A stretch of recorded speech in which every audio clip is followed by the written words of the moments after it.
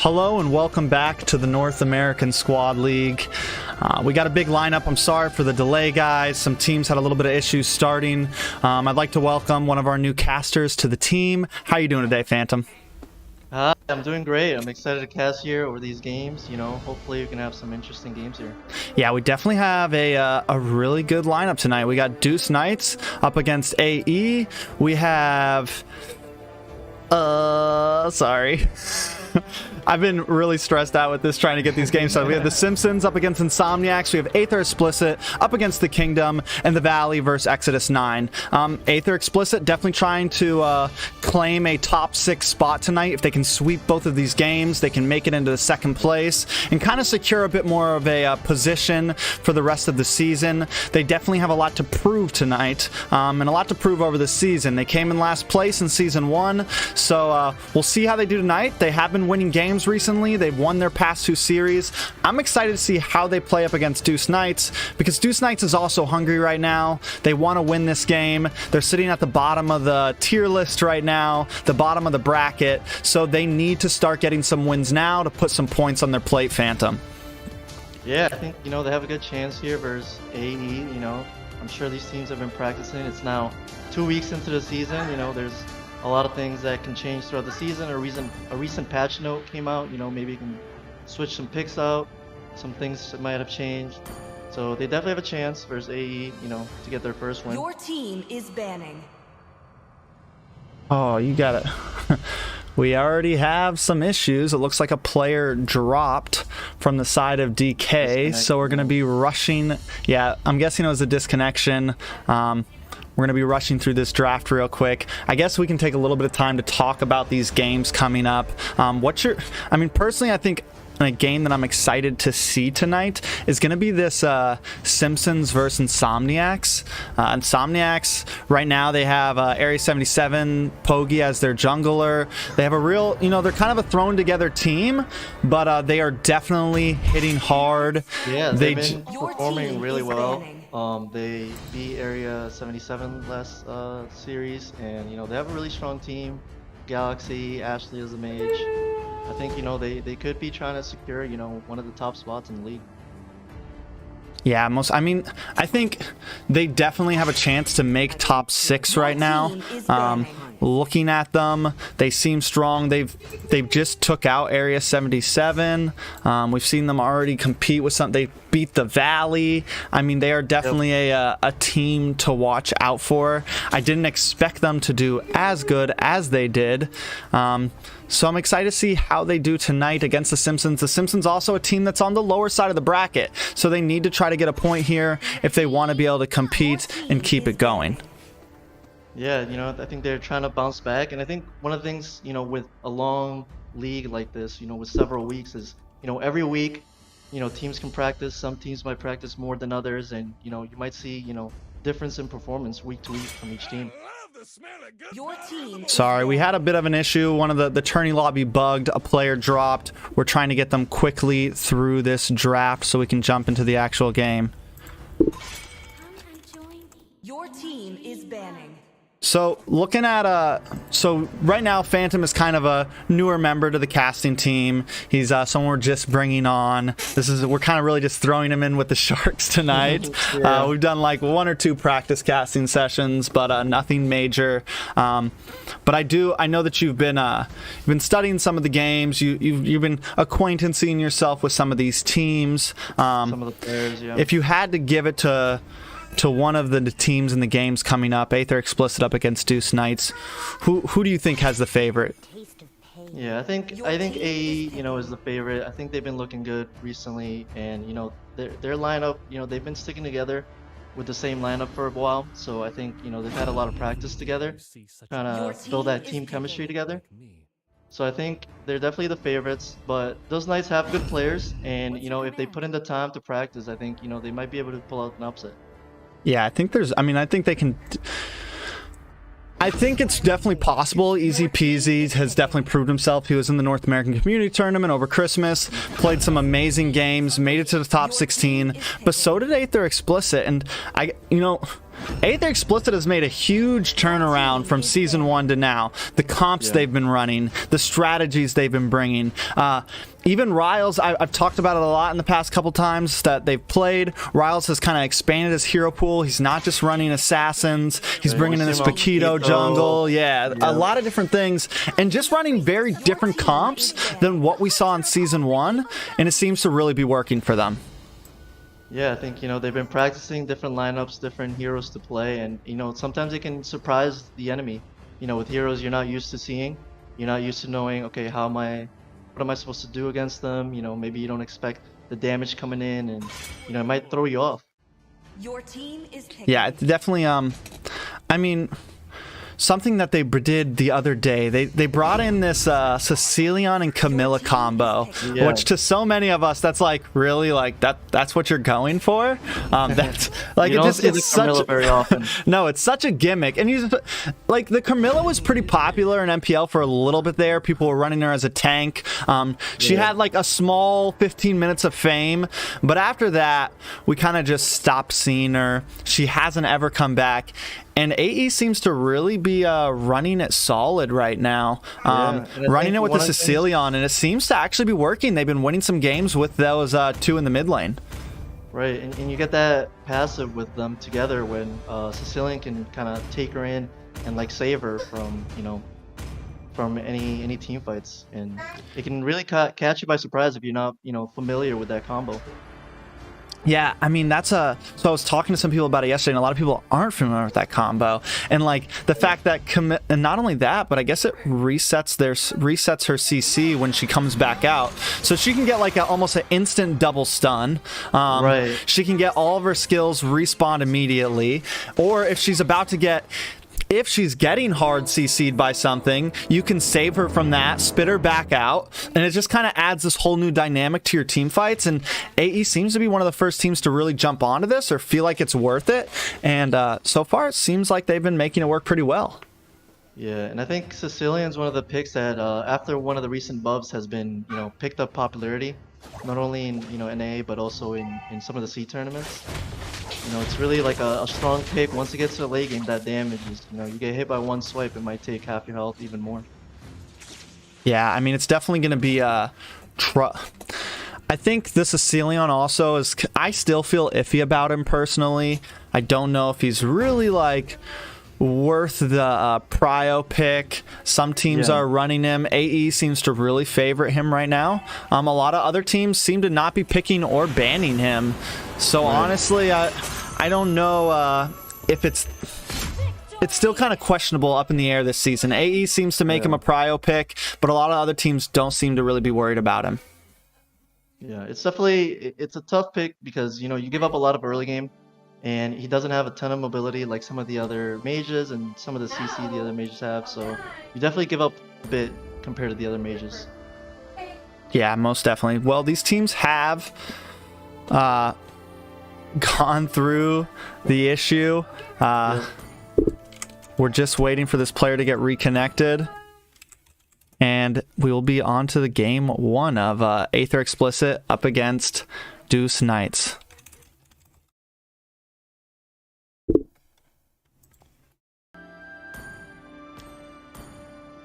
Yeah, let's hope they can resolve the issues quickly. I'm excited to see what lineup Deuce Knights is gonna bring in. They threw out Anana in the last series, twice, and they were able to win a game with her. So they might try to catch AE by surprise with a surprise pick. Yeah, I definitely think that. With the Nana, I mean, I think just the Nana pick like that was such a throw for so many of us, and they did make it work. They did make it work. So I mean, it's definitely something possible to happen. They were able to make it work, especially when they were in those jungle fights and in those tight quarters where it was so hard to run from her. And not only that, but they were using her in the gold lane, and she was able to hold her own against Esmeralda. She wasn't winning the lane, but she was able at least to kind of keep Esmeralda at bay. Yeah. So kind of made it work a little bit. Yeah, for sure. I'm interested to see, if the recent patch notes like change anything with the meta. I know Diggy got a buff. Glue got a bit of a nerf. I wonder if, recently we saw Glue getting prio pick, prio banned. I wonder if, after the nerf, is he still gonna be the same type of prio? Yeah, I'm Glue. I mean, even with the nerf, I feel like I was reading the patch notes this morning, and I think he's still going to be an issue. They only dropped his damage, and I don't think it was his damage that really made him a problem.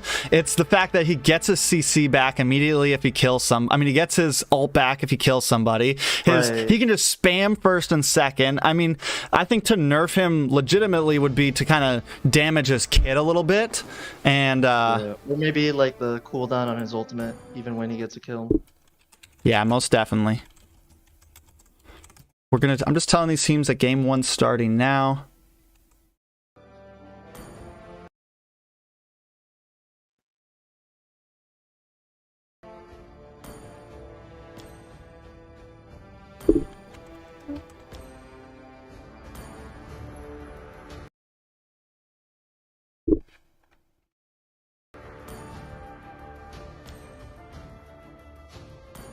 All right, let's jump into this draft. Enough wasted time. We're 27 minutes behind schedule. Jumping in the draft, we are going to see Deuce Knights with first ban, first pick. I'm still not super familiar with the way that Deuce Knights drafts. Like I said, they're still a newer team to the season, a newer team to the league. I'm wondering if they just try to target, though, because a lot of us know Riles. Are they going to try to target the Hayabusa? A lot of teams haven't been worried about it, because Hayabusa kind of seems to have fallen off a little bit this season and has kind of exited the meta, Phantom. Yeah, I think, he fell off a little bit, one of the nerfs, they, nerfed his late game damage a bit. But I think he still can be a strong pick. It's just one of the heroes where you have to be very strong with him to be able to pull it off well. Yeah, you really have to have that. You really have to have that early game spike immediately. Yep. And the problem is, I think with a lot of the bulkier front lines becoming more powerful, we saw Haya get countered hard on last Sunday with the Barat's jungle. So just a lot of things like that I feel like are kind of really hindering Hayabusa as a hero right now. So unless you get those like early game 2 kills, a pick on the gold lane or something, and a pick on the mage, then he just becomes kind of useless. So I think that's possibly one of the main reasons we've seen Riles start picking up some of these Paquito picks and other junglers. Yeah, and I think Paquito, is a very strong jungler right now. Has a huge early game, mid game presence, and we'll see if one of the teams wants to pick it out. You can also use it in the side lane, not only in the jungle. So Deuce Knight's going for this Kufra band. I'm wondering if that's like a hint. I mean, we did see Blink with a crazy Kufra play, but I don't know if that's like worthy of ban. My wonder is, do you think DK's trying to set themselves up for maybe like a Fanny pick or something like that right now? Or a Lancelot, know.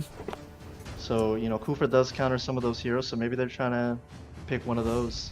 I know Easy Peasy definitely likes to run on more assassins. He's not to whereas we see a lot of junglers right now running on the double marksman compositions and things of that sort, but I'm pretty sure Easy Peasy's pretty hard into the assassin, so we might see the Ling, we might see the Lancelot, we might see things along those lines here.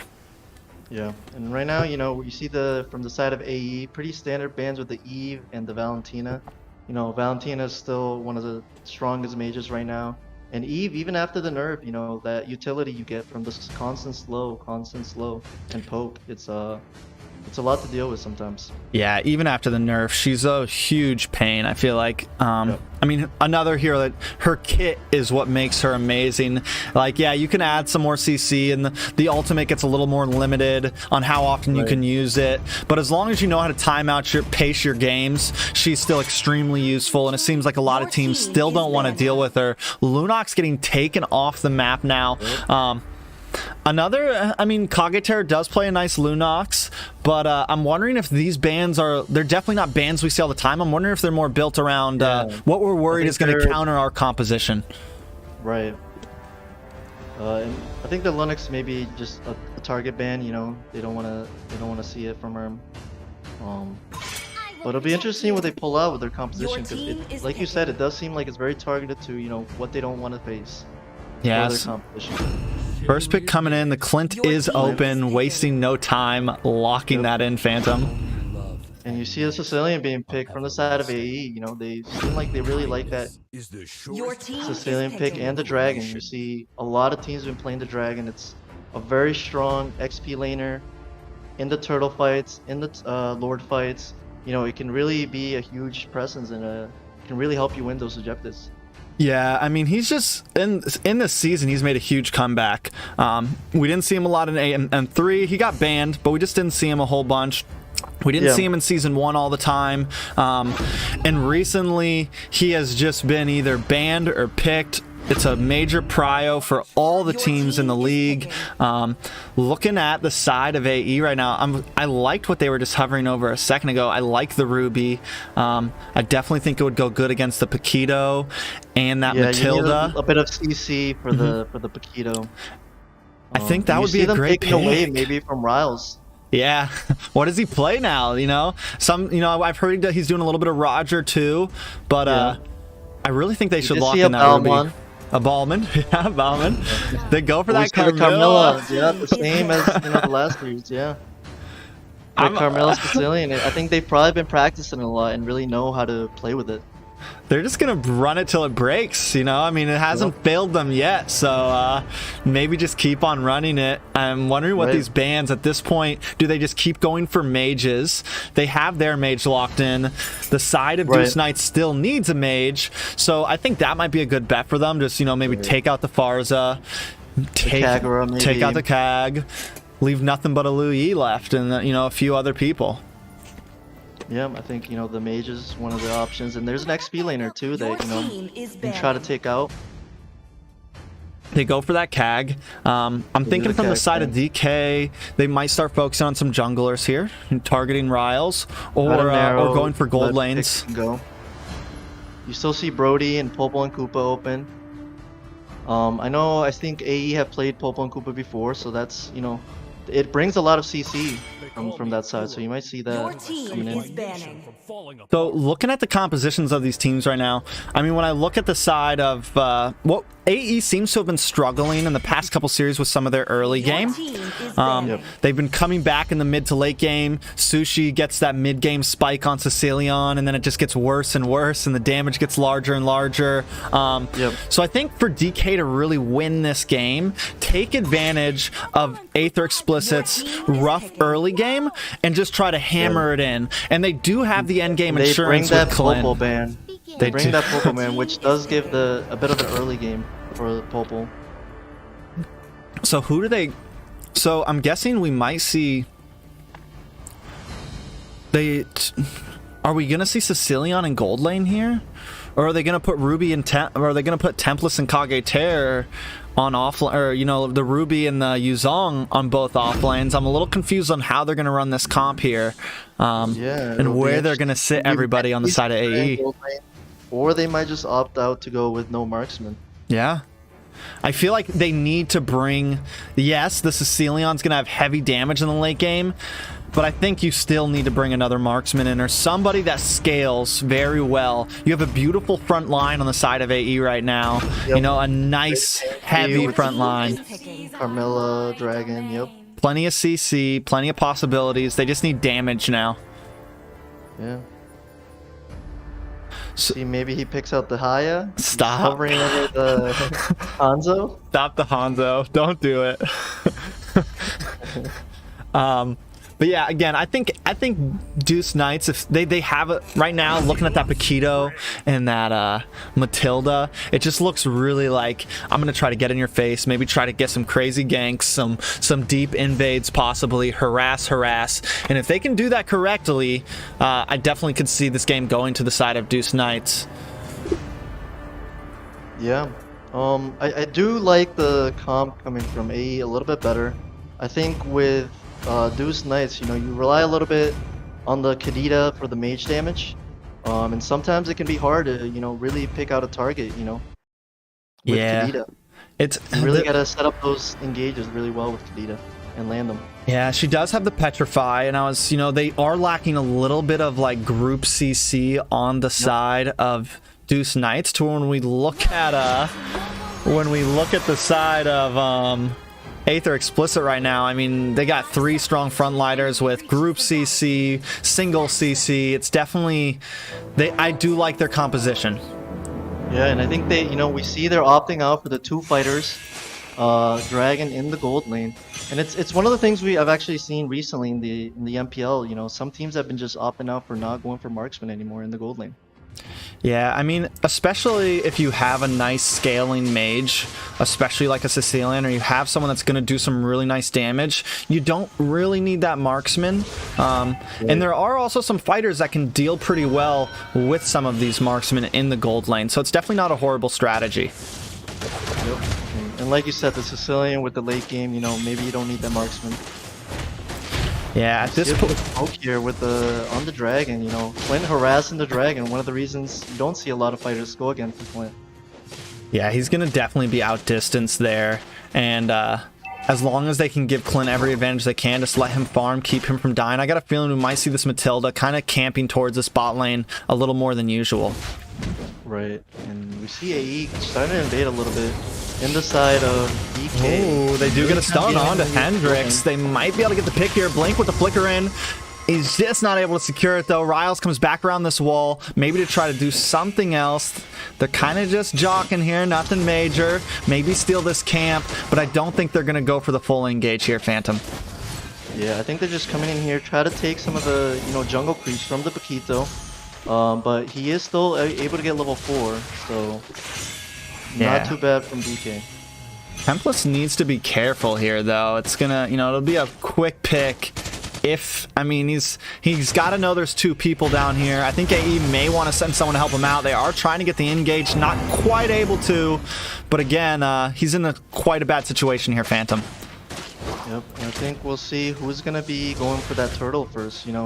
Riles kind of delayed a little bit on the level 4, trying to go for the stealing those jungle creeps. I don't think it worked out too much for him.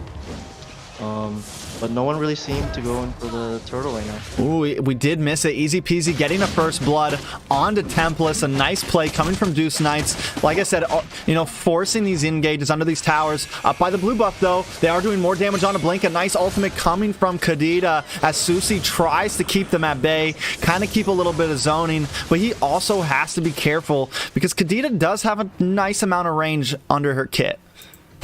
Yeah, and that burst damage with the ultimate, can really just take anyone down.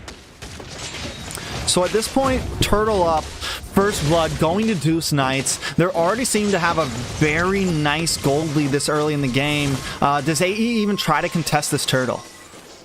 I think it'd be a little bit risky, but Paquito is a little bit low, so maybe they can start it up, but they are a bit behind in gold. We do see them starting, but Riles opting to go for the red first before going for the turtle. Yeah, Paquito's still down on his blue buff. Here on the turtle.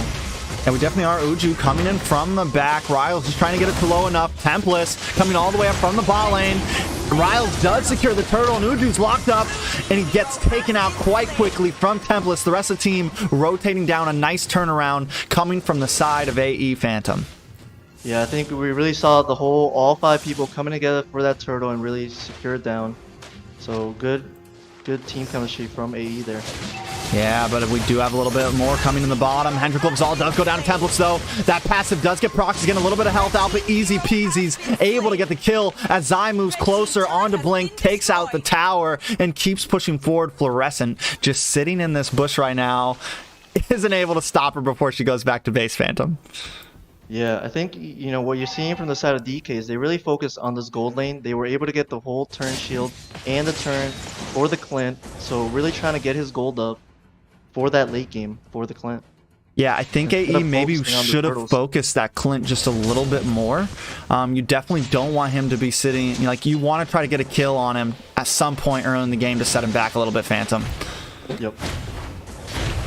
I think they got to focus in on him, and they got to worry about, this Paquito is 2-0 now in this mid game. He's going to be doing a lot of damage, a lot of setups, and it's going to be a problem to deal with. Yeah, speaking of setups, they get a kill onto Kage Terror under the tower. A nice pick coming from DK. At this point, it kind of seems like Deuce Knights has this game in their hands a little bit, Phantom. Yeah, I think, they're really, starting all their rotation, all their ganks. They're doing what they want. And A a little bit on the back foot here. But they are going to get this tower here, which is really good for them. Yeah, I mean, AE, though, this is kind of the position they've played from before. As long as they keep these objectives kind of neutral and trade one for trade one, they may be okay. But Tempest forced to go off of the map just to get away from that. Does it well, gets away, no kill going to DK. But again, AE, I think, again, revolving around Sushi like we've seen in some of their past games. Just keep him farmed. He's sitting at 0-0-1 right now, and he just is continuing to get stacks, which is a spot that AE wants to be in. Yeah, I think, you know, they want to make sure they don't fall too far behind so that Ceilioung can get that level spike, that power spike. Yeah, and they're able to get a nice pick on Uju, evening the playing field to 3-3. The only problem is they do seem to slowly be falling more and more behind in Gold Phantom. Yeah, I think you see AE there split pushing out the top lane now. DK now lost 2 towers. Definitely not what you want to see.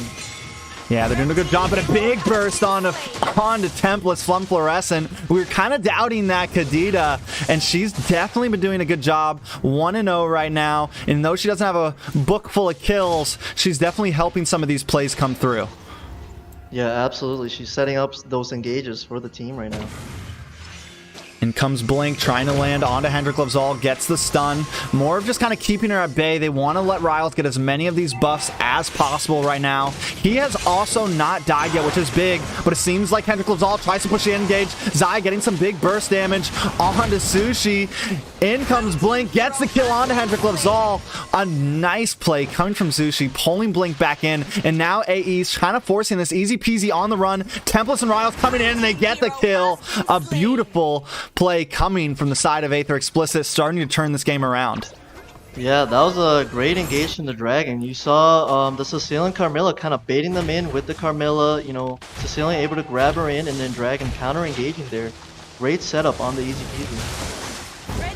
And another kill. I mean, they're just brawling right now, man. Yeah, This a lot of kills teamfights going on right now. back and forth. Back but and it forth. seems like AE's starting to kind of make a comeback. They've almost evened out that playing field of gold, and they are winning in the tower objectives. They're winning the tower objectives, and the gold is still pretty close. So I think this is what AE wants right now. So what is... I mean, at this point, we both kind of agree. AE seems to be running the pace of this game. It seemed like they were losing a little bit, but again, Sushi 4 assists, doing more and more damage as we speak. What can DK do to kind of take the pace of this game back into their hands? I think they really, you know, they gotta get together for the team fights a little bit more. I think they're a little bit too stranded on some of these fights as they're going down for this turtle fight. Yeah, big play onto Riles. Who does get the kill. Sushi goes down to Hendrik Levzal, and Blink may just be next as the rest of the team collapses. That's 3 members of AE down. Right as we start wondering what Deuce Knights can do, they make a huge comeback in a 3-man team wipe. Huge play coming together, 4 people able to get the setup. They might be able to get this mid tower here on as they kill Kage Terror. Kage Terror gets wiped. Templa's trying to salvage something, is able to take out Uju, but they keep up with the push. DK moving in, taking more and more towers. Templa's taking some big burst damage from Fluorescent's ultimate as Zai tries to work onto this blue buff and take it away from Riles, but I don't know if they want to let that happen. Blink coming in. Can he get the stun? He doesn't want to waste it onto Hendrix. Sushi doing some big damage. Luckily, Riles is able to secure that blue buff, though, Phantom.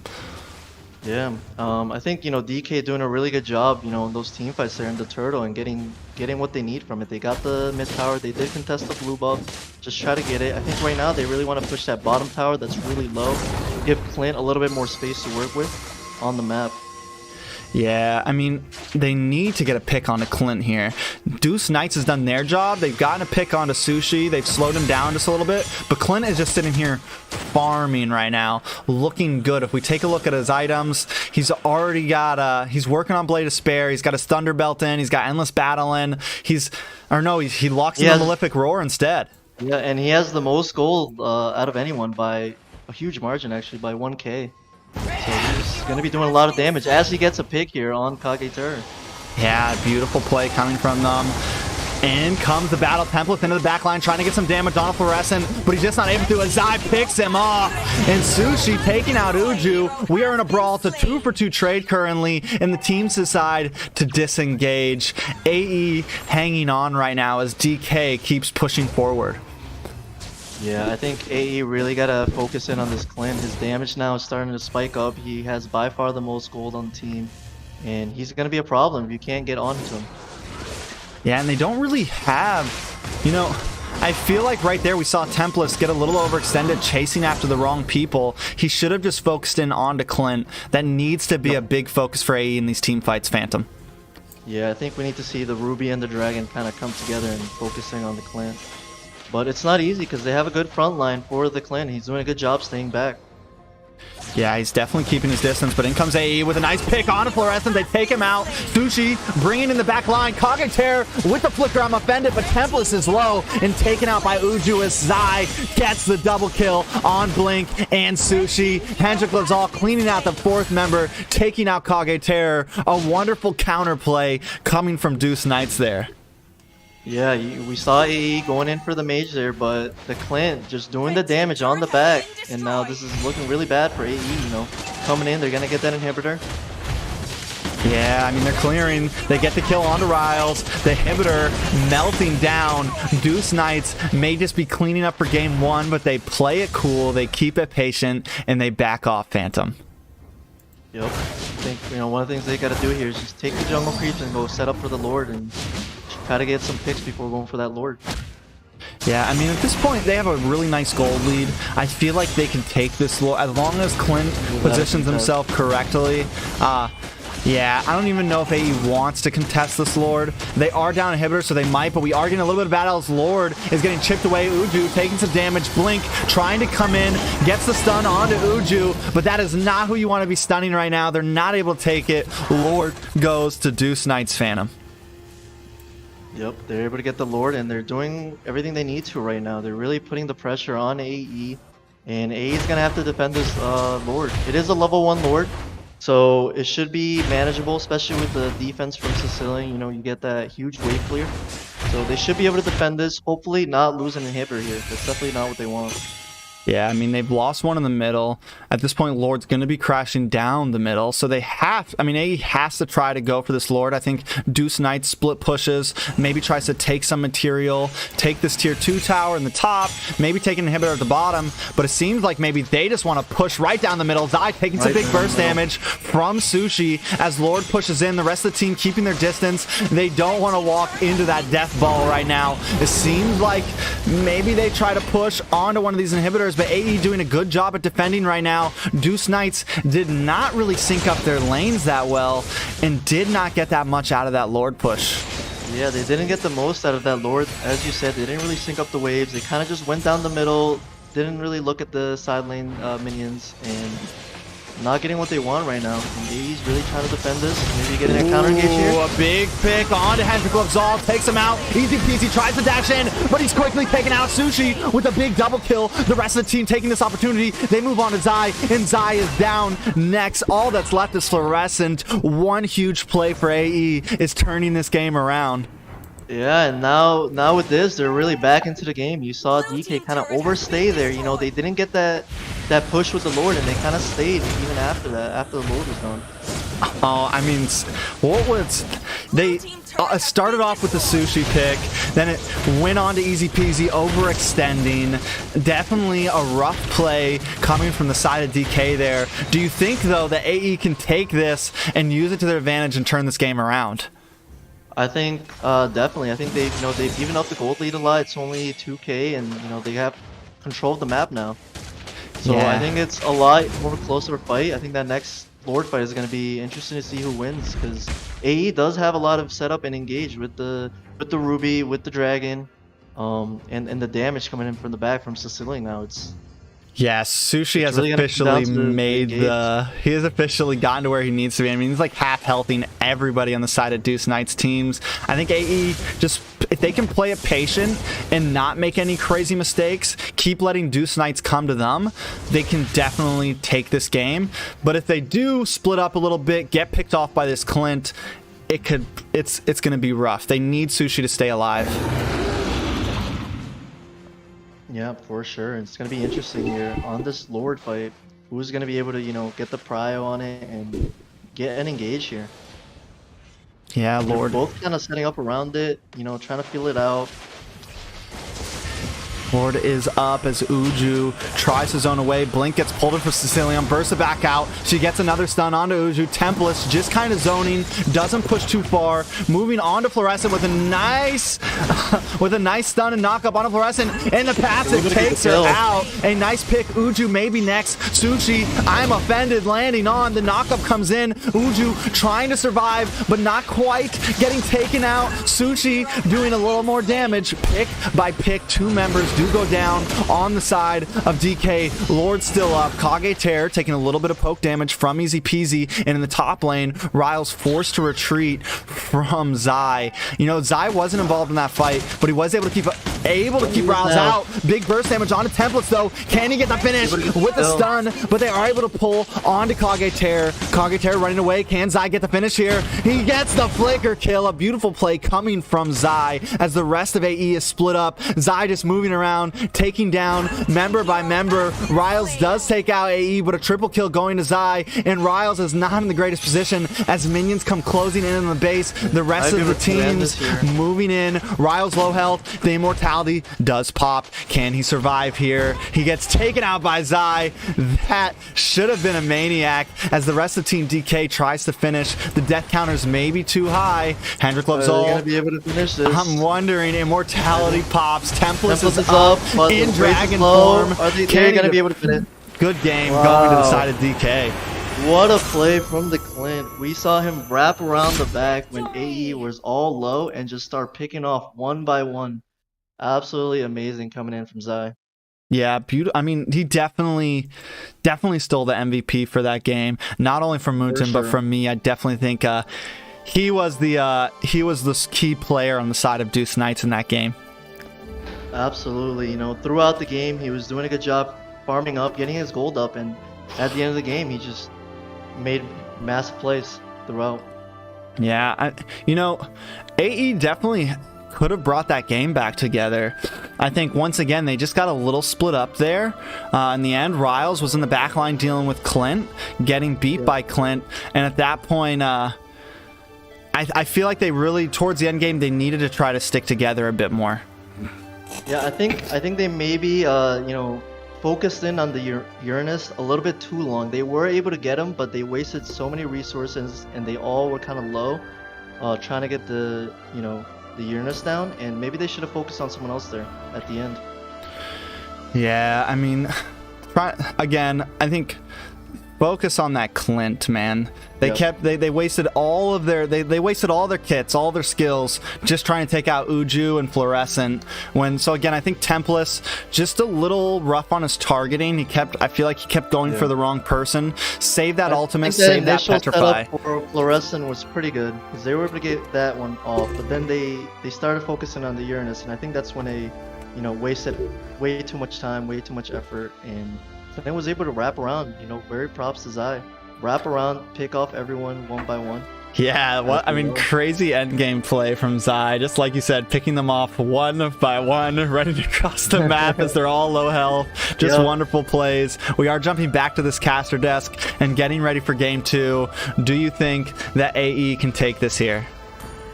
I think, they're going to need to, bounce back here. I think DK is showing a lot in this game. They're here to play, and they can upset AE here. Yeah, they definitely. I definitely showing a huge upset here. I don't think it's a huge upset. I think these two teams are definitely close in skill level. But I definitely think after watching AE play the past few games, a lot of people were expecting them to come in here and possibly sweep this game. But DK showing that we can play, and I'm wondering, do you think? I think taking that Paquito away from Riles, forcing him onto that Roger, he definitely didn't seem to, be shining like we see Riles shine sometimes on that Roger. Right. I think that was good for them. I think Paquito did a lot in the early game to kind of, help his team, be ahead in the early game and really help the Clint get fed at the end. Yeah, I think and, besides that first Lord push where they kind of made a mistake, they were really, doing really well throughout the game. Yeah, DK, there was a few times DK had the game almost the whole, I would say 70% of the game they had it running to themselves. There was a few times that I said, oh, AE's getting their pace back, you know, starting to control.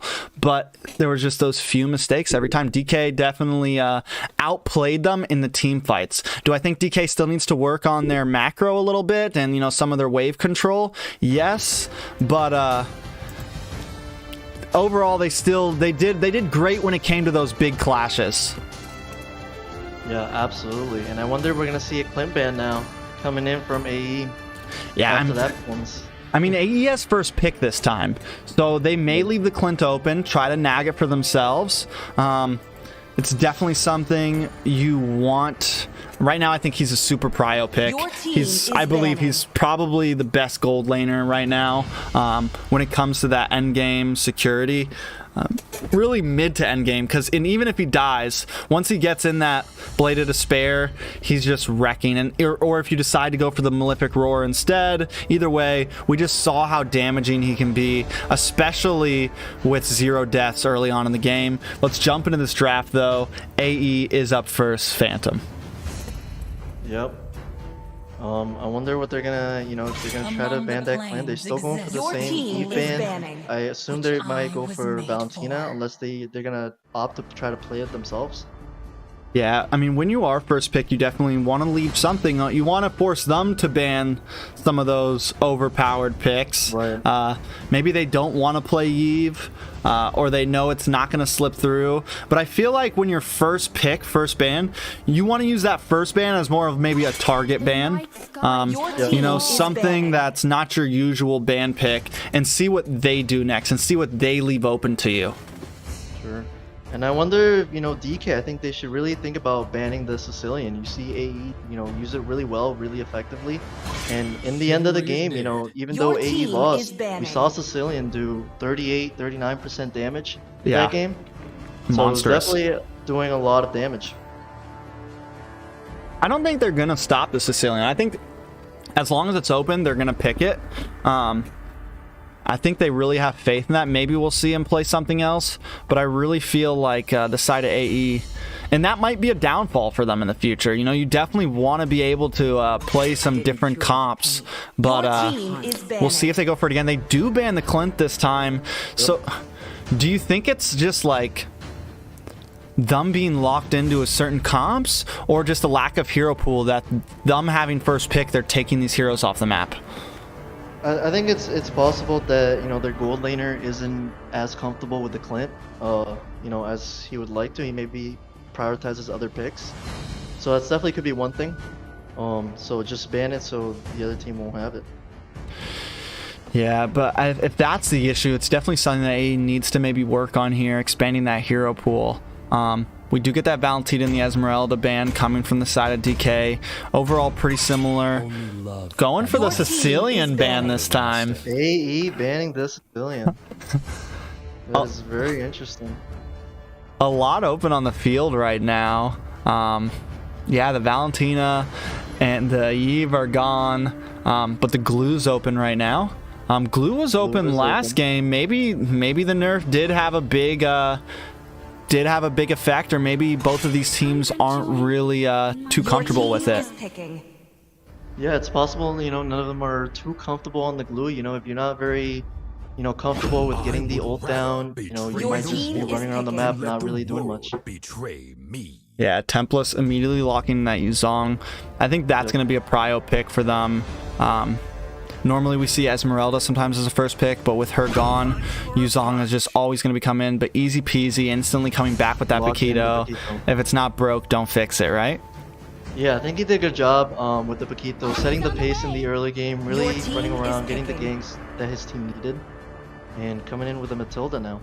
Yeah, I mean, almost so far an exact same composition that we saw last game, but this time we see the side of AE switching things up. I like the Popo. I think AE did good with their tower control and their objectives in the beginning, so having a Popo, they can even maybe capitalize on that even more in the early game. Yeah, I think Popo, you know, it's a very strong pick in the gold lane, you know, even against any of the gold laners, really, you know. That early game aggression from the Popo, constantly able to poke at you and poke at you. and be able to mow down the towers, it's a very strong gold lane pick.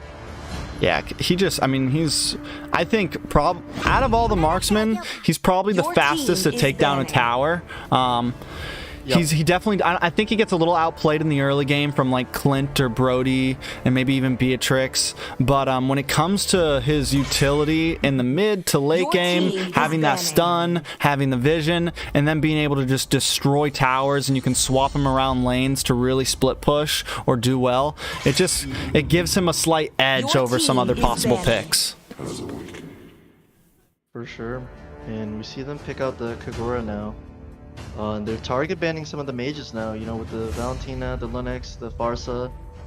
We're gonna see what else they try to ban here. You know, the Eve was Your also banned from team the A is side. banning.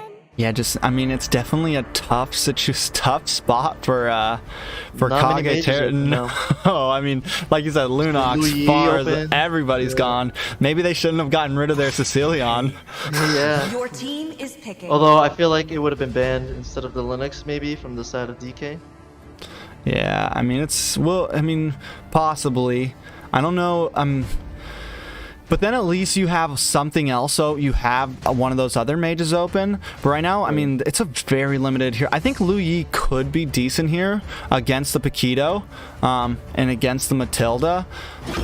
But can Kagetera really Your run it team like is that? And picking. is that going to be the pick? Pull out the Nana again. The gold lane Nana.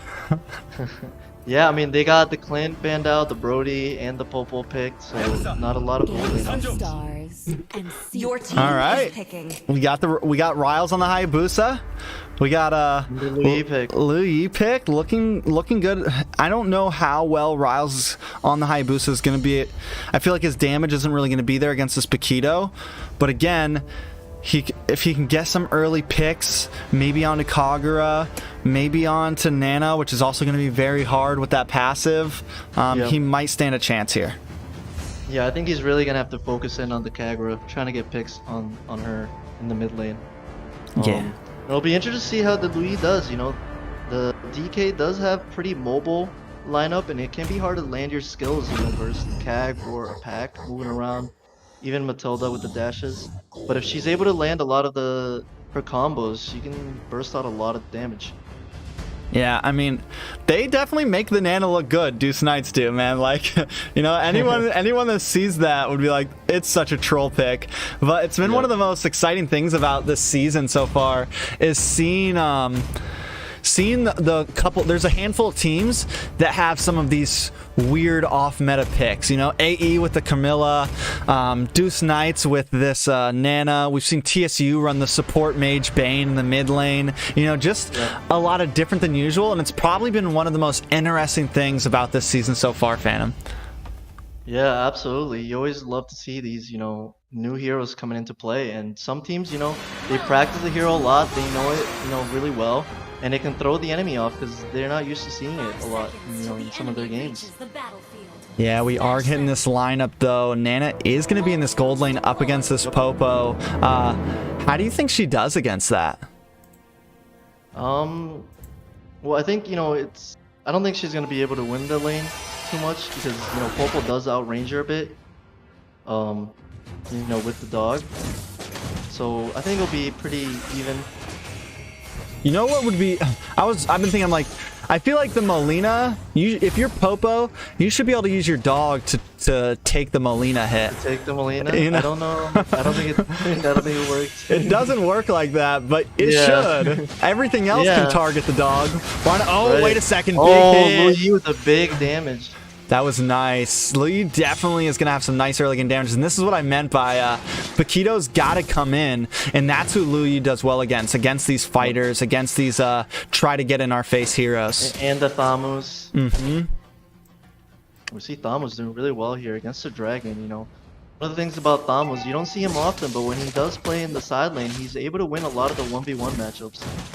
Ooh, nice pick on Uju. The passive does proc, trying to get away. Kagetera, though, putting a little bit of damage out, and Hendrik Able Lavzol to get the pick. able to get her out with those Matilda Airlines in just a fast enough manner. Able to focus here on the Nana, and I think that's, you know, a good strategy from AE, you know, just focusing on the Nana, show maybe why it's not, you know, one of the most meta picks right now. Yeah, and just get Sushi farmed. And if they can, my guess is if they melt down this tower very, very fast, Popo immediately goes up to that top lane. But over here on the side, easy peasy getting a big pick on the Tempest. Upset I missed it. Back to the bottom. Blink taking a little bit of damage. The flame shot comes in from Hendrik Lazal. Riles popping that ultimate. Not quite the damage he wants to do, but able to at least drop down some of those minions. And they do take that tower. So a hero for a tower this early in the game, I think it's a good trade for AE. I think that's definitely a good trade for AE, and you know, it's one of the things you get with the Popo is you get that tower push there. You know, you look if the tower's down there. Red team has slain the turtle. They do get Turtle though. Popo gets the lock onto Hendrik Lazal. They're not able to get the pick. Sushi with the flicker in, but isn't able to finish. That's 2 kills now that AE, you know, were really close to being able to get, but they weren't quite able to get them. Yeah. That's really Die good in the for top AE, you know. lane here. Maybe they get a pick onto him. A nice knock up, and they do get the gank going to AE. Now evening the... Or no, yeah, AE gets the kill. It's 1-1. A nice play coming from both sides, Phantom. Yeah, I think, you know, AE kind of splitting the map a little bit, going from bottom all the way to the top with 5 people in there. And you're gonna see Popo now going to the top lane, trying to probably start pushing that tower. Yeah, I mean, that's the thing about him. You're able, if you can melt down one of these towers instantly, you put him in the other lane. He's now got a great gold lead to go against this Thamus. And as long as Tempest can just defend this, it's a total win. And look at them all moving up to this top on his eye. Another big pick, and they're gonna get that kill. And I'm guessing they're gonna melt down this tower once again. Yeah, so I think this is really huge for AE now. 2 gold shields, 2 turn shields. It's pretty good for them. Yeah, Hendrik Lazal coming a little bit over engaged here. Blink maybe able to get the stun here. The big Numenor blast, and Sushi's able to get the finish once again. I mean, this is the game that we should have saw from AE in the first place. I think Sushi on this Popo is a beautiful pick. Melting down this tower, easy peasy, trying to come around the side. A nice pick from Pharescent, and the kill goes to easy peasy as Blink runs away Phantom. Yeah, and I think that's a big kill for them because, you know, you saw Sushi, if you look at the gold, you know, he's ahead a lot in gold from that. So that's a good pick off for DK to get. Yeah, most of it. I mean, once again, AE seems to be playing a nice early game. Kind of has a nice pace. They've gotten some nice picks onto Zay, but you know, can they keep the pace? Because last game they had it, then they lose it, then they had it, then they lose it. Phantom. I think they're gonna want to be able to get this turtle here. I mean, they do have the dragon able to set up, so I think they should be able to get this tower for this turtle. Blue team has slain the turtle. Most definitely. I mean, all of them coming in onto Zay here. Can they get the picks? Riles pops that ultimate, does some nice poke damage. Kage Terror trying to get his own big burst damage, and the finish goes to Kage Terror as Sushi cleans up this tower. Yep, we see the top tower, bottom tower. Now maybe DK is able to get the tower here. Now it doesn't look like it, just the gold shield. So I think AE kind of winning on the objectives right now. With the Popo showing why, you know, it's a very strong gold lane pick. You get a lot of turn push with that. And now they're going for mid. Yeah, and they just melt it down, Phantom. I mean, definitely, this is what I mentioned with the Popo. This is what we were both talking about. Whoa, wait a second. In comes Easy Peasy with the champ stamp onto Sushi, but he gets locked down quickly and taken out. A nice counterplay from AE. A lot of CC from AE. You know, you have the Lolita stun, the Popo stun, Louis able to get the chain in. And they're doing a really good job splitting up the map, going from tower to tower, going together. And DK right now is not able to get the rotations down. Yeah, I mean, it just seems like AE, like you just said, they're just snowballing together. Oh, a nice flicker stun coming from Blink. The rest of the team, though, not quite there to follow up. But that's okay. You do the job in zoning everyone away as AE gets another tower, just picking away Phantom. Yeah, they're doing a good job, you know, just focusing on the objectives, you know, which tower is next, which tower we want to go to, and you see 3-4 members always rotating together for that. Yeah, now they're in this jungle. I mean, and Kage Terra on this Lu Yi just does such a great job at making sure the rest of the team keeps distance. Basushi in a bit of a bad position here, takes a little bit of damage from Easy Peasy, but able to lay down that trap and get that second skill knock up to keep them at bay. Deuce Knights definitely with backs up against the walls right now. Absolutely, and this turtle coming up soon, and I think AE is just going to be able to take it. It's going to be hard for them to even try to contest this. You know, right now getting any pick on AE is proven to be a little difficult. They do seem to group up with Blink and Kage Terror all around the map. Yeah, I mean, at this point, DK is starting to group up a little bit themselves. I think they know that they need to do, keep Zomlu's on the side, controlling some macro, but we don't want to let you keep on picking us off, and we definitely don't want to let you take any more towers. Yeah, try to, just defend your towers the best you can, and you really got to try to see if you can get the Kagura some gold and get her to get a Red pick team off. hero 'Cause has been she's gonna be slain. the only really major Blue late team game has damage. slain the turtle. Team hero Yeah, has he comes to been Numen on slain. blast with the flicker. Easy peasy, gets stunned. The flame shot comes from Muju, but it's just not enough. He goes down. Fluorescent gets the kill in the top lane, though. On to Sushi, all by his lonesome. But still, it seems like he's able to keep up. They do lose 2 heroes, make that a 2-for-2 trade, evening the playing field. AE still keeping control of the pace of this game. Yeah, 2 for 2, not too bad for DK, but definitely didn't get too much from it, besides getting the kill on Sushi. Yeah, I mean, AE, it looks like we may just see game 3 here. It's definitely going to be a tough game for DK to come back. Wondering, I mean, the only real scaling material they have is Fluorescent on this Kagura. The rest of the heroes all are going to start kind of falling off at this point. So it's really gonna depend a lot, on Fluorescent, on this Kag, really to set up a huge engage onto AE, and then the follow-up with the Matilda, with the Paquito. Yeah, as we speak, Paquito does get a nice hit on the Blink, hitting that champ stance. Now they're on the run. Maybe going a little bit too deep now. A little too deep. Easy peasy taken out as Riles comes in and cleans up. And in the top, Zay also taking big damage. Sushi on his own, but able to take on 2 members. Fluorescent will be next. He goes down, though, to the ultimate. It's a nice 2-for-1 Sushi trade, with though, the for 2-for-1 Sushi. trade. Yep. I think we saw, Easy Peasy kind of chase a little bit too much onto Blink for that kill, and it kind of cost him a bit. Yeah, I mean, and his damage is just, not only is he melting down towers, he's melting down heroes, just picking away at Hendrik Lovzal like we just saw him Phantom. Yep. And I think you see why, AE is really comfortable with that Opal pick. They really know how to use it and how to use it as a team together, with pushing down the towers and pushing objectives with it. Yeah, I feel like that was something that maybe we should have saw earlier. Maybe it's something they've been holding in their back pocket, or maybe it's just something they never really wanted to use, and now they see that it's working out great. I think it's definitely something I would like to see more from the side of Aether Explicit. And I think you see a big counter engage here from the Lord, able to get the Lord and a push here with the Dragon, pushing everyone back. Yeah, easy peasy trying to defend, keeping Templates at bay, but they do take the Lord, and Zay goes down. Just the game falls more and more into the hands of AE right now, Phantom. They have the Lord coming in, they're going to try to steal this blue. And I think, one of the things with AE, maybe they prioritize the Sicilian sometimes, and then if they don't want to play that one, maybe they go for a purple pick with Sushi.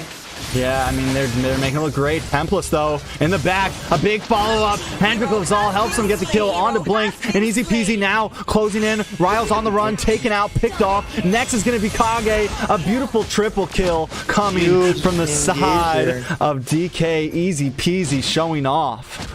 Yeah, I think AE, maybe a little bit sloppy on that, trying to get that blue. They weren't really set up well, and DK making them pay now. This is not what you want to see from AE. DK able to turn the game around, even the gold lead, and now they're just going to be able to get a few towers down. Yeah, I mean, Lord is crashing down the bot, but once again, I mean, they totally turned that around. AE definitely a little too deep there. Play the macro, even out your lanes, and try to get as much of the push as possible. Yeah, I think they needed to be a little bit more patient, until the Lord comes down, kind of wait for it a little bit more. And, they're caught out a little bit on that blue. They weren't really positioned super well, and props to DK for taking advantage of that. Yeah, I mean, definitely did a wonderful job possibly turning this game around. They've now taken a gold lead. It's not a lot, but they've completely turned it around. I mean, it seems like they possibly might have a chance. Easy peasy into the back line, getting some nice burst damage onto Blink. Riles hitting that ultimate, but it's not enough. But in comes the Numenor Blast, and they're able to finish off easy peasy as Sushi closes in on the engage. He's going to start focusing in on this tower now, eating away at these minions as a wave of their own minions comes in.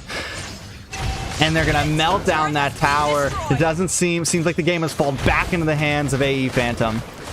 Yeah, as soon as DK got that gold lead, you saw them you know, pick off easy peasy a little bit too far out, and AE is kind of back now into the lead. Yeah, Tempest going a little deep there. I don't know what his plan was there. Maybe kind of keep them onto that bottom lane. He's going to control this macro as we see Popo up in the top trying to clear some of this wave, but Deuce Knights does not want to keep them in their jungle. Yeah, I think AE now just gotta be careful, not get picked off before this Lord fight. As Matilda engaging onto Sushi. Yeah, oh, a big pick though coming from Gagaterra, force them all together with that yin yang, and in comes the Newman on blast. Sushi's able to take him out before it lands, but still a wonderful counter engage coming from AE. Blink keeping some distance, keeping vision, and Aether Explicit continues their push forward. Yeah, and I think we're seeing, you know, the Thamos pick maybe wasn't the best pick here for them. It's proven to be, you know, not able to do much. You know, it's able to get chained by the Louis, stunned by the Popo, by the Lolita, not really able to get up on it. Yeah, I mean, there's over in C, they make it look so good in MPL, the Thamus pick, but it seems like a lot of people just haven't quite gotten the grasp on it, and also it's falling off the meta. It's been a slow descent, but I feel like the Thamus pick is just kind of not being what it used to be. Yeah, I think, you know, the Thamos, it's good on those 1v1s in the lanes, but once it comes to a team fight, it kind of struggles with it. Ooh, Ryle's a little too deep there, gets picked off. Blink and Tempest trying to zone onto this blue buff once again, but AE paying the price for it. Lord coming down bottom. Top wave is going to have a clear route, but I feel like maybe Tempest needs to go down to this bottom wave, get a little bit of macro, but maybe a little too late now. Lord crashing down the mid. AE needs to commit now if they want to try to get something out of this push. Fluorescent forced to come in. Blink with the Numenor Bass flick and a huge knockup coming from Tempest and the Petrify. Sushi cleaning up Zai and Hendrik Lavzal also a little too deep. A nice pull together coming from them, but members of AE are starting to go down. Easy peasy in the back line with the double kill. A nice outplay coming from Gago. Oh my god. What a play. God. Yeah. We saw there AE getting a really good ult from the Lolita, but able to get DK really low, but not quite enough, and DK able to counter engage, pick off everyone off at the end after they used all their skills. I mean, that last play though, the winner Truncheon sitting, yeah. I mean, just insanity. A nice play from Easy Peasy, waiting patiently, waiting for that skill to hit, waiting for that winner Truncheon to drop. Very well. Yeah, he timed it right as the winner Truncheon went off and right before the teleport. Yeah, I think AE needs to be a bit more patient with these Lord pushes. This is the second Lord that they've kind of whiffed. You know, you get Lord and maybe just set back. Stop trying to push before the Lord comes and wait for the right time. Yeah, you know, we saw Riles get picked off before the Lord comes in, and then, you know, after they got that first inhibitor, they should have just backed off and then be like, alright, we got our objectives, just back off. Yeah, and now Templess getting picked off, going a little too deep. The rest of his team's not here. And these are the mistakes that AE seems to be making sometimes. One member going in a little too far, and the rest of the teams just can't catch up, Phantom. Yeah. He will be back for the Lord fight here, though. So, not too bad of a pick-off. But they really got to try to set up for this turtle here, or for this Lord really well. Yeah, Lord Pit is up. AE wants to, I think, kind of hold position over this, but in the bot lane, getting a kill onto Blink, and that is, I think that's a crucial piece for them to zone for this Lord. Especially as the Lord comes in, he's not needed for the Lord. I don't know what he was doing in the bottom as the tank by himself. That's a bit of a misplay there. Yeah, big misplay. Now they have no real way to try to force this engage if they want to try to crack in, but it seems like AE might be going for it anyways.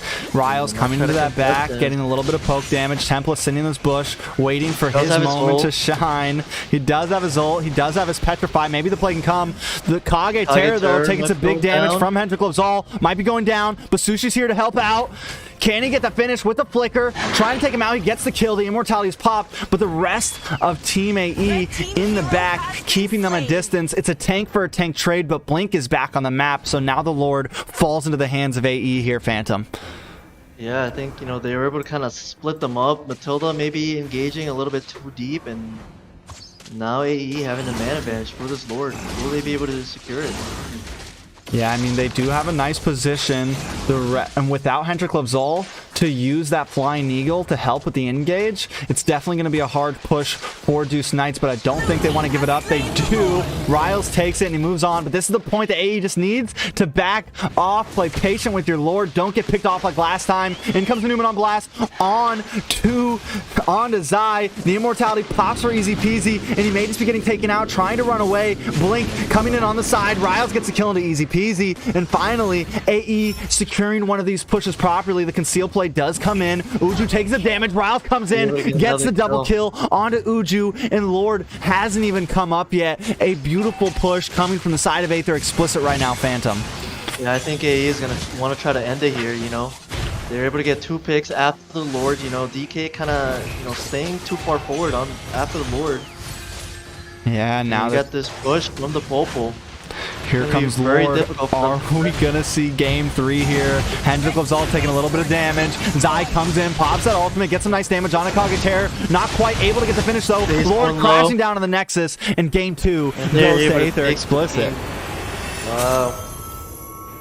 Definitely, you know, AE kind of had the lead for most of the game, but they were able to, they made some mistakes, kind of got DK back in the game, but DK just wasn't able to do it. You know, they didn't have a ton of late game damage there, so it was very hard for them to be able to consistently win some of those fights. Yeah, I mean, it's definitely a tough. I think AE we saw a completely different game from them that time compared to last time.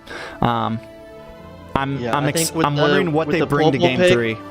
With the Popo pick, they kind of switched their strategy up a little bit and just started focusing on the towers in the early game. And they did a great job, and DK kind of fell a little bit short on the rotations, really defending those towers.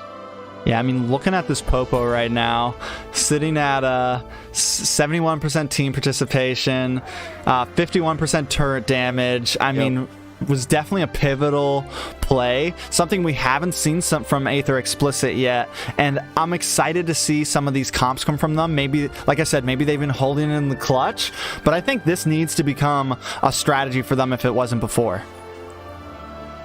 Yeah, I think it proved to be very strong, and I think one of the downfalls for DK, the Thamos pick really wasn't able to do much. There was just too much CC for Thamos to be able to go in and jump on anyone. Popo with the CC, Louis with the chain, lead the stuns, and I think it's one of the draft mistakes they made there.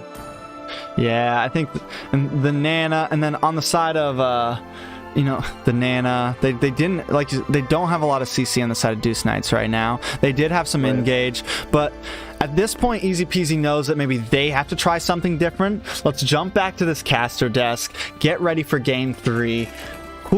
At this point, we've seen both teams kind of make some whiffs, make some mistakes. Can AE take this win, or does DK prevail over them? I think it's gonna be interesting how they draft now. Is DK gonna let him have that Popo and Koopa? Are they gonna let him have it, but maybe now rotate a little bit different? What are they gonna pick in the in XP lane now instead of the Thamos? So it'll be interesting to see this draft how they switch it up. Your team Yeah, is Deuce banning. Knights already they're gonna stay solid on banning out that Esmeralda. I think it's just something that they don't want to play and they don't want to go against. Your team We is know banning. how much of a pain she can be. So many teams make her a prio first pick, but with DK not, it's kind of similar to how we saw AE not going for that Clint. I think it's just something they don't want to play and they don't want to go against. Your team is banning. And it's interesting because you kind of open up that dragon that Templins have been playing now for 2 games. So it looks like he's probably gonna pick it again 3rd game if it's open. Yeah, and then to take the Lunox off the map. Lunox is a great counter to Dragon, to the Yuzong. So I feel like if you're gonna leave the Dragon open, if you're gonna leave Yuzong open, you need to leave something open for yourself that can really counter it. Is that gonna be the Clint? No, it's not, because Your Aether team is Explicit banning. is taking it off the Ban out map the Clint. immediately. Yeah, I think it's maybe one of those things where Sushi's more comfortable on the Sicilian, on the Popo, maybe not quite on the Clint. Yeah. So DK keeping things almost exactly the same as last time. Wondering if they're gonna go for that Paquito once again, or do you think we see Easy Peasy pull in a different hero this time? I think if it's open, he's Your gonna play it again team because I is think he did banning. really strong on it. Last game, even though they lost. So you know, if it's open, you know, he should pick it. Yeah, I would. Yeah, you know, you're right. It definitely wasn't the Paquito pick. It was the rest of the composition, I think, that kind of messed up that team. I like the Nana pick, but again, just the lack of. I think something else would have been better there. Zay locking in the Popo. What does AE do to respond? Yeah, what are we gonna do? Because they don't have the Sicilian, they don't have the Popo. What is Sushi gonna, you know, pull out now? I definitely think they need to lock in a gold laner here, because we know DK's not scared to target those gold laners. Yep. We see the Dragon and the Lolita. You know, it proved really strong in the last game, so go with it again. Very strong picks from AE there. Yeah, I like Blink on the Lolita. Even when he's not up against, you know, normally Lolita, you see her up against these double marksman comps. That's where she really shines. But Blink really makes her shine in all situations. You know, even with the Paquito jungler. Is she going to be... I think she's definitely going to have a little bit of issues with this Popo. As if they can use Paquito or use Popo to stop her ultimates at the right time, it's going to give her a lot of issues this game. For sure, and we see the Brody now being picked for the gold lane. Yeah, not wasting a lot of time. It's a very strong pick, you know, it's the Clint and the Popo, and then Brody's also up there in the gold lane as one of the heroes to pick. Yeah, how do you... I think that Brody... Personally, I feel like Brody wins the exchange against Popo, at least early on. Especially if he can line himself up with that dog. You get that double stack onto Popo every time you use the first skill, you know? Because it hits through the dog onto you. So it kind of gives him a slight advantage if he can position himself correctly. Yeah, I think with the Popo, you know, you want to not try to get, you know, hit by that double mark. But he does have outranged the Brody a bit, so if he's able to dodge that first skill and able to get the poke in, you know, Popo can win that matchup. Most definitely. It comes down to those mechanics. Who's going to be able to handle their mechanics well in the gold lane? And then I'm also wondering, first game we saw DK really hard focus the gold lane. Second game, we saw AE hard focus the gold lane. And we saw those teams win depending on that. So I'm just wondering if what we'll see happen this time. Yeah, it'll be interesting because both, you know, Brody and Popo are, you know, one of the heroes you want to kind of focus in on in the gold lane if you're either of these teams. Yeah. So we might see this time both teams kind of go for the gold lane fights. AE taking out the Matilda. Finally, I think they don't want to... I think they know that paired up with Easy Peasy. We've just seen some insane plays happen. He follows up on that Flying Eagle, gets right to the back lane, and just wrecks havoc. So, definitely taking out a big part of the composition of Deuce Knights there. Wondering what they're going to bring in for a tank next. But also, no Hayabusa, no Paquito, no YSS. Do we see Riles on this Roger again? Yeah, I think, you know, DK kind of going in on the Riles picks to see, okay, what are you going to pull out? Are you going to pull out the Roger again? I think we might see him. I don't think he did too bad on the Roger. At least in the early game, he was doing pretty well. I think late game, he kind of, you know, misplayed some of the fights. So we might see him on the Roger again. And I think it's one of those picks where he can dodge the Popo and the Paquito CCs with the first skill. And it wouldn't be too bad of a pick here. Not at all. I mean, it's if he can pull it off, especially with them locking in this Wrath, that's a great target. I mean, if you can get it, especially Wrath already struggles in the early game. So if you can set her behind to where she can't get tanky, she just becomes really useless, and it takes a long time for you to even have a decent player. But I do like the Wrath and the Paquito combo, and then not only that, now you're pairing in the Lilia too. We see this combination in the mid lane from a lot of teams. It's definitely a scary thing to go against. So I'm wondering how AE kind of decides to deal with this. Yeah, I think the Lilia pick, strong pick here, especially, you know, for the Dragon and the Brody, kind of zoning them away. And you have that mobility with the Wrath, kind of able to bring everyone around a lot quicker around the map. I do like their comp with DK. And not only that, DK, they have some early game with the Paquito and the Lilia. They have late game insurance with this Uranus, and then some damage from Zay on this Popo, and you also have nice tower damage from Popo. Just a nice front to back, early to late game comp from the side of Deuce Knights. Ryle's coming in with his Lancelot. We haven't seen him play it yet this season. I'm wondering if he's still got it on the hero. Yeah, I think it's definitely a hero he's played a lot, so he's definitely comfortable with the hero. But we'll see if he's comfortable enough to bring it out here in the league. Yeah, is it going to work? We haven't seen a lot of Lancelot. Pogi did have an amazing Lancelot the other night. I mean, just like made this crazy play into the Nexus, into the base, under the inhibitor towers. I mean, So we do see some of those plays, but you got to be able to get to that position with Lancelot to do that. So once again, it's relying on him to maybe get some early game kills here and not get killed, or else Lancelot is going to fall off hard. For sure, and I think it's definitely good here versus the Popo because you get that extra dash from the dog. And I think you're gonna see a decent amount of early game from AE with the Lance, and the Lolita, but we'll see what they focus in on the gold lane. We see already focus in with 2 members on the Brody, so we're going back to that strategy, focusing on Sushi. Yeah, and that's been a popular strategy with a lot of teams recently. Send your tank, send your support down to that gold lane to try to give your gold laner a bit of an advantage, especially if the other team doesn't. Luckily, Deuce Knights decide to opt to send their Raph down there to protect that Popo, but it's definitely been possible. We've been seeing a lot of like 1-2-2 map compositions for this season, and it's just been, again, another crazy change to the way the meta has been going. Yeah, a lot of teams opting to focus in on the gold lane, trying to get them farmed up, trying to get those early tower pushes. You see a gank here coming from AE. Yeah, they do get the stun, and the double stun. In comes Sushi, trying to get the pick. He doesn't have that torn apart memories, though, so he's not going to be able to quite get the finish. But again, AE holding pressure. Fluorescent trying to do something here. Zai gets a little bit of poke damage onto Sushi, but not quite enough as both teams revert back and fall away from this gold lane. No. Yep. Riles with the first blood in the top lane as AE continues to hug this gold lane, Phantom.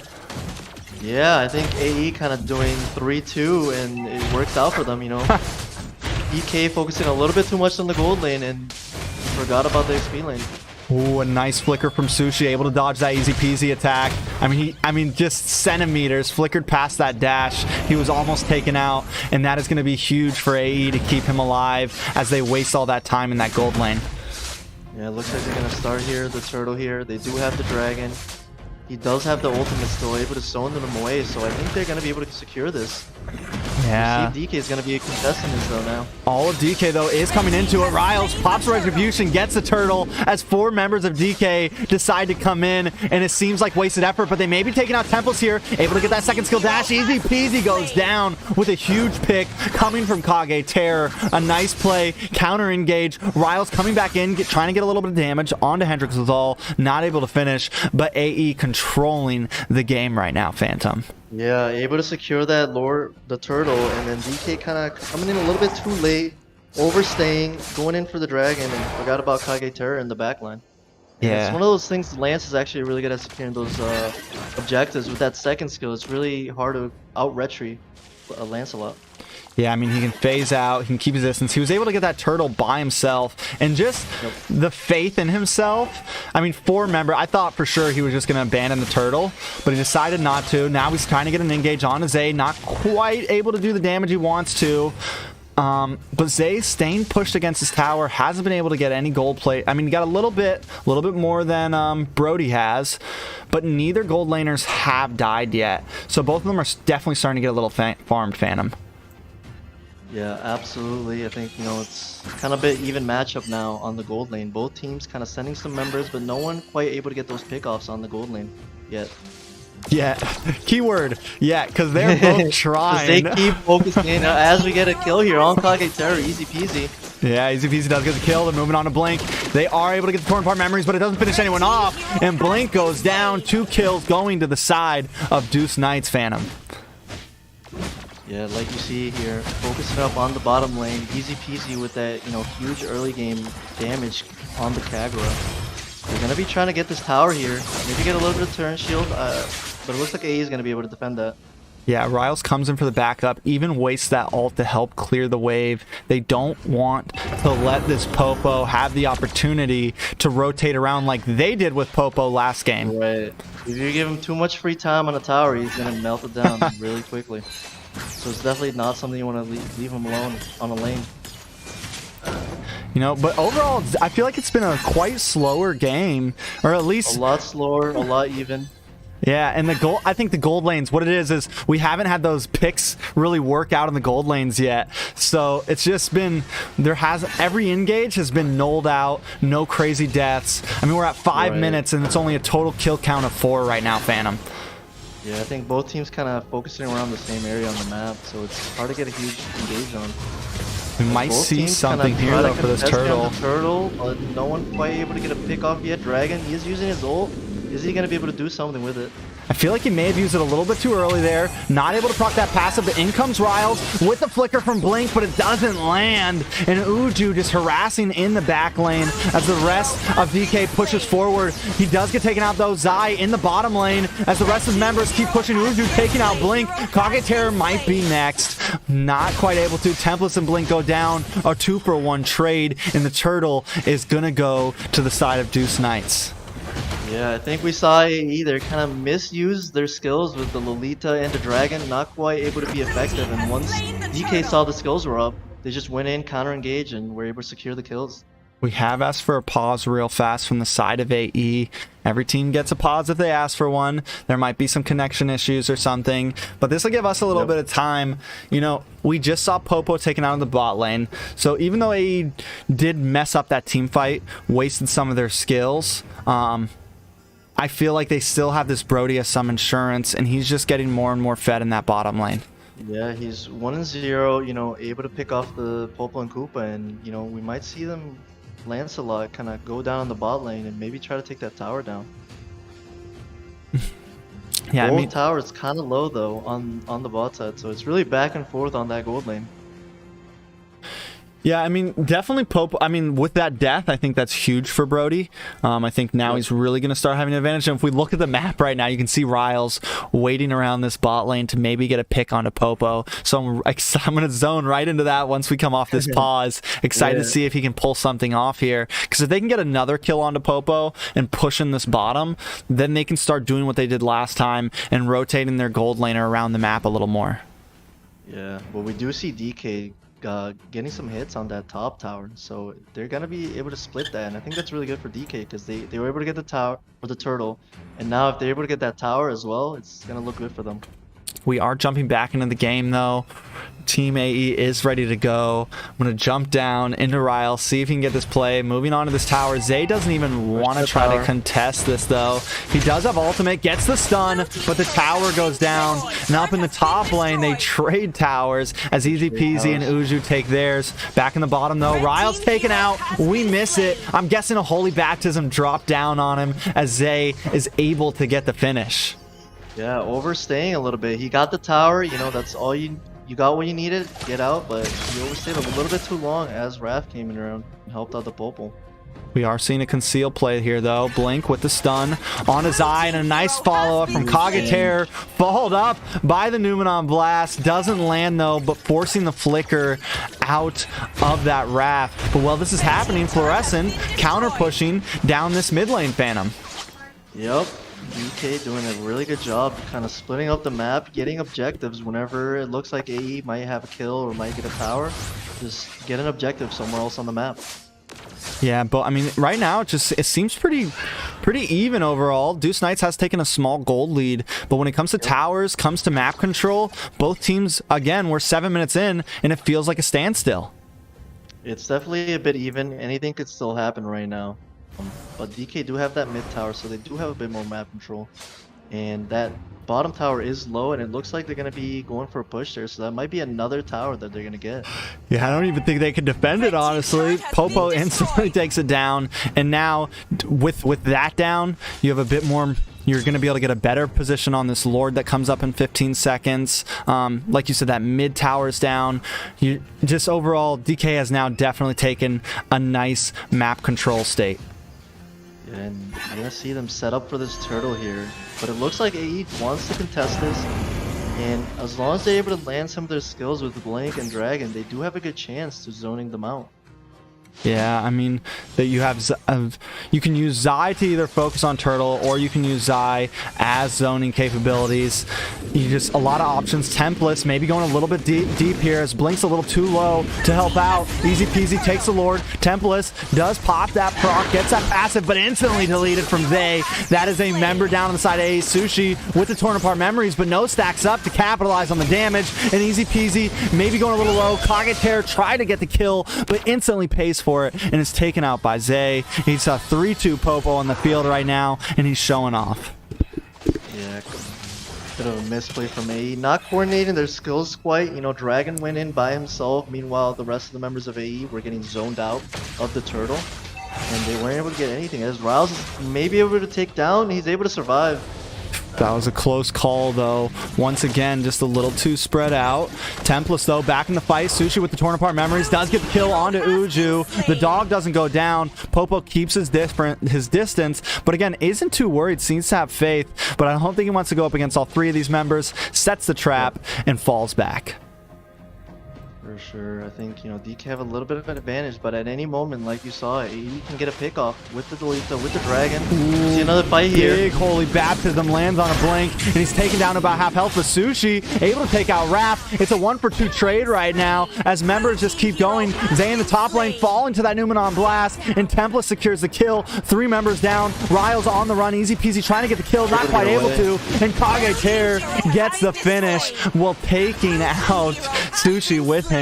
A nice 4-for-2 trade. Riles on the run in the mid lane, but AE is definitely going to capitalize on the situation and take away some towers. Phantom. Yeah, great play from Templess and Kage Tear and the Blink kind of coming together on an engage, able to get the picks. Riles coming in the back, getting Fluorescent, so exactly what they needed right now. Able to get the gold lead back even. I mean, both teams have just been fighting so split up. It's so hard to capture everything. You know, it's definitely a tough play. Templess a little deep right now. Nothing too major, but here comes Sushi from the back line. Gets the second skill on the Hendrik Absol. He's going to pop that torn apart memories and take him out. The immortality is gone, so he does go down as the rest of the member tries to continue this fight. Blink a little out of position. Riles taken out from Uju in the top lane. Blink trying to do something, but isn't able to finish. This easy peasy gets the kill. 3 members of AE down, and all they get is Hendrik Absol. Phantom. Yeah, a lot of back and forth here, but DK looks like they're going to be able to secure this Lord without problem. Yeah, I mean, just easily taking it. Lord going down, and like you said, back and forth. I mean, it's still hard to call who's going to take this game. For sure, you know, AE kind of going down a little bit, but they do have a lot of setups at any moment. You know, the Dragon, the Lolita can set up a huge engage and turn around a whole team fight. Most definitely. They definitely want to minimize kind of whatever they're gonna able to get on these towers. You know, definitely not lose an inhibitor here to a level 1 Lord, but maybe try to, you know, save some of these second tier towers.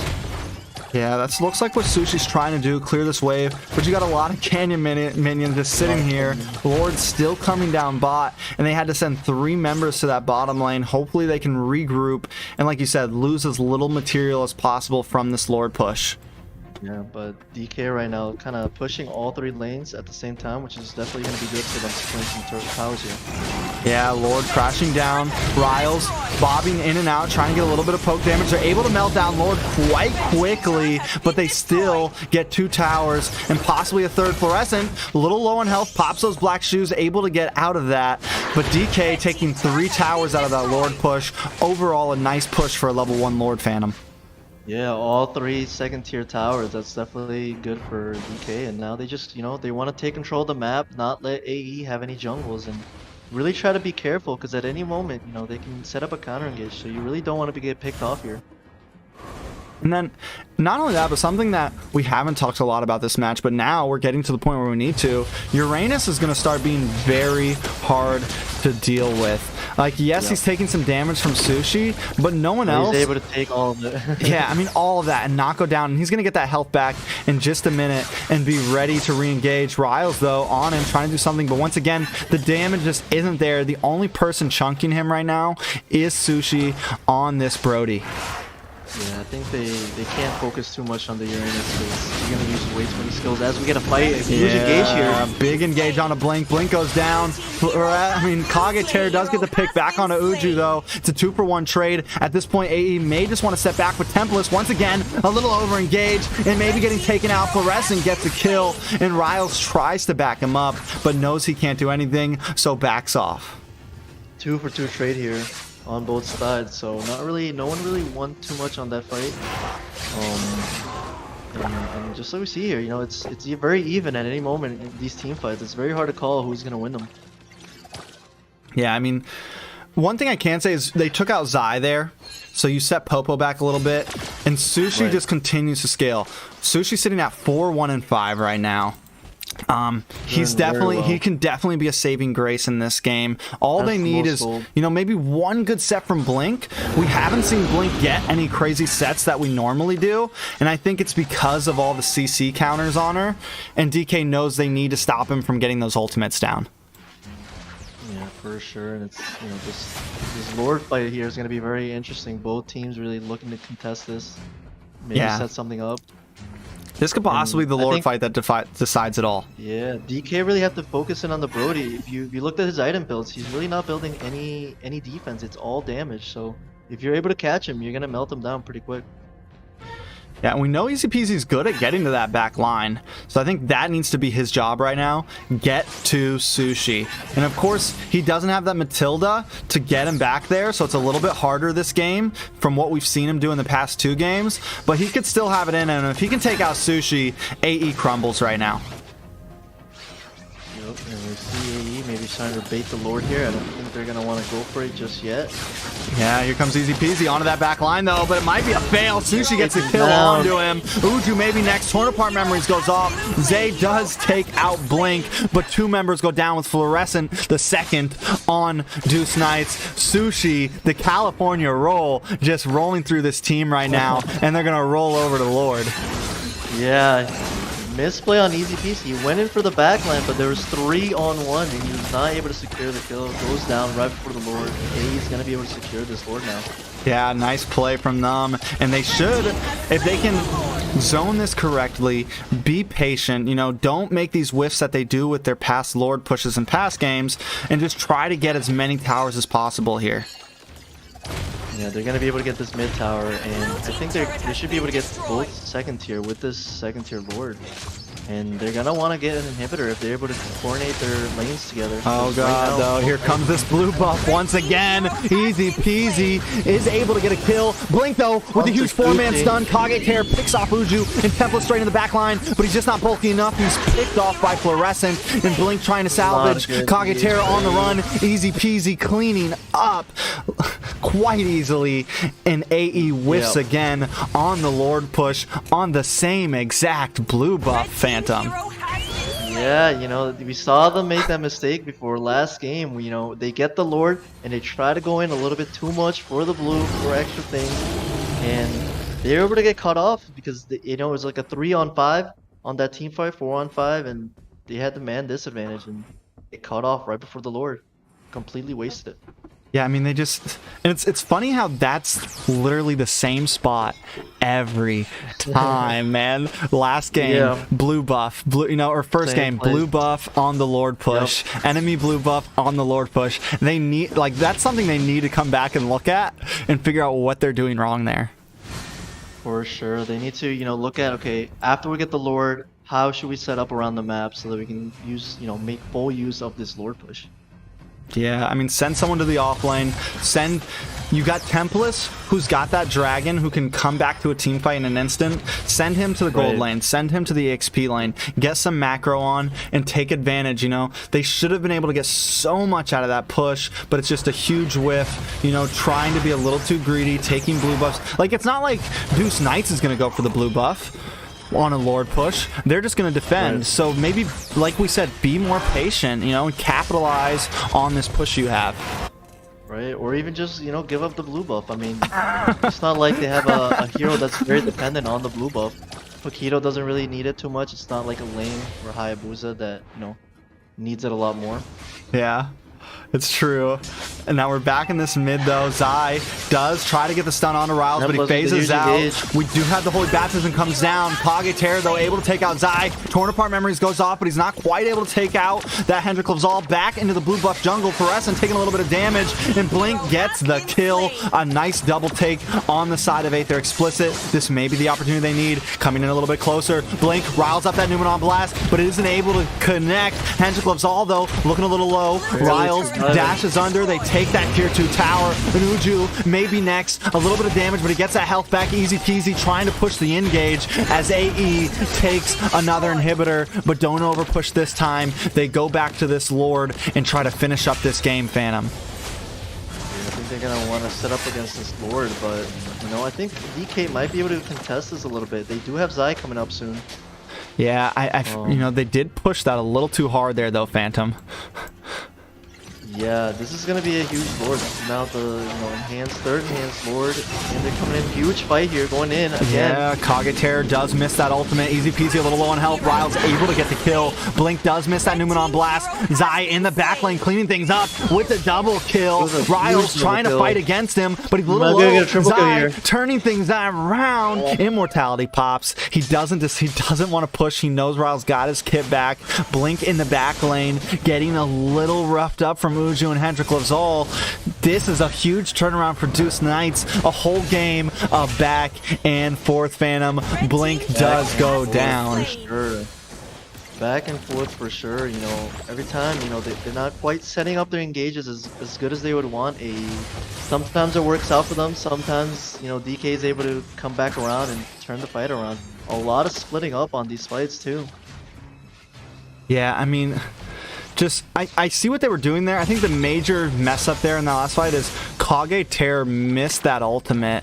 Didn't get any damage onto anybody with it. Just a huge whiff of her. Like, you need to be able to pick somebody off or make it so the rest of your team can pick somebody off. And once that happened, the damage wasn't there and the rest of the team couldn't clean up. Coming right back in, getting a huge engage. Big pick onto Easy Peasy. Riles cleaning up on this wave, getting those dashes on, able to do some damage. Uju and Hendrik Lavzal, though, are just a wall to be reckoned with. Uju at a point now where it just seems like nothing is damaging him. Yeah, absolutely able to take a lot of damage, but AE needs to use his opportunity to start taking the Lord down. DK don't have a retribution, so it's going to be very hard for them to contest this. That's what they're doing, though. They are getting some damage onto Uju finally. A little low. Riles on the chase, forcing them away, but Lord does get reset at that. And now AE is back on a restart of what they were doing once before. But now their kits are a little bit whittled as Deuce Knights has their ultimates ready to go. Uju keeping up the harassment. Riles trying to do something. Tempest coming in. The stun does land onto Zai. A nice ultimate coming from Kage, but they just can't quite get the finish. Blink getting locked up. Tempest, though, getting taken out once again for overextension, Phantom. Yeah, I think, you know, AE right there just focusing a little bit too much on Juju. Juju doing a good job distracting, able to reset that Lord and, you know, waste a lot of the AE skills, and that's, you know, a bit of a misplay from AE. Juju doing a great job just taking up all that damage. And now Deuce Knights working on this Lord. Riles maybe trying to go in for the steal here. He's got Blink on his back. Kage also here, but I don't think he wants to dive into that all by himself. He knows the CC's there. Wait, he gets stunned up by the Holy Baptism as Lord goes to the side of Deuce Knights, and they take out Riles with that. He wanted the steal, wasn't able to succeed, and is paying the price for that, Phantom. Yeah, DK able to turn that Lord fight around just very slowly but surely. You know, Juju wasting everyone's skills, making them reset, getting everyone low, and they were able to take advantage with Popol taking that Lord down really quickly. Yeah, I mean, just a nice... I think they have all their inhibitors up. They could probably definitely defend a push. I don't think they should... I don't think Riles should have gone for that, tried to take that steal there. Yeah, I think, you know, it will be challenging. Riles won't be up at the beginning of this Lord push, and if they're able to sync up these Lord fights, you know, Popol's able to take down towers really quickly.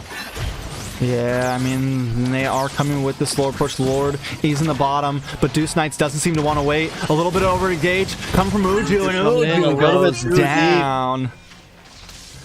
That's big. Exactly what he needed. Try to defend this Lord now. Zay, getting a little bit of pressure from Tempest. The Numenon Blast does come down, zones him away. The rest of the team just forced to back off. The Lord getting picked down, half health, quarter health, and off the map. AE with a nice defense of that siege. Yep. Definitely could have been a lot worse for AE, but they were able to manage that defense. And Juju, you know, going a little too deep. You know, he's been able to tank a lot of damage, but if he's CC'd for that long, you know, he can't heal up in time. Yeah, I mean, it was a good play. Uju definitely went way too deep there. I don't think he should have went for that tower dive. I don't know if it was a misclick, what happened there. Yes, you're a tanky boy, but you don't want to jump under towers against 5 members, you know? So, again, a bad play from Deuce Knights. Both teams making some small mistakes here and there that when it comes to going against bigger teams, you can't make those mistakes. Yeah, I think, you know, they're making these mistakes, and, you know, that's why the game is just so back and forth. You know, they win a fight and then they lose a fight, you know, after these mistakes. So they're able to keep this game really close. Both teams, you know, at any moment, able to win any fight, turning around, and still don't know who's going to win this game. Yeah, I mean, and at this point, everyone's maxed out in items. The only person still working on something is Blink on this Lolita right now. But everyone has their kit ready to go. Lilia opting for just full damage, no defensive items. She does have the black shoes, so I can understand not wanting to go for any kind of defensive item. But still, a little bit of a scary spot to be. Maybe that needs to be a possible target for the side of AE here. Yeah, I think on both sides you see, you know, Sushi with only an Athena shield, so any physical damage is going to hurt a lot, and Fluorescent, you know, being really squishy, but with the black shield, it's kind of hard to get with that front line of, you know, that Uranus. Oh, we do have an engage on the bottom. Tempest a little bit low. Blink, though, with the conceal play. Here comes the Numenon Blast. Lands on to that Zay, and he is going to get taken out here. A nice pick coming from the side of AE. Tempest absorbing some damage. Sushi pushing this further. They want to keep pushing on, but they just decide to opt back and take this Lord. If they can secure this, it could be the game, Phantom. Yeah, I think right here they gotta focus in on the Lord and not get distracted too much by Juju like they did on that last Lord. And they should be able to secure this. Yeah, but Uju coming in, keeps up with the harassment. A Holy Baptism, wakes from Hendrik Gloves all on a Tempest. Lord is getting lower. Uju trying to push. A nice stun from Blink. Ryle secures the Lord, and at this point just back off A. But Sushi doesn't want to stop. He's coming in, torn apart, memories goes off. He's not quite able to get the finish. He pops the flicker and gets the kill onto Uju. In the top lane, down goes Hendrik Gloves also. Immortality does pop, but there's no escape here. The rest of AE is closing in. I don't think they want to chase this Lord pushing down the middle right now. All of AE a little split up. Once again, you need to capitalize on this Lord, Phantom. Yeah, right here, this is a big Lord push, but I think we are going to see 4 people coming down mid, and it's going to be hard for DK to defend this. Easy peasy. Taking a little low there. His immortality does pop. He's going to get picked off. Numenon Blast gets stopped. Sushi gets the kill. Lord, half health. AE needs to finish here. Hendrik Gloves and Fluorescent are still up. The Nexus going down. This is going to be the game and the series for Aether Explicit, Phantom. Wow, absolutely back and forth series. Both teams putting up a hell of a fight, and really close game there. That game, 25 minutes long. Absolutely, either team could have taken it. Yeah, I mean, just like you said, back and forth, all 3 games, pushing past the 15-minute mark or so. I mean, just a long but definitely fun first series of the night. For sure, and we just saw Sushi there, you know, doing a really good job. Once Tempest and Lolita kind of set up those engages, just doing all the damage there for AE.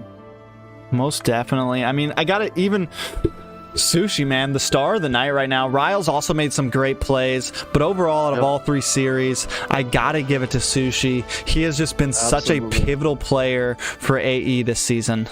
Even in the game they lost with the Sicilian, just doing 38% of the damage and, you know, being an absolute nuisance. The second game with the Popol, just splitting up the map, taking all those towers down, making big plays for AE.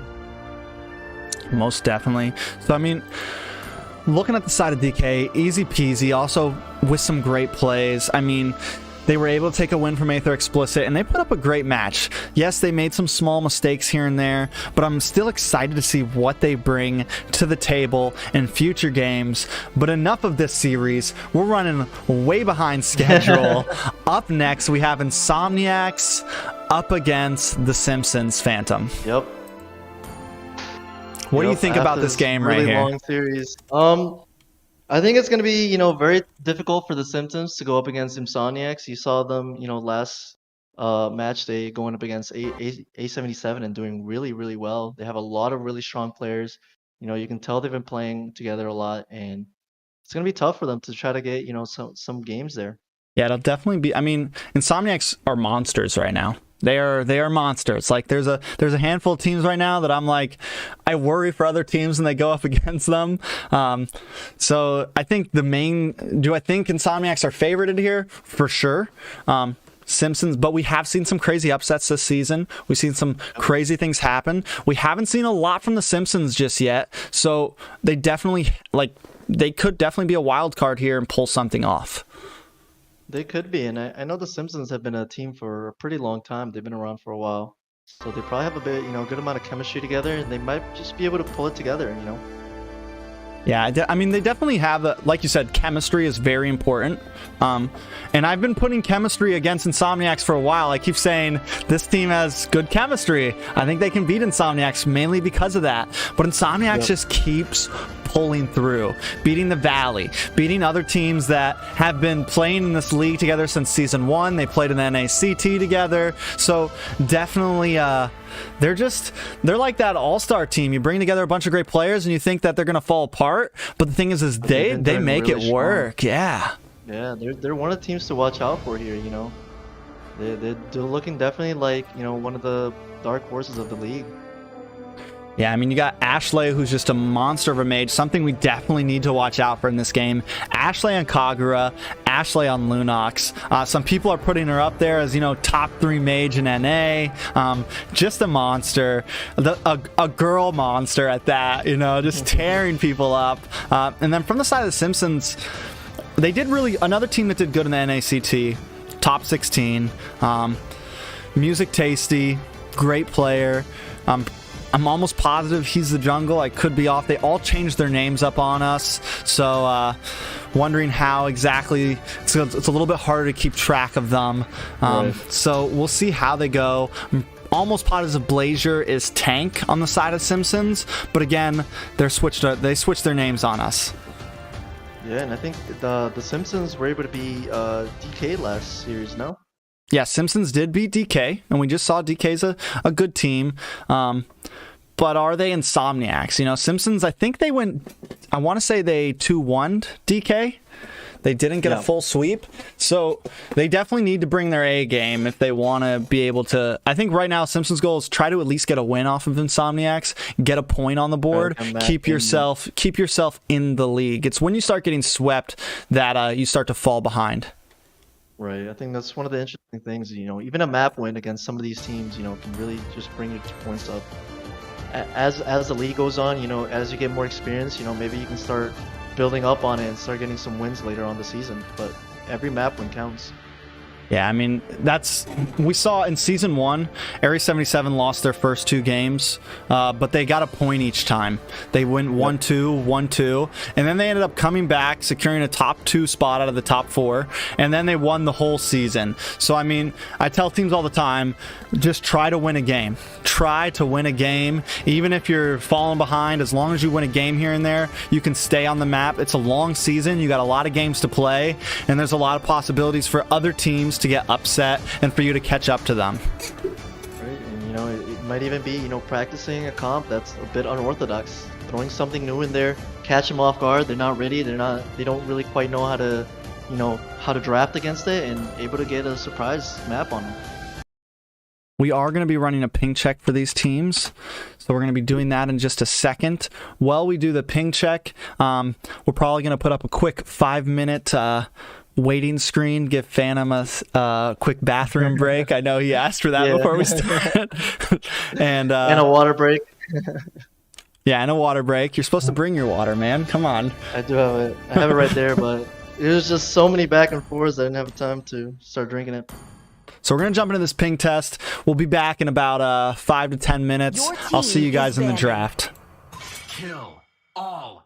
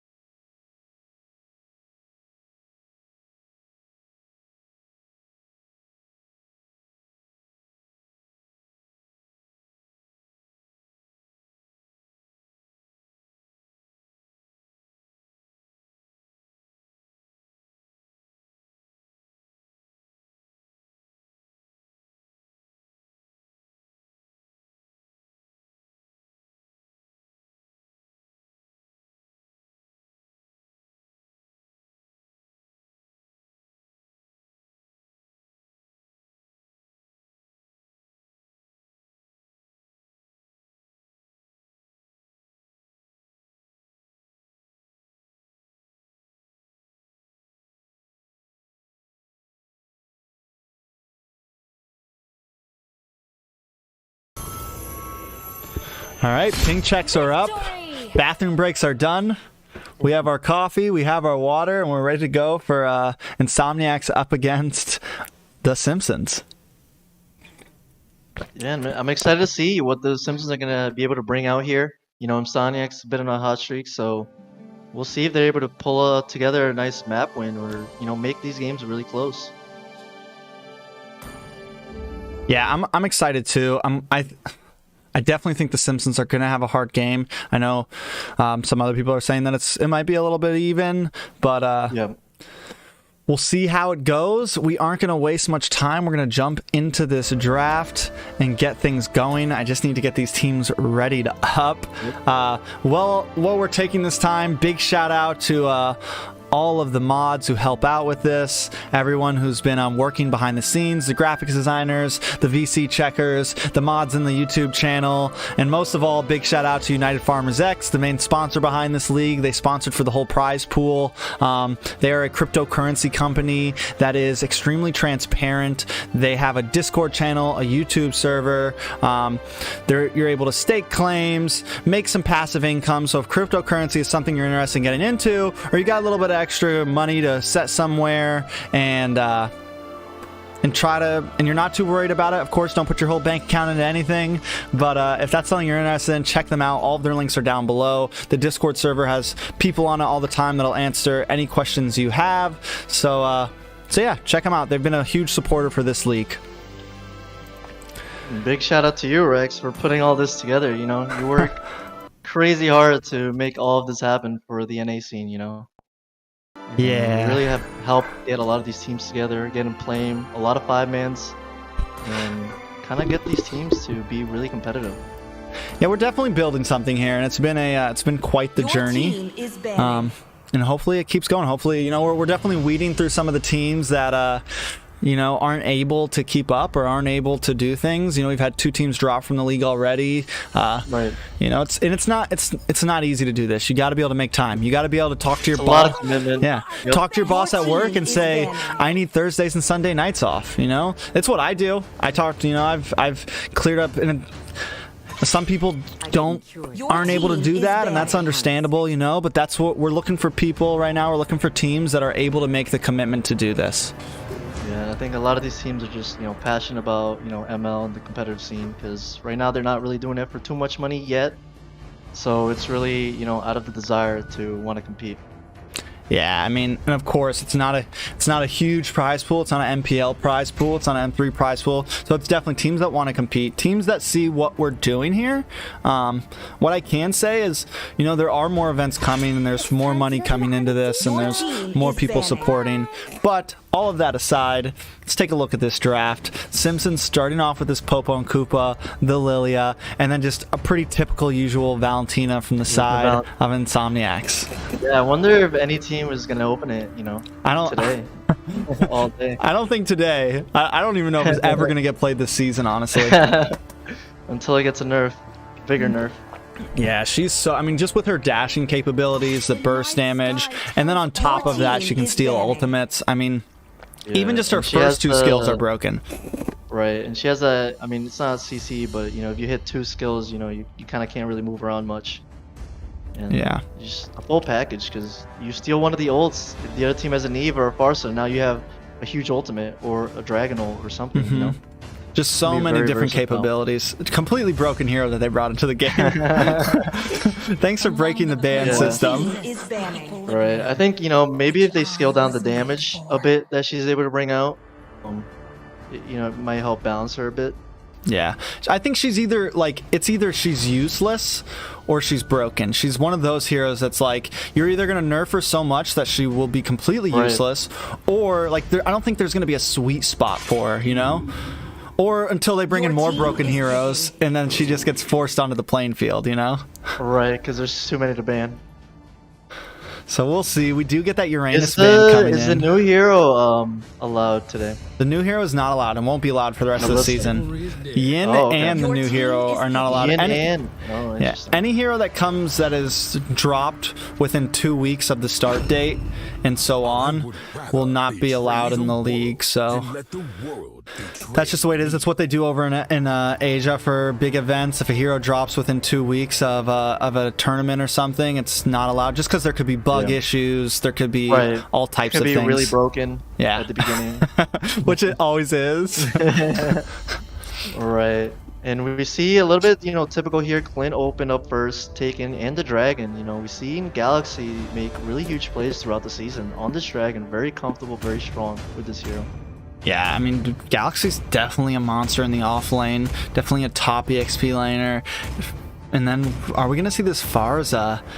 First pick, Barca. Another mage that Your I've seen, team I mean, is picking. her positioning with this Farza and her early game ganking and like, she's just good on her own. She knows how to use that wing by wings to get in the correct spots, and she puts Your so team much is pressure picking. from early game to late game. Yeah, and you just have so much mobility.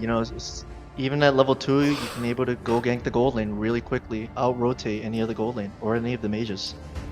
Yeah, looking at the side of Simpsons, though, we see another assassin user, Music Tasty, coming in with this Lancelot. So you got some nice early game. You have daggers on this Clint with the late game capabilities. Your team is banning. Looking pretty good from both sides. Both compositions looking strong, and I like the Very Lolita strong pick. We draft. know how good it's been. Yeah, Lolita is just such a versatile pick. It really goes well with most comps, and whenever you get that engage going, it can really be deadly.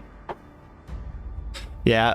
Now the Beatrix, though, some teams haven't been using her at all, and then some teams still feel, even with the nerf, they feel like she's a prio pick. They think she's still, and the teams that do pick her make her look good. We've seen Zia just murdering with her. Pretty sure we've seen Merciless doing good with her. So I mean, definitely it's entertaining to see the difference of how some teams decide certain heroes are good or bad. Yeah, I Your think team is Beatrix got a banning. huge early game nerf, which was definitely needed, but still in the mid game and late game, she can still output a lot of damage. And with all the different weapons, you just have so much versatility on what you can do on the map. Your team is You can banning. either have the shotgun for the close range, or if you're able to hit those sniper shots, that's a lot of damage coming in from far away. Yeah. It's one of the heroes where you really got to practice it a lot, because it's not super kind of easy to just come in and be able to be really good with all the weapons. Yeah, it's definitely a very high skill cap. High skill slope, because some people are decent with her, and the people that are amazing with her, she's very hard to deal with. Even with the nerf, like you said, she definitely needed that nerf. She was just dominating for too long. Absolutely. She's definitely a bit more balanced out now. I think, though, with Galaxy on this Yuzong, if he can actually, we saw AE really failing to focus on the Clint, failing to focus on the team is marksman. If Yep. I think this Yuzong could be very pivotal in this game against Simpsons if they use it correctly. Yeah, you definitely want to be able to land those engages onto the Clint and make sure he doesn't get a lot of gold up. A gold or a Clint with a lot of gold is extremely dangerous. That damage output can just take down your whole team if you're not careful. Most definitely. And then we are seeing some more bans come in.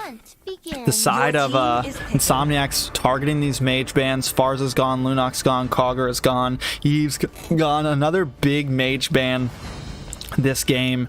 And I'm wondering, are we going to see a Lu Yi again? Is that something we might see here? Yeah, we might see Lu Yi. Not a lot of mage options left. We still Sicilian. We don't know if That's true. the Simpsons haven't practiced Sicilian, but we Your saw team is AE picking. do pretty well with it. Yeah, and I think Sicilian can be a decent counter to the Farza also. The problem Stop is, the ultimate with the certain skill, yeah.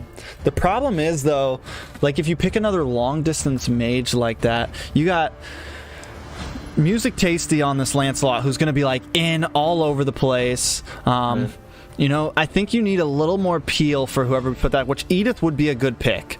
I think Edith or Glue's open also. Blue. You definitely need does some peel after the for nerfs. whatever major marksman you have, because Galaxy, Chow, you just got a lot of people that are going to be hard targeting those heroes. And we We see the Edith pick and maybe a Selena. That's a lot of CC for the side of the Simpsons. If they're able to combo it together, you know, it can be pretty unstoppable. Your team is picking. They do lock in that Lu Yi, and like you said, I mean, just with Edith and Lolita, it's definitely trouble. And then the early game, I'm guessing Edith's gonna be in the EXP lane up against Galaxy with his Yuzong. I feel like that's gonna be a hard matchup for her.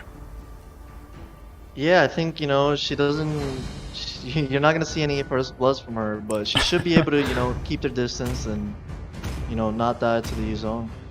We see a Barat's pick in the jungle, and I think we've seen this from them before. From Insomniacs, yeah, they did it against, I think they did it on Thursday, I forget who they were against, but they did it against the Hayabusa. And just completely made the Hayabusa useless the whole game. I think it goes well against Assassins. Yep. Versus Assassins, I mean, you pick the Barats, there's nothing really, you know, the Assassins are really going to be able to do. It's very hard to take down a Barats. Super tanky, and it clears the waves or the jungles really fast. So we are jumping in this game. Give me a breakdown. Who do you think wins some of these lineups in the early off? Who do you think has the early game advantage here? Yeah, I think the Simpsons have a little bit early game advantage with the Lu Yi if she's able to land some of her skills. And, you know, they do have that Lancelot, but it's not too big of a win because Barats is still really strong in the early game. You see Beatrix and Clint in the side lanes. I think Clint wins that early game matchup now. So you will see that on the gold lane. Yeah, I think I mean, right now we're just kind of seeing the brawl on. No one trying to really get the early game engage. Lancelot is going to have a bit of a head start on his Litho Wander, but Hay is ready to go for that pick. He does get the Litho, and it looks like Barats is just going to have to go back to his jungle and just take things slow right now. Yeah, I think both teams take it a little bit slow. So far, no one's really focusing on the gold lane too much. We see Hate kind of rotating. Where it's going to be interesting to see how much they focus on the gold lane, or if they just, you know, split the map up and kind of rotate around a little bit more than just focus on the gold lane. Yeah, Ashley knows they're coming for that gold lane though, positioning herself here. Hate coming down. They know they know the enemy team wants to try to get a pick onto Merciless, so they're ready to take that fight. But Music Tasty decides not to really over-engage himself and go back down to farm this red buff.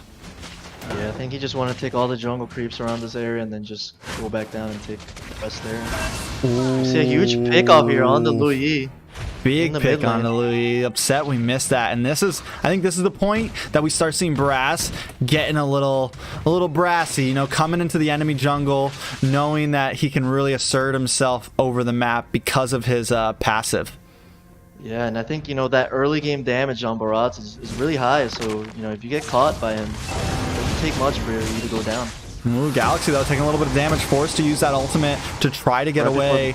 Damien, though, is also here. 3 members. Hate trying to come back up. Turtle is up, but with Galaxy at half health and has already used that ultimate, it's not a great position for the side of Insomniacs here. Yeah, they were able to, you know, get Galaxy to use his ult right before the turtle, and it looks like they're going to be able to secure it because of that. Lancelot should be able to secure this. It looks like Insomniacs just opted to not even go for it. Big engage by the Edith. Instant delete on Hate. I mean, just, and that's what they need to be careful for with this Edith. And you mentioned it, the CC chain that they have with Damien and Edith right now is going to be scary. Yeah, if you get locked out by those, you're not getting out. Those very long CC chains. Yeah, Merciless caught in a bit of a bad position here, but he's able to get away from that gank. A nice try play from Too Good with the Lu Yi teleport, but they weren't really able to execute it. Yeah, and they need to be careful here because the Barats is rotating through the gold lane, so they don't want to force nothing too much here. Yeah, they don't want to force it. I mean, Barats is sitting at level 6 right now. Hate needs to get that level 4 soon. He's really not able, which he's about to, but he's a little delayed. And then we saw Damien hit level 4 a little bit earlier. So looking, it's overall pretty even, but Insomniacs is keeping a small gold lead with this Barats just counter farming in the jungle. Yeah, I think Barats is able to just clear down the jungle really fast as they're getting engaged here on the Lu Yi. Is she going to be able to get away? It doesn't look like it. Oh, Detna's Weltnam does miss. She pops the flicker. Able to get the Yin Yang passive onto them. But just the way Hate kicked her out of her teleport and stopped the ultimate. Yeah. Nice play coming from Hate there. Yeah, absolutely. You know, maybe he could have used the flicker ult to kind of ult her into the Barats, instead of away, but able to get away. We didn't see Galaxy almost went down on the bot side actually. Music Tasty trying to get a little bit of a steal here. He does not get the blue though. I missed the old U. Able to, I mean, he's forced to use that. He doesn't use the Retribution actually. He's just able to take it with a second skill and a stomp. Yeah, both teams taking it slow here at the beginning. You know, not trying to force too many things, too many engages. You know, just going around. If there's a pick, they'll go for it, but not trying to force anything. Yeah, very patient from both sides. I think the Simpsons know their match, but in comes Feathered Airstrike, zoning them away. I Miss the Old Dude does not want to give up this turtle. They let you have Dragon one. coming in They want to here. get the Sun Wave. The Dragon coming on to Damien, though. And they do almost get the kill. He's forced to flicker out, but he has the Numen on blast, and he's able to land it right onto I Miss the Old You. And then they capitalize with a kill onto Galaxy. The turtle does go to the side of Insomniacs, but they lose Galaxy for that push. And it looks like on the gold lane, huge fight from Daggers. Ooh. Able to outplay the Beatrix there in the gold lane, 1-for-1 fight there, and able to win that. Huge for the side of the Simpsons, as they have a 3-1 kill lead. Yeah, I mean, with the nerf onto Beatrix, I think Clint is officially like god of the gold lane. Yep. And I am surprised that they let that through. You know, maybe they felt like the Beatrix could beat it, but as we're seeing right now, he's winning in the 1v1. He didn't even need the gank or anything. He's winning that lane. Yeah, that was definitely really big for them. You know, they're able to take a slight gold lead here, but, you know, Insomniacs, you know, they're still in a good position. They've been able to take both turtles down, and they're just trying to, you know, farm up and only set up for big engages here on the bot side now. Might try to see a gank here. Blazer trying to salvage something, gets a knock up on a hate, but he's gonna go down. Galaxy gets the kill, but in comes Music Tasty, ready to help settle the score. Galaxy a little low, force use Dragon to get out of there. I Miss the Old You, forcing this engage though. Hate teamed up. Music Tasty a little lonely on this lane right now. Hate does have that ultimate, ready for the kick. Kicks him into the wall though. Can they get the finish? Music Tasty not quite able to. He's able to get away as Dagger And as steals a this tower in the happened, top lane. Yeah, Dagger takes a tower, and I think right now Clint is looking really strong. I think from the side of Insomniacs, you really want to focus in on him. You know, he has a huge gold lead, able to take the tower, and now a huge fight going down the middle.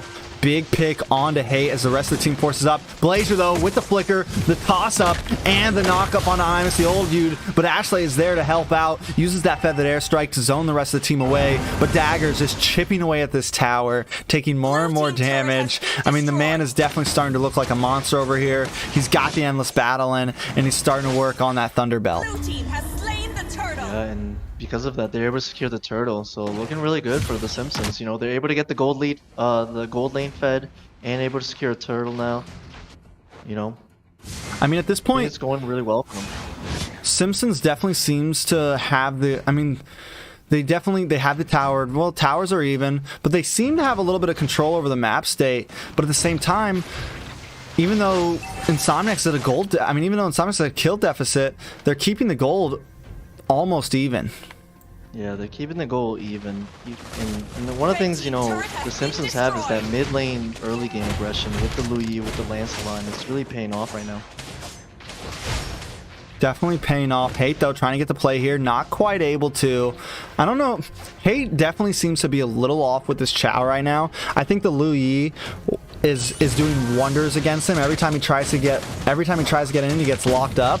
And now Dagger's getting some nice damage. Blazer with the knockup once again, and they get the kill into Hate. That puts Daggers at 2-0, looking stronger and stronger as Ashley uses that Feathered Airstrike to try to just zone them away and take out some of these minions. Yeah, Hate not quite able to land his ultimates and get caught off as they go in on the mid lane. Huge play onto Galaxy there. Just one by one, Insomniac seems to be having a little bit of trouble here. The CC from Simpsons right now is just phenomenal, and they're landing it every single time. Yeah, and they're, you know, they have the top tower. They got the bottom tower now too, so, you know, they're looking very strong here. Looking very strong indeed. At this point, Insomniac finally is starting to fall behind. They were doing a great job at, keeping the bleeding to a minimum. But at this point, Deuce Knights is really starting to kick off a little bit.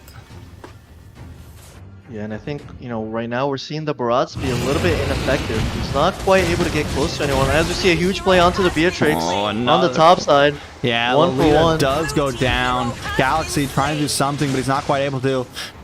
Tate coming in. Can he get the kick, though? Trying to position He gets himself. The locked up. daggers is there to help out, and the damage is too much. I miss the old dude. Does use the dead as welcome, and music tasty goes down. Blazer may just be next. Daggers able to get a kill. They trade 2 for 3. Insomniac's finally making a little bit of a comeback here. Or no, overall, it was a 3 for 3 trade. Yeah. Able to get that mid. I think, you know, Lancelot got caught out a little bit trying to go for the Barats. Not quite able to finish him off. Is very tanky hero. And a little bit of a misplay by him. But right now we see the Lui. Every time Hate comes in, she's able to knock him up right before he uses his ult. Yeah, I think that's just someone Hate needs to stop going for. But it's like this Lu Yi and this Clint are inseparable, man. Yep. You know, they know that's who they need to use to keep them away from him, and they're doing a great job at just huddling around this Clint and keeping them alive. So I mean, if they can keep that up, it's going to be a very tough game for Insomniacs to try to pull off here. Yeah, Clint's damage right now is starting to spike, and you see he has a massive gold lead over everyone on the map. I think at least 800. So he's going to be doing a lot of damage in the back, and with the Lu Yi and the Lolita and the Edith to kind of peel for him, it's going to be hard to get onto him. One thing I can say about Insomniacs, though, Ashley right now sitting at 2-0-2. She's locked in the Clock of Destiny. She's locked in the Lightning Truncheon. She's going to start scaling. She's going to start being some big damage. And as long as she can keep going deathless and just timing these feathered airstrikes right, it can definitely be a big help for some of these team fights. So we're just able to get a kill on Too Good, and now they're starting to push forward. Feathered airstrike does come down. Blazer taking a little bit of damage. The Dead is welcome. Does lock in, and it's going to rock into the rest of the teams. 2 members go down, but members of Insomniacs are going down too. Merciless on the run, shot with down by massive damage. Daggers. It's a 3 for 3 trade, but I miss the old dude trying to come in, get a little bit of damage, but Daggers uses that flicker to get away. Yeah, the Simpsons were able to secure that Lord and, you know, able to still get the trades here on the mid, even though it looked like Insomniacs were going to get that win. I think getting caught out here. Welcome, caught out, taken out. Getting So a is double Music kill. Tasty, Too Good, maybe next, but he's a little low health. Don't get caught up. Pops that recall. Ashley's here though to help save the day. Still sitting at 3-0-5. Phantom. Yeah, not able to use the Lord, you know, effectively. Getting caught out in the mid lane like that, you know, you gotta be a little bit more patient on that.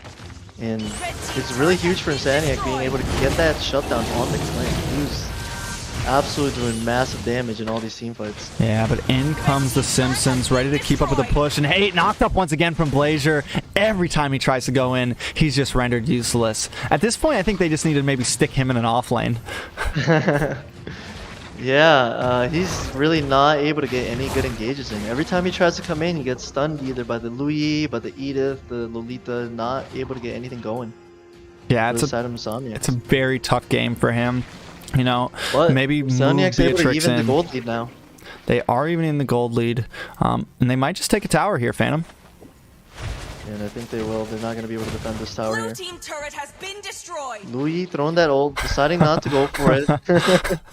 I think it would have definitely been a death if she went for it. Yeah, definitely a scary situation to be in. I thought maybe she did it on purpose. Maybe it was the fake, you know. Try to scare them off. Yeah. Let Hate sit in that bush Maybe. for a few seconds. Very close game now, you know, very even. And, you know, you never know what can happen because side of the Simpsons just have that engage. And if they're able to land it, they're going to win the fights. If they miss a lot of the ultimates and a lot of their resources, then it's going to be a lot of trouble because the Farsa does so much damage now. I would argue, though, that when it comes to endgame, Insomniacs may have the advantage here. They have a little bit more of an output of damage, and Hate is going to start getting tankier to where he can take some of these shots. And Yeah. so when we look at the side of Simpsons, I feel like Clint's their only real endgame Right. potential here, for damage at least. Tasty's going to start falling off in a little bit, to whereas on this Insomniacs, they got Ashley, they got Merciless, and yes, Merciless is going to take a little bit of time, but if Insomniacs can push this to the end game, they definitely have some possibilities here. For sure, I think, you know, it's really mainly the Clint going to be the late game, but with the CC, you know, you don't need all the damage Yeah. because if you have all that time in the world to be able to output damage, then it doesn't matter if you're not outputting a lot, as long as you can output it for a long time, you know? Yeah, as long as you can hold everybody up, and if you can take a member or two out on the side of Insomniacs, they can definitely take those team fights, and that's what Edith is going to give them. It's going to give them that time. Same thing with Damien on this Lolita. And we're gonna see who's gonna try to contest this Lord. We saw Galaxy use his ultimate on the Lord, so it might be a good time for the Simpsons to try to push something here, get an engagement. Ooh, Feather Airstrike does come down. She uses the flicker to get away from Edith. Edith pops that ultimate, goes into her standing form, tries to knock up Galaxy. The Lord coming to the side of Insomniacs. I miss the old you. Sitting inside of this bush, waiting for a play to be made. He decides to move on to Damien. Doesn't use that Odetta's welcome, though. I like the patience, Phantom. Yeah, both teams being very patient around this Lord. Don't want to overcommit. You overcommit, you might, end up losing way more than you want to. Yeah, you definitely don't want to take the team fight with Lord crashing on you.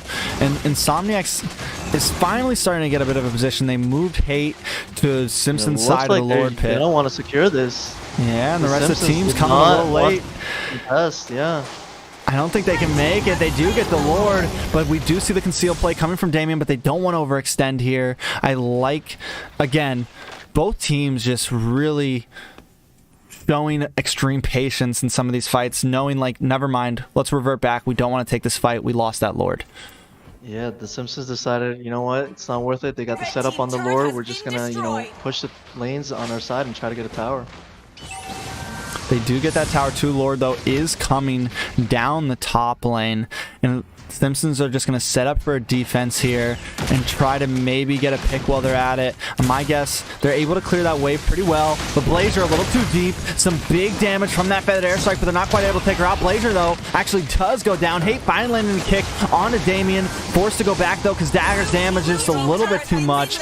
Damien goes down. It's a 2-for-0 trade, and Lord is still pushing Phantom. Yeah, they were able to get 2 people off, and they back off now. They should be able to still push that mid lane as the Simpsons try to take down this Lord. So they're going to be able to get a huge mid lane tower here. And they might try to push for the second tier as well. They need to at this Definitely point. good for the side of Insomniacs. It's really what they want right now.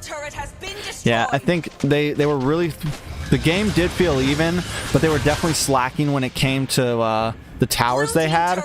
And this is really definitely... This is evening out the playing field, if not actually putting it into their favor now. Yeah, I think Insomniacs now are in the front pedal. They got control of the map. They're taking the jungles. They got all the second tier towers. And, the Simpsons, it's looking tough for them. That major damage is really going to be coming for Clint. And if they're not able to set up and engage and they just kind of wait for Insomniacs to, engage first, it's going to be very tough for them. Yeah, and they keep messing up their, they're starting to focus Ashley a bit now in these team fights, and she just times those flickers so well. They're not able to get the pick, so Edith either wastes the skill trying to get her or something along those lines. Blazer trying to come in with a little bit of a dash, hits a knockup, misses. Hate with the flicker kick onto Blazer, and the Feathered Airstrike comes down, making her force that ultimate. Galaxy, though, a little too deep, taking a big damage from Daggers, and in comes that new on blast. He does go down. A nice counterplay from Simpsons. We see so many players on Yuzong just get a little too deep every time. Going a little bit too deep. It's a little bit of miscommunication because you saw the rest of Insomniacs kind of back down, not really follow up on the dragon, and kind of, stayed a little bit too far forward. That's one of the things, you gotta communicate a little bit better with the team. Yeah, we are sitting now at 12-12. 4K gold lead to the side of Insomniacs. Lord up in 10 seconds. And the Simpsons is definitely trying to hold a position here, I think. Yeah, they're set up first for this Lord side here. And it's going to be interesting because they still probably want to get a pick before they try to go for this. And it looks like Sonya's kind of wrapping around with the conceal with a big kick coming from the back. Too good. She forces the flicker, but Ashley not able to keep that that Feathered Airstrike down. Odetta's welcome does lock on to Damien, but I don't know if they're going to be able to finish here. No, Merciless is here. The immortality pops, and they are able to get the kill. 2 members of Simpsons do go down. I got a little thrown off whenever the Feathered Airstrike got stopped. I just didn't see exactly what happened there. Yeah, I mean, that was just a huge play from the team, wrapping around the back, the bot side, taking the Simpsons off guard there on the engage. Cho being able to kind of get in there, kick, get the ultimate off, and set up that really nicely for them. Yeah, and, you know, like I said, Cho's finally starting to get the items he needs to be able to take damage, so he can actually push those engages and get in there. Not just out, he has that conceal. I mean, just a huge outplay from them wrapping around the bottom there. Just shows shows that they're communicating and keeping strategies going, not just doing the same thing every time. They're gonna try to push it in mid tower now. Yeah, all waves gonna push him down. Great push, feathered airstrike, but Galaxy once again in the back lane. But I think he did that on purpose to let the rest of his base in. Merciless with that ultimate, not able to take out Blazer though, and a nice flicker push, a nice flicker ult coming from Damien. Hate a little overextended, gets tossed, gets knocked, immortality pops, and he's able to get out, which is a sliver of health. But all of the inhibitors are taken away from all of the effort wasted onto Hate. Yeah, I think those deaths there were, you know, definitely worth it because they were able to take all the inhibitors down. Now they just need to back off. I miss the ulti. Maybe get taken down here. Does get taken down. Merciless tries to do something, but he's smart enough to not over-engage there. Yeah, I think, you know, little bit of a teleport play. Didn't know if they were going to go for something here. Hate trying to get a kick on a Blazer. Isn't able to. Gets knocked up once again. Merciless gets tossed. It's a big double kill on to the side of Insomniacs. A beautiful play coming from the Simpsons. Now they're going to move on to Ashley. Is this going to be her first death? She uses that wing by wings, catches the the speed up, and is able to get away. But Music Tasty on the chase. Does the stun happen? Ashley going for the outplay here. Gets wings by wings once again as running away is just chasing her down. She's taken out. What a matchup there, and all five members look like they're gonna be pushing. They might be able to actually end it here. I think they do. This may be it. The Nexus going down. Damien with the numb. They're gonna end this here. Good game going to the Simpsons. What a turnaround from the Simpsons. Insomniacs, they were able to get all three inhibitors, but then they just stayed way too long. They tried to fight in the mid, man down, and it really cost them. Simpsons taking full advantage of that, taking everyone out in the base. Yeah, I mean, I think once they got those three inhibitors, I think it was time to just back off. I really want to. Yeah. I'm hoping I caught this replay. I want to look at it real fast. I only got the end of it. It was, just that final flicker when Hate comes in, and then they get the knock-up on both Hate and, they got the knock-up on Hate and Merciless in the same time from Edith. Just an insane turnaround right there. And something bursted them down. Just beautiful overall. Huge plays. Wow, what a turnaround. It really looked grim for them after they lost all the inhibitors, and, they weren't able to... They weren't able to be patient and just back off there. Yeah, the game was in their hands, I felt like. After that Lord push, you get the inhibitors, you back off, you play it patient, you eat up their jungle. It's just, that's what you do. That's what all the best teams do. That's what that's when you're able to capitalize that much on a nice Lord push and you're taking a huge gold lead, you're winning some of these team fights. You just eat up jungle, don't let Clint or Lance get any buffs, and you maybe wait for next Lord or wait for them to try to force themselves onto you. Yeah, for sure. And this is huge for the Simpsons, able to get a huge map win here. And it's gonna be interesting to see the next game. Even when Insomniacs kind of took the lead, the whole early and mid game, it was very even, very close. The Simpsons doing very well, throughout the game. So we are gonna jump into game 2 here. Teams are readying up. We're just trying to get them ready to go. Do you think that Insomniacs makes the comeback here? Yeah, I think, they're going to be trying to come here now a lot stronger. They did have all the map pressure at one point, and they had all the inhibitors. So, they just got to stay, a little bit more patient, a little bit more methodical in their approach, and not, try to push when they don't have the numbers. Yeah, they just, that was just a big down. That was just, one small mistake. Can change the game, and that's what we see all the time. You got the game in your hands and you get a little too crazy. Barat's just going way too deep. So hopefully they turn it around. They definitely have what it takes. We saw it from last game. I'm hoping that, you know, maybe they go game 3 or maybe Simpsons sweeps Insomniacs here. Yeah, this would be a nice upset for the Simpsons. You know, they're definitely showing, you know, they're a strong team. And they showed a lot of good things there. So we are, these, some players on Insomniacs are going to reset their phones real fast. Of course, lag issues, things like that. We are on a central server right now because it's East versus West. So it's just the way it's just the way the dice roll sometimes. Every team has to deal with it. It's not a lot. There's nothing we can do about it until one day we're sitting at a LAN tournament. So we'll be starting up this game in just a minute. Do you think, I mean, do you think the Simpsons are gonna 2-0 sweep this? Do you think Insomniacs just made that small mistake and they learned from it? You know, what do you think happens in game 2? I think it's gonna be very tough for the Simpsons to, you know, sweep them here. You know, we saw even when the Simpsons at the beginning of the game, they were doing good. Insomniacs were doing good to like kind of stay even, stay in the goal lane. They picked their fights well and were able to take the lead. And I think, you know, Insomniacs are gonna learn from, you know, their mistakes and come back and take this game. And we might see a Clint ban now, because that Clint was definitely one of the reasons the Simpsons were doing so well in the early game, and it was able to do a lot of damage at the end there with the Lancelot. There's your Clint ban. Instant.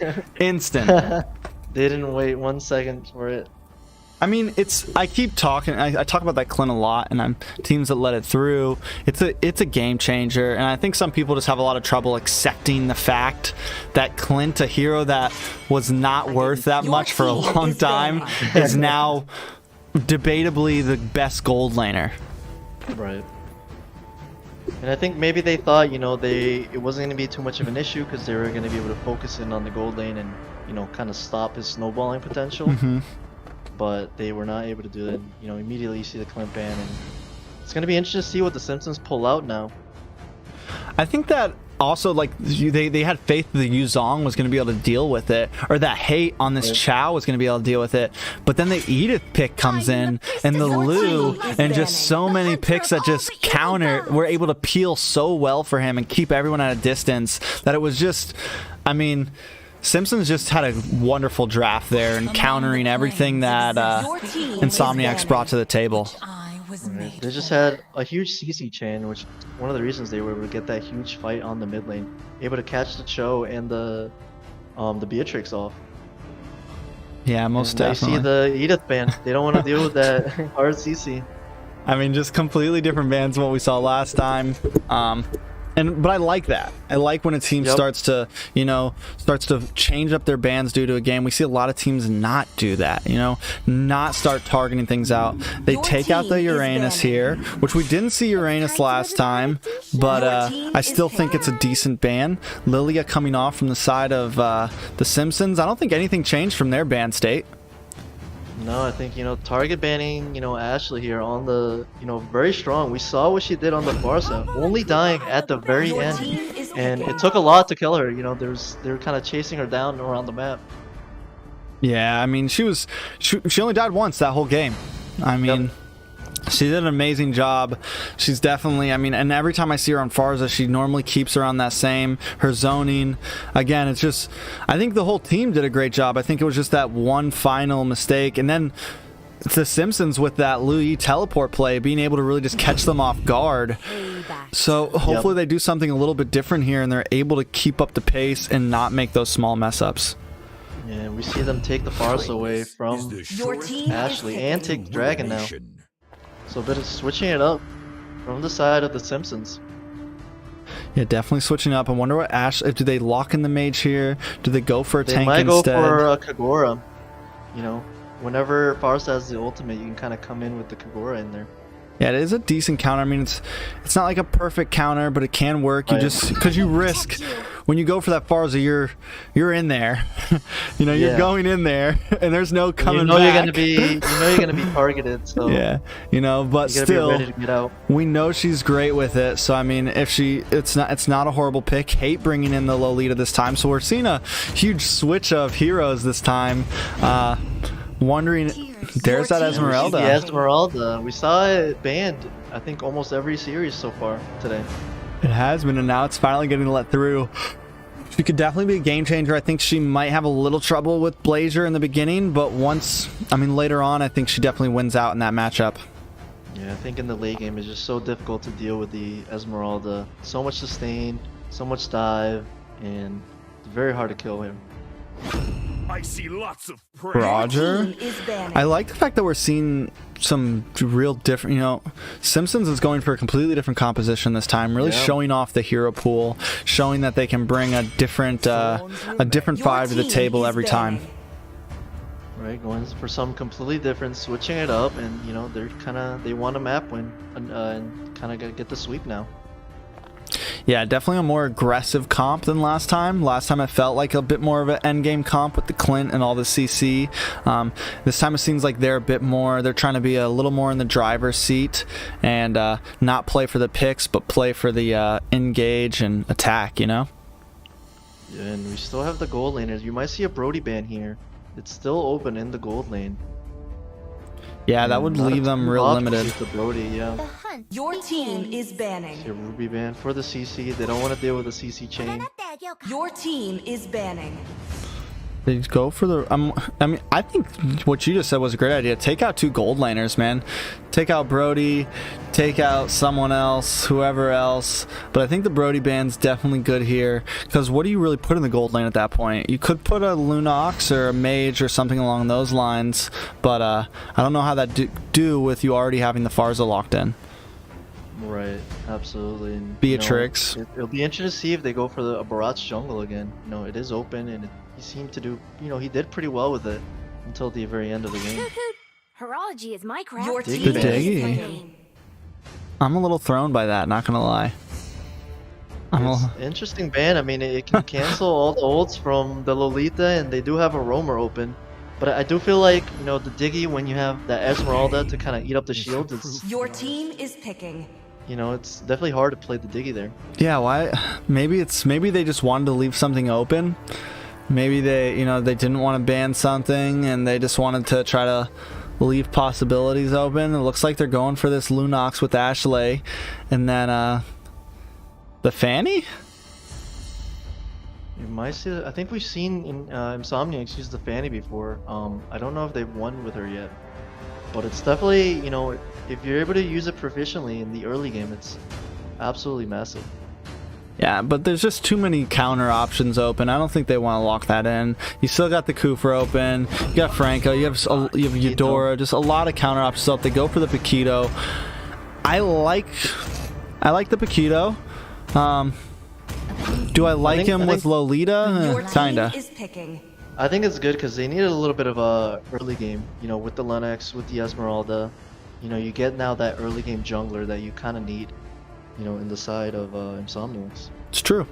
They do have a nice, when you look at it, they have a pretty decent, I think they may be lacking a little on the mid game right now, but Popo will kind of carry through that, and if they can get if they can do what AE did in the last series and get a nice first tower with that Popo and just let him start roaming around more, it'll be huge for them.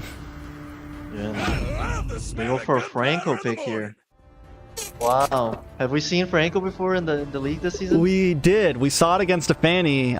It was the other day's games. It might have been. I think it was Team Sexy versus Taste the. No, it was Insomniacs versus. I can't remember. We saw Franco versus a Fanny though, and it was just murderous. It was. Oh, yeah. I mean, it was such a great counter to it. So maybe they make it work here. Maybe Deuce Knights show off with it. It's either. I think it's either going to be a big hit or a big flop. Yeah, I think it's one of the things with Franco. It's a hit or miss hero. If you're not quite able to land those hooks or those ultimates in, there's not much you can do. If you don't land your skills, he's pretty, useless around the map. Yeah, definitely. I mean, that's either. It looks like he's going to be going to this gold lane though, or he's coming around for this blue buff pick. But the rest of the team He's gonna knows try that that's to coming. hook the blue. I think. Yeah, I think at this level, most teams know. Okay, you can't let him hook the buff. Yeah, even Popo rotating down to stop hate, keeping him away. Kind of a cheap gimmick that, like you said, at this level, there's no way it's going to work. Right, and you see, you know, the Popo and Brody matchup, kind of an even matchup, you know, both of them able to kind of trade some blows. It's Popo getting the advantage actually on the Brody. Yeah, doing some nice damage. I mean, Popo's early game, overall, Popo has just become a really nice gold laner. He's got nice damage. But look, a nice pick on a Music Tasty. Can they finish the kill? I missed the old view. Not quite able to finish, but too good a Music Tasty. Forced to run away. Merciless rotating down to get a bit more poke damage onto Damien. And at this point, Litho Wanda secured, and most likely this jungle camp too. Yep, and I think, you know, that's what you want from Insomniacs. You know, you're able to get a nice jungle creep from the Roger, get him low, delay his farm a bit. And they definitely have a good aggression with the Popo here. Yeah, he's playing. I mean, Merciless playing a great job right now with it. But as we see, the rest of the Simpsons coming in, maybe trying to get a gank here. But Hate is here to back them up. Gold Crab is going to go into Music Tasty, and he's going to move on to steal a little bit of jungle from the side of Insomniacs. Merciless and Hate just keeping their distance, trying to clear this wave Phantom. Yeah, both teams kind of just backing off, taking it slow. We saw last game, you know, the whole early game, you know, was a bit slow, not really trying to force too much. And similar here in this game. Yeah, Galaxy rotating up already. The hook is missed from Damien. I mean, point blank hook missed. It's okay though. Turtle's up, and I feel kind of like Insomniacs may have a little bit of an advantage. I mean, yes, Blazer on this Yuzong should be able to help with this fight, but I just like the position of Insomniacs right now. Yeah, they position around the turtle first, and they got it all the way on their side, and you know, it's gonna be not easy to contest it as they start going in now. Ooh, Blazer does come in with that dragon form. Is too good. Uses that that feathered airstrike to come down, but Damien gets picked off by Merciless. He's rotated from the bottom. I miss the old view, securing the turtle. Torn apart memories goes off, but it's just not enough damage, and Popo secures the double kill. Yeah, absolutely not what you want to see if you're the Simpsons. You have the gold laner getting 2 kills and losing the turtle. Definitely gives a big gold lead for the side of Insomniacs. Yeah, I mean, it's just tough because they still have a lot of late game potential with Ashley, with the Galaxy. They definitely do. I mean, and Ashley, again, Ashley does a great job. 0 deaths. She knows that she just needs to scale right now, and not to be ahead this early on and have this late game potential also with Esmeralda. You know, Popo's got the 2 kills. It's definitely a tough spot for the Simpsons. Yeah, I think one of the things is you don't want to start giving up towers now from the Popo, so you want to really try to defend these towers. You know, they already have a lead. You want to try to minimize it by, you know, not losing too many towers now. Most definitely. I mean, and Franco is doing a good job at just hovering up here. The problem with that is, though, then you get these picks on people like Too they Good. get a huge pick off on Merciless up top. Franco must have landed a hook, I'm guessing, or he I used think an he ultimate. landed a hook and ultimate. I think he might have flickered ultimate on that play. It's a good play, and that's going to definitely give Daggers some gold off of this gold tower, but maybe not if Hate's able to help defend. Yeah, I think he might not able to get a turn shield for that, but it's still a big, you know, kill on the Merciless, bringing his gold down. Definitely what you wanted to see. The side of Simpsons. On this bottom lane, Galaxy does seem like she's starting to win against Blazer a little bit. He's having a little bit of trouble in the mid lane, though. I miss the old view. Another kill. On to Damien. On to Damien. That's 2. He's sitting at 0 and 2. Not a spot you want to be as a tank. He's going to really start falling behind in his ability to get these items. Yeah, you know, you're seeing, you know, that's why, you know, the Franco's a risky play, because he can make that flicker ult play, or in the mid lane here, he's gonna die. He's not the bulkiest of heroes. Ooh, Merciless, though, with the outplay on to Daggers. He does pay the price and is taken out, but he's at least able to trade up for the other marksman on the enemy team. Right, but it looks like they might get the whole turn shield down as a trade instead of getting the turtle. Blue team has slain the turtle. They lose So it's, turtle. you know, not bad of a trade. Wait, big flicker from Hate on Too Good, and they get it. Damien tries to get the tower, but they finish him off. Insomniacs playing such a different game of what we saw them last time. Just very aggressive in their face. Blazer trying to do something, does get the kill on to Galaxy, but it's still a wonderful 2-for-1 trade going to the side of Insomniacs. Yeah, Insomniacs definitely have control of the game, control of the map right now. But you know, the Simpsons aren't too far behind. You know, they're only about 1K, 2K behind. So it's not looking too bad for the Simpsons, and they do have that gold turned down already. So I mean, at this point, I personally feel like Insomniacs kind of has the lead. They are up in gold. I think they just need to kind of switch gears and start focusing on the objectives a little bit more. Yep. Start taking some towers here. Yes, they're winning the team fights. They're getting nice picks. They're keeping their gold up. But at some point, you need to make a play and start clearing out these towers. Yeah, I think that's one of their issues right now. They really need to focus in on these turns with the gold lead that they have right now. Ooh, Ashley with Simpsons a wonderful have light ult though, able to stop them and disengage that as Too Good tries to do something, but they're just not able to. Yeah, I think this. Oh, hook here on big hook Opal and from Koopa with the Damien. ultimate, huge play. Yeah, nice play from them. I mean, Damien hasn't landed all his hooks, but he has landed some clutch ones, and I think like everyone he has landed has been onto that Popo Phantom. Yeah, I think so too. And it's one of those things where out of nowhere, Franco comes in with a ultimate. And you can really switch the team fight around. Yeah, man, they do. Look at this play on to Music Tasty. Does go down. They're going to chase down Blazer next. They do get the tower, but they lose 2 members. Blazer maybe getting taken out here, but Too Good comes in with the feathered airstrike and is able to take a kill of her own, taking out Hate. And Ashley is next. Too Good pays the Damien price. with the A hook 3 for 2 Ashley. trade. Wow. Yeah, I I mean, it's not the worst trade for the Simpsons because they were able to get a tower down, but right now the Dagger. doing really good. Maybe next. In comes that Fallen Star Moon with the flicker. Galaxy able to get the kill. Damien a little bit low. They get under this tower. They're ready to take some shots, and I miss the old you secures the kill. Blazer is here to defend the tower, though.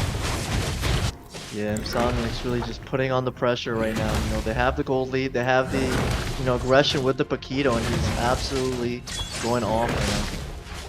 Yeah, I mean, they're making some wonderful plays with the Paquito. Galaxy now sitting pretty farmed himself at 2-1. And even though Merciless has died 3 times, he still seems to have a presence on this map. He's able to get these stuns in just like that. Music Tasty goes down, followed up by the flicker on blast, and a huge play. Daggers maybe next in the chopping blocks, pops that torn apart memories, but gets taken out right ever. 3 members down. Damien out of the fight, along with some towers. Insomniacs taking this game by storm.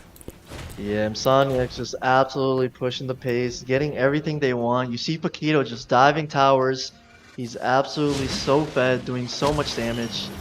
Huge plays by them. Yeah, I mean, Paquito right now, he's got that War Axe in. He's got Hunter's Strike. He's really just focusing on scaling right now. He has a 2K lead over the Roger. My guess is he's either going for Malefic right now. Is that what he's going for next? Malefic Roar? Yeah, I think he's going straight for Malefic Roar. And, just going big straight for the damage. Yep. Should be tearing them apart. It could be a bad play when it comes to the end, but I feel like when you have this much of a lead, maybe just go for some of those damage items early on. Right, and just leave the defense items for the late game. We might see an MO as its last item, but everything else just full damage. And right now it's tough to deal with because unless Damien is able to get a hook or a stun on someone, they just kind of run them over and they don't have enough CC to deal with them. It's true. They have nothing to style, Ooh, big pick on a Blazer. Again, Insomniac just mowing across this map. I mean, and like you said, there's nothing they can do to stop them. They have no tank. They have no hard CC to really stop them in their tracks. Right, and Insomniac's actually doing a really good job rotating together as a team. You saw there with the conceal play, coming in quick, coming in hard, and it's not much you can do. It's hard to react when they come in so quickly with that, good chemistry going on. What would have been great, I think, for the side of Simpsons here? A nice Ruby tank. I think it would have locked up that Paquito, would have helped with some of these hard engages. Something other than that, Franco. Right, something that can pull in multiple people as they're, doing all these tower dives that they're doing right now. Yeah, I mean, what were they? I mean, I hate to keep hammering it home, but I'm just wondering what the thought process was behind that pick. I just don't feel like it was a hard counter to really anybody on the field here. Right, definitely could have gone with something else. Maybe they just thought, they were able to, throw them off, get Franco in, and they were thinking, you know, he's gonna land a lot of hooks and a lot of ultimates. And so far, he's landed a couple, but it's just sometimes it's not enough when you know you're Franco. We might see a concealed play here. Hate coming around the side. Tries to get the stun. They decide to go for the tower instead. Tier 2 tower in the mid lane going down as Lord crashes into this bottom inhibitor. A nice push from all lanes. Paquito clearing up that tier 2 in the top. Lord only down to about half health. Still able to get a little bit more. They might want to keep pushing. I miss the old dude on the top inhibitor as the rest of the team focuses on the bottom. A nice push coming from Insomniacs and another wave of minions coming down the middle. Galaxy comes in with a huge fallen Star Moon, and in comes the flicker from Hate, locking down. Damien goes down, and next is going to be Blazer, followed up by Music Tasty. A huge cleanup coming from the side of Insomniacs. This might just be the finish. We're going to game 3 as minions close in. Galaxy drops that fallen Star Moon one more time. The Nexus down to half health. The recalls come out, and the game goes to Insomniacs. Wow, Insomniacs just absolutely turning it up this game. You know, they were able to get, you know, the gold lead at the beginning and then just flip the switch, kept getting aggressive, tower diving, really good engages and team chemistry there on all their setups. Yeah, they did. I mean, a completely different game than what we saw last time. It just seemed like they were a lot more in sync. Maybe it was the composition. Maybe they're better with those aggressive compositions. And they were just, I mean, every player on the team just did it's hard for me to pick an MVP. I mean, I miss Paquito, definitely does deserve it, but I mean the whole team had plays there. The only person I didn't see shine as much, honestly, was Ashley, and we normally see her shine so much, but this time it seemed like she took a bit more of a back foot roll, you know, back pedal. Yeah, I think she didn't really need to in this setup. I mean, I think one of the big differences was the Paquito instead of the Barats. You know, Barats can't really do the huge tower dives, the huge, you know, engages like the Paquito can. And, you know, you really need a lot of CC to be able to stop the Paquito in that mid game. Yeah, so I mean, at this point, though, we are going to jump into game 3. Let's get back to this caster's desk. I mean, after that, you know, the game 1 was close. Hard to decide, you know, which way I was going to go. Game 2, complete sweep. Does Insomniacs just keep up this momentum and sweep through, or can Simpsons fix their draft a little bit and counter? I mean, they had such great counters in the first draft. They definitely got a little thrown in that second one. I think they need to get their heads back in the game here. Yeah, absolutely. I think, you know, they gotta, you know, it's a tough loss, you know, getting steamrolled like that. So they're gonna have to, you know, get together, be like, all right, let's forget about this game. Let's focus up, maybe switch up our strategy now. On this setup with our draft, and they might be able to get it close. You know, at the beginning the game was still kind of close, but once the mid game came around, they just got rolled over.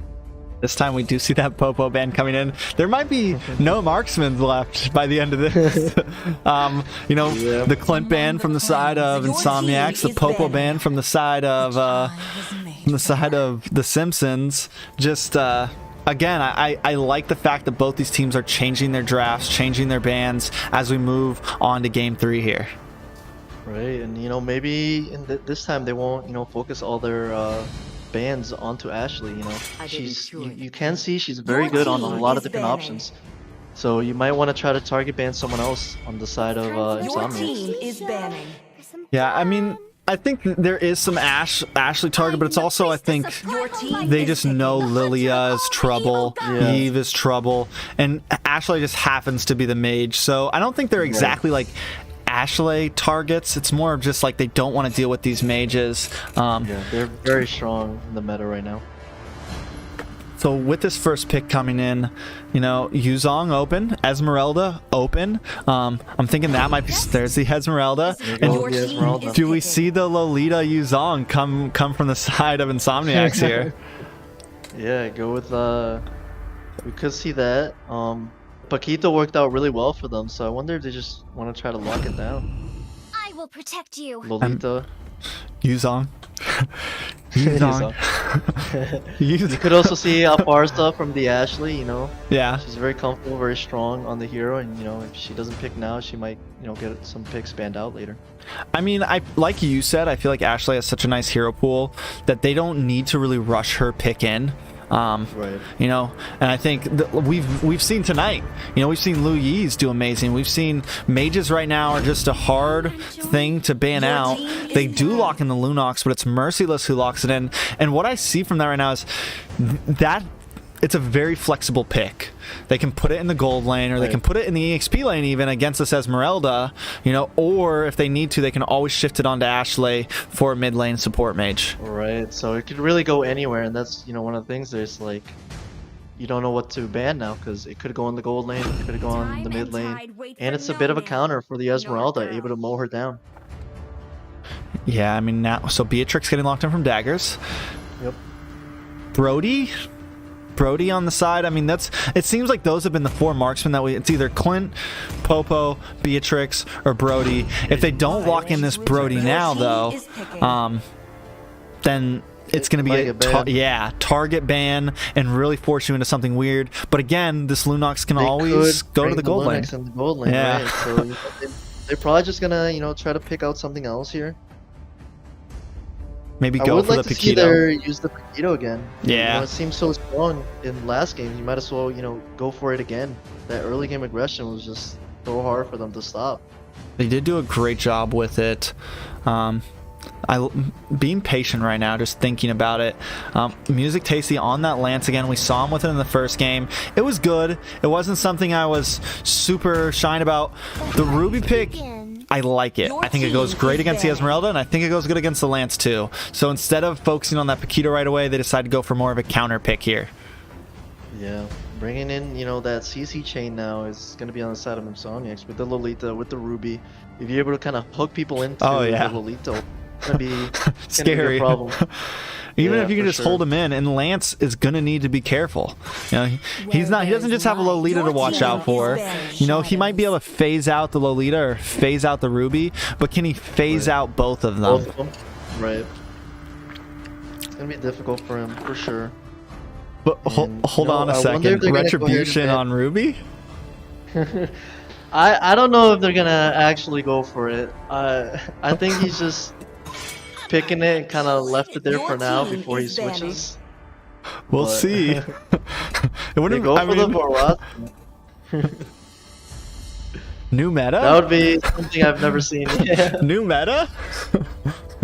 I don't know if Ruby can jungle that fast. I don't know. Maybe. It'd definitely be interesting to see. Maybe if you put like a, you know, you put a jungle emblem on her where she does a little more damage onto the creeps. Maybe. Well, we see the Paquito ban and the Barat's ban, so they don't think it's gonna be going in the jungle. Yeah, they don't know. They don't see what we see, man. They don't see what we see, fam. That's all part of the strategy. Really throw them off. That would be, well, if they do pick it, it'd be something else, because you know it is game 3. They are kind of risking it. Ashley And coming they in go with for that. the Kagura, so it looks like Lennox is probably gonna go in the gold lane. Yeah, definitely going in the gold lane here.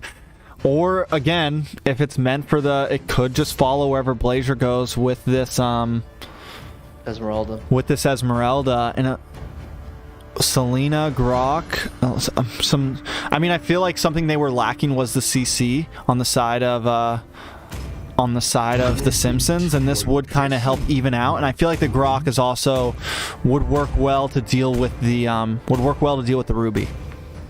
Yeah, and you can also cancel the Lolita ultimate with its own ultimate. Mm-hmm. Even the or wall. the The wall cancels. So I kind of like it. It's a big early game aggression with the Selena, with the Grok. They kind of want to be in your face at the beginning, and they're gonna be able to do it with that. So it'll be interesting to see if it works out. You know, it's something a little bit different. Definitely do like it though. What is Insomniacs doing here? They really got me guessing right now. I'm like, what are they gonna pick here? What's their plan?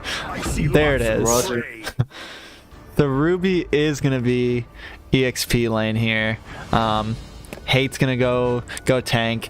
Still, I mean, big damage.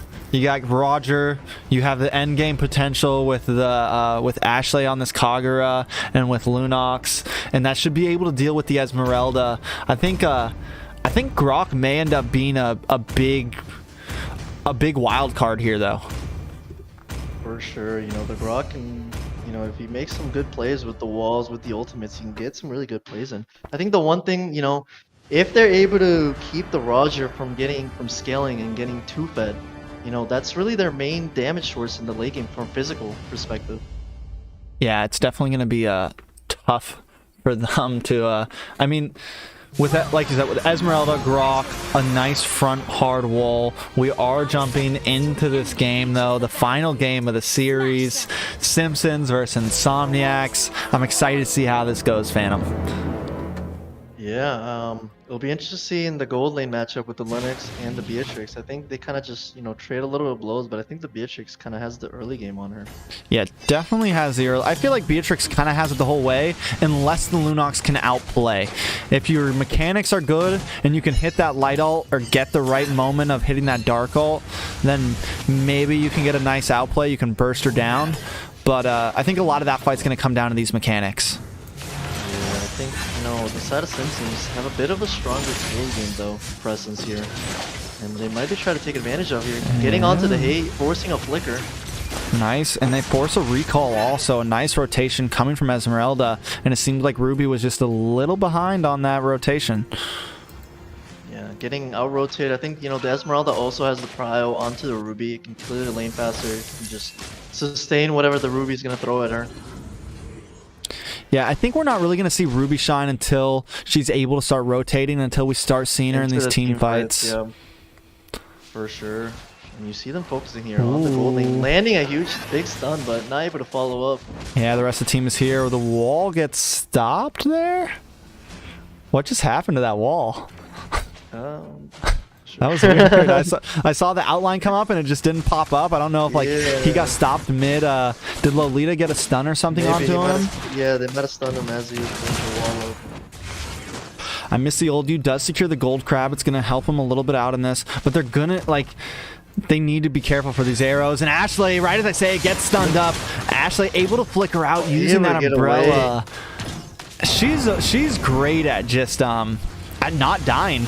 I mean, it sounds so simple, she has but very good positioning, and she knows when her skills are up, when she's going to be able to get away, and not to use it at the wrong time. So definitely very good mage player. You know, she knows her position, knows what she's doing. As this Lord fight coming down. Yeah, Hate taking a little bit of damage here. Does get locked up from that arrow. Too good, trying to chase down, but they decide to go back to this turtle. Galaxy not able to steal the Lord. Blazer onto him and gets the kill. I feel like Galaxy shouldn't have tried to get involved in that fight. Coming in 1v4 onto the turtle, definitely not what you want to see from her.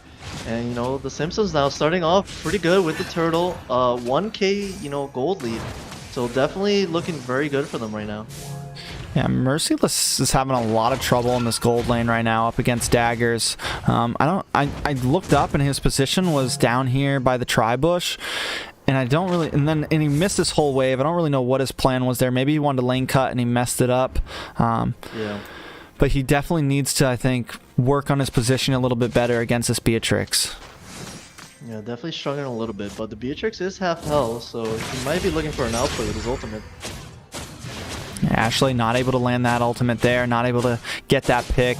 Overall, Simpsons are taking a bit of a gold lead here, starting to take the advantage. I think if they can keep pushing this aggressive, you know, having this up. But wait 1 second in the top lane. I miss the old you, not able to get the kill, but Merciless comes in with a flicker dark ult and gets, comes with the flicker ult and gets the kill. But she's stuck on this wall. Tower shots coming in on the wall with the on Damien. Wow. She's able to get away with just a flicker. And a big play coming in. The Numenon Blast does land down, but the stun does not connect as the rest of the team is able to disengage. But a nice play coming from Insomniacs, evening out the playing field. Yeah, definitely good engage on the Beatrix. She kind of got cut out a little bit. Didn't really realize the whole, you know, team was there on that positioning. But definitely, you know, getting a couple trades here and there. A little bit slow still. Not seeing too crazy. They don't overcommit, which is what you're seeing from both of these teams right now. Which is definitely what you want to see. If you don't see you're going to win the fight, just back off, don't lose too many members, and just try to focus on the next objective. Yeah, it's really similar to game 1 that we saw. A lot slower. But we know that if Insomniacs can get a bit of a lead, they will push it. But I think it's going to be hard with this Grok just sitting in front, placing these walls correctly. Insomniacs can't really get that snowball that they had in game 2. Right, and you know the Simpsons have all the early game aggression right now with the Grok just zoning everyone out with the wall, the Selena stuns, Lancelot really strong early game. They're able to secure these first 2 turtles of the game, and they have over a K gold lead. Yeah, I mean, Simpsons just doing a good job. They know that. I think they want this to be kind of similar to game 2. They have the Esmeralda, they have this Beatrix. They don't want to maybe push too hard, and then I think that just kind of keep it similar to game 1 and let Insomniacs play themselves out of this game. Yeah, absolutely good defense coming in here from the side of the Simpsons, getting a counter engagement, huge damage here. Daggers going gets the off. kill onto Hate. Music Tasty does start the engage. Daggers able to secure the kill. Damien uses this conceal play, gets a little bit of vision, and Daggers continues to chip away at this tower. I don't think there's anything Merciless can do here. Yeah, this was a huge play from the Simpsons. Being able to defend that gold lane and then just coming in with a counter engage. Now they're gonna be able to get the tower. Red team turret has been destroyed. Things are looking very good for the Simpsons right now in this early game. We're gonna see if they're gonna be able to keep it up. They will fall off a bit in the late game, so they gotta keep this pressure up. Yeah, I think once Galaxy is able to maybe get involved in these team fights, we may see something a little bit different than what we've been seeing. And this could be the question to that. Damien trying to push forward, Galaxy keeping them at bay. The wall does go up. Ashley comes in with his flicker, followed up by the I'm Offended. Damien taking a bit more damage. Hate into this back line. On to Blazer. In comes Newman on blast with the flicker, but he's not able to connect with Daggers, and that is going to cause the disengage. Yeah, neither team overcommitting too much here. Just trying to get some damage, trying to get a little bit going, but if they don't get the kill, they just, back off, focus on the next thing. But it looks like the Simpsons are just, they're doing everything they need to right now with this early game. They're pushing the map, they're getting objectives, and we'll see if they're going to go for this bot tower or they're going to switch to go for the turtle instead. It looks like they're going to be rotating for this turtle. And I'm not sure if Insomniacs can contest it. They definitely seem like they just have control over the map in general. You got the vision from the Selena, a nice stop to Hate's ultimate. Off the ultimate. And that was exactly what you were talking about, the wall. Right before the turtle, yeah. I mean, they seem to always be in the right positions, and they're always keeping pressure on these towers all over the map. Whether, they're... Insomniacs just seems to be having trouble keeping up with them right now. Hey, I miss the old you. Taking some big damage. Taken out by Daggers. Another kill onto Daggers. Damien, though, going a little low. Taken out from Merciless. A nice 1-for-1 trade. But still, Simpsons are keeping this lead currently. Yeah, I mean, it was a Grok for the Roger. Definitely not the trade you want, but they were able to get the tower here. Yeah, they do get the tower, but here's Esmeralda in the bot lane, stealing a tower of their own. Getting the other towers, so this is what Simpsons want, making very good plays. I really do like this block pick right here.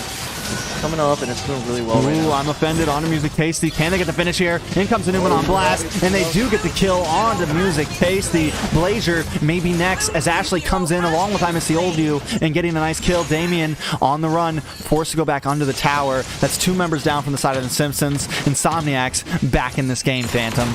Yeah, a little bit too deep. It looks like they were trying to contest that blue, but they didn't have enough members there, and they got caught out.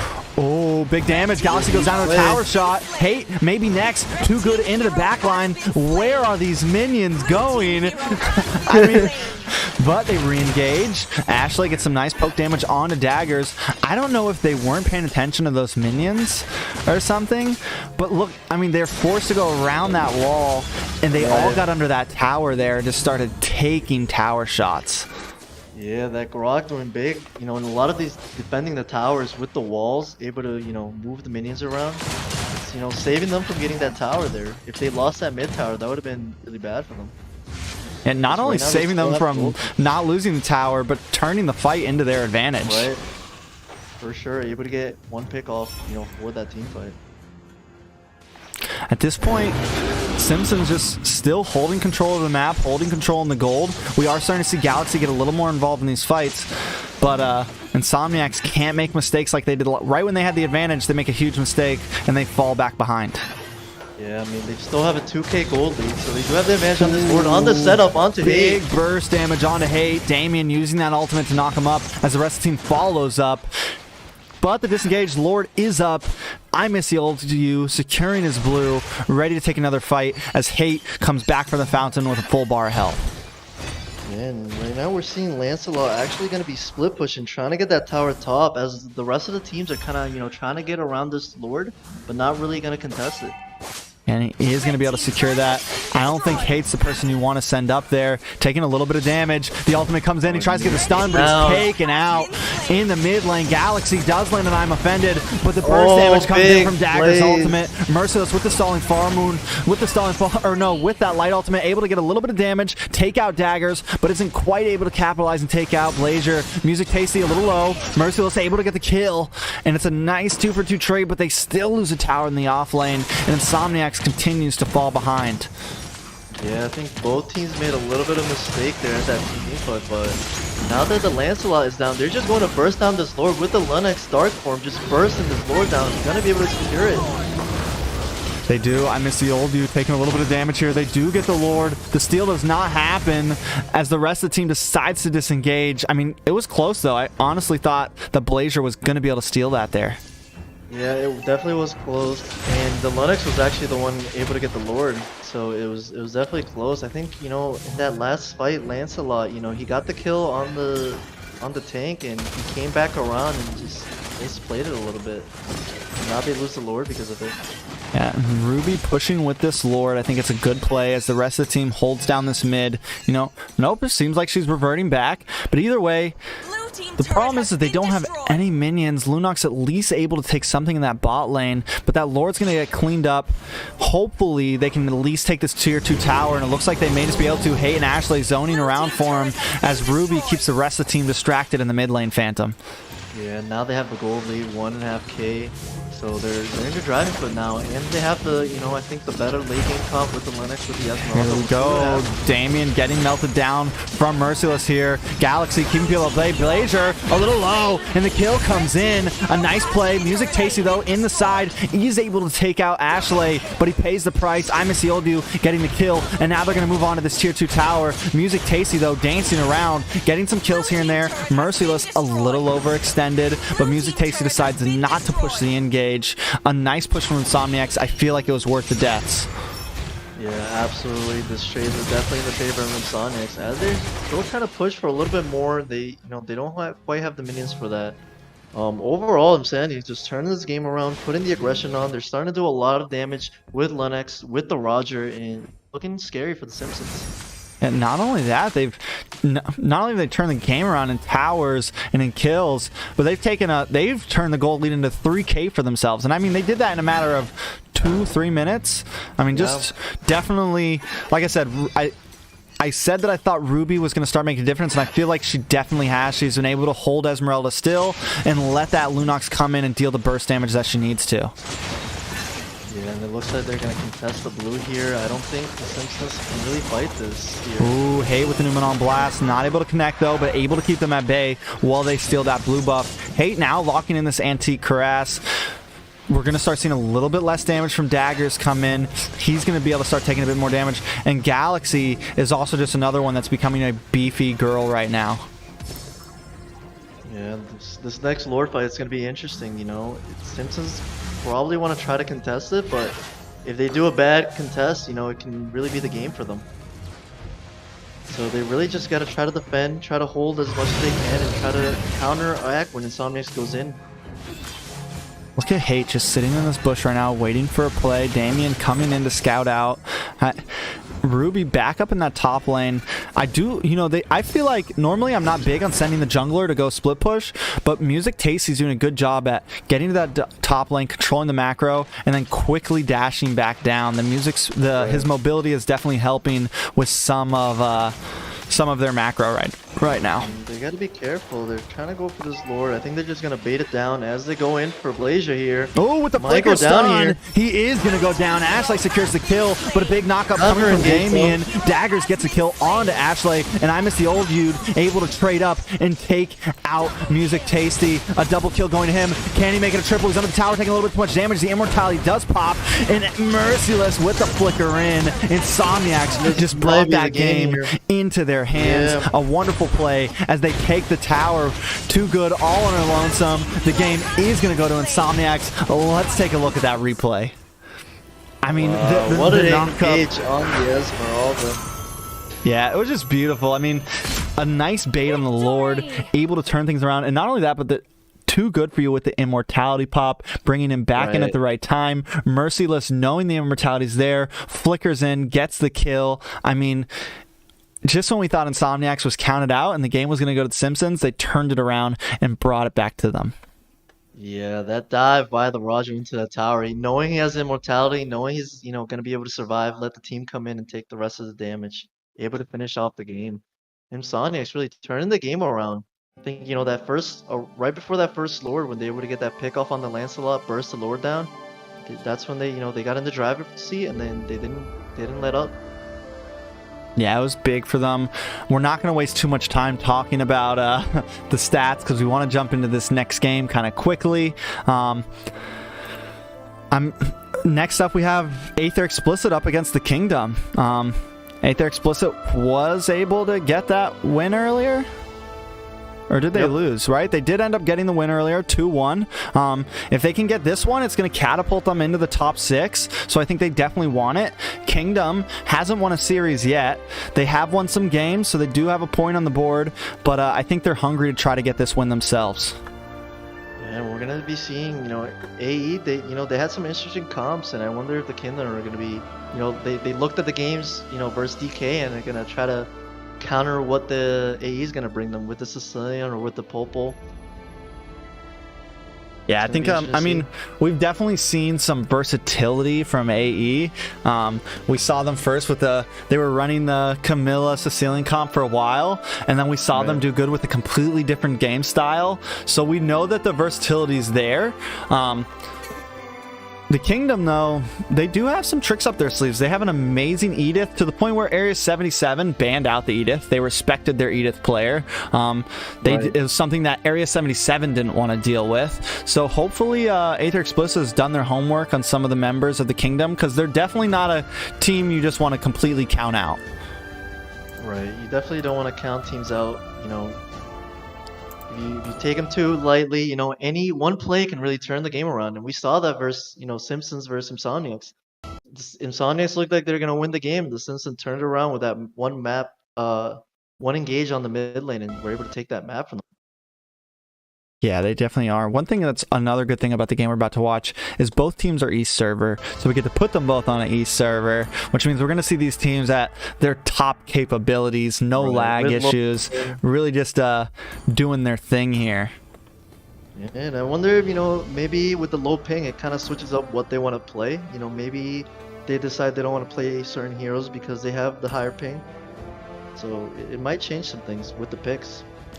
Yeah, I mean, I think it definitely does. I mean, you're definitely not going to pick Ling when you're on a central server and you're playing from East and you're on 60 MS. I think that's why we see, Paquito's a great jungler, but we've been seeing a lot of players that we see sometimes use high mechanical heroes, go for some of the more simple mechanicals that they know they can still play well, just because you don't want to risk it. You got to kind of play it smart. Save your high mechanic heroes for when you know you're on a server that you can play on.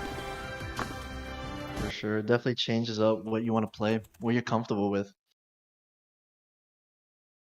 Just since they are both East also, we're going to go without a ping check, I'm pretty sure. So we should be able to jump right in.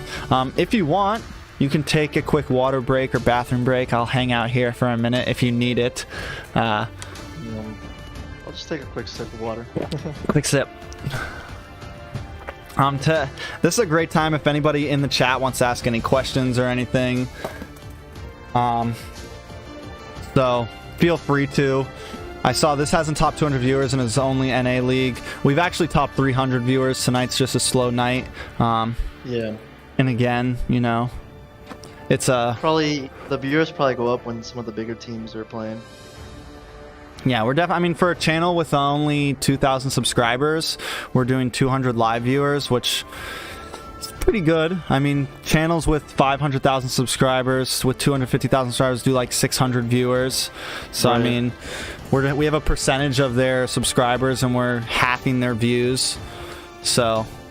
And I feel like it's just going to keep growing, especially as the, league gets into, into the playoffs. A lot of more people are going to be tuning in to watch, the very top teams, fight it out. we are just setting up some of these people real fast. Some of them don't have, of course, giving them permissions on the server so they can actually talk. I don't know why they don't already have permissions. This is stuff that should have happened a while ago. But yeah, AE up against the Kingdom here. Kingdom looks good right now, man. They look really good. They look much better than they did in first season, and I feel like they definitely have an opportunity here of reaching top 6 by the end of this season. The Kingdom? I mean, AE. Oh, AE. Right. Yeah, I think they've made big improvements, you know, from last season, and you know they've kept most of their team together with this core that they have right now.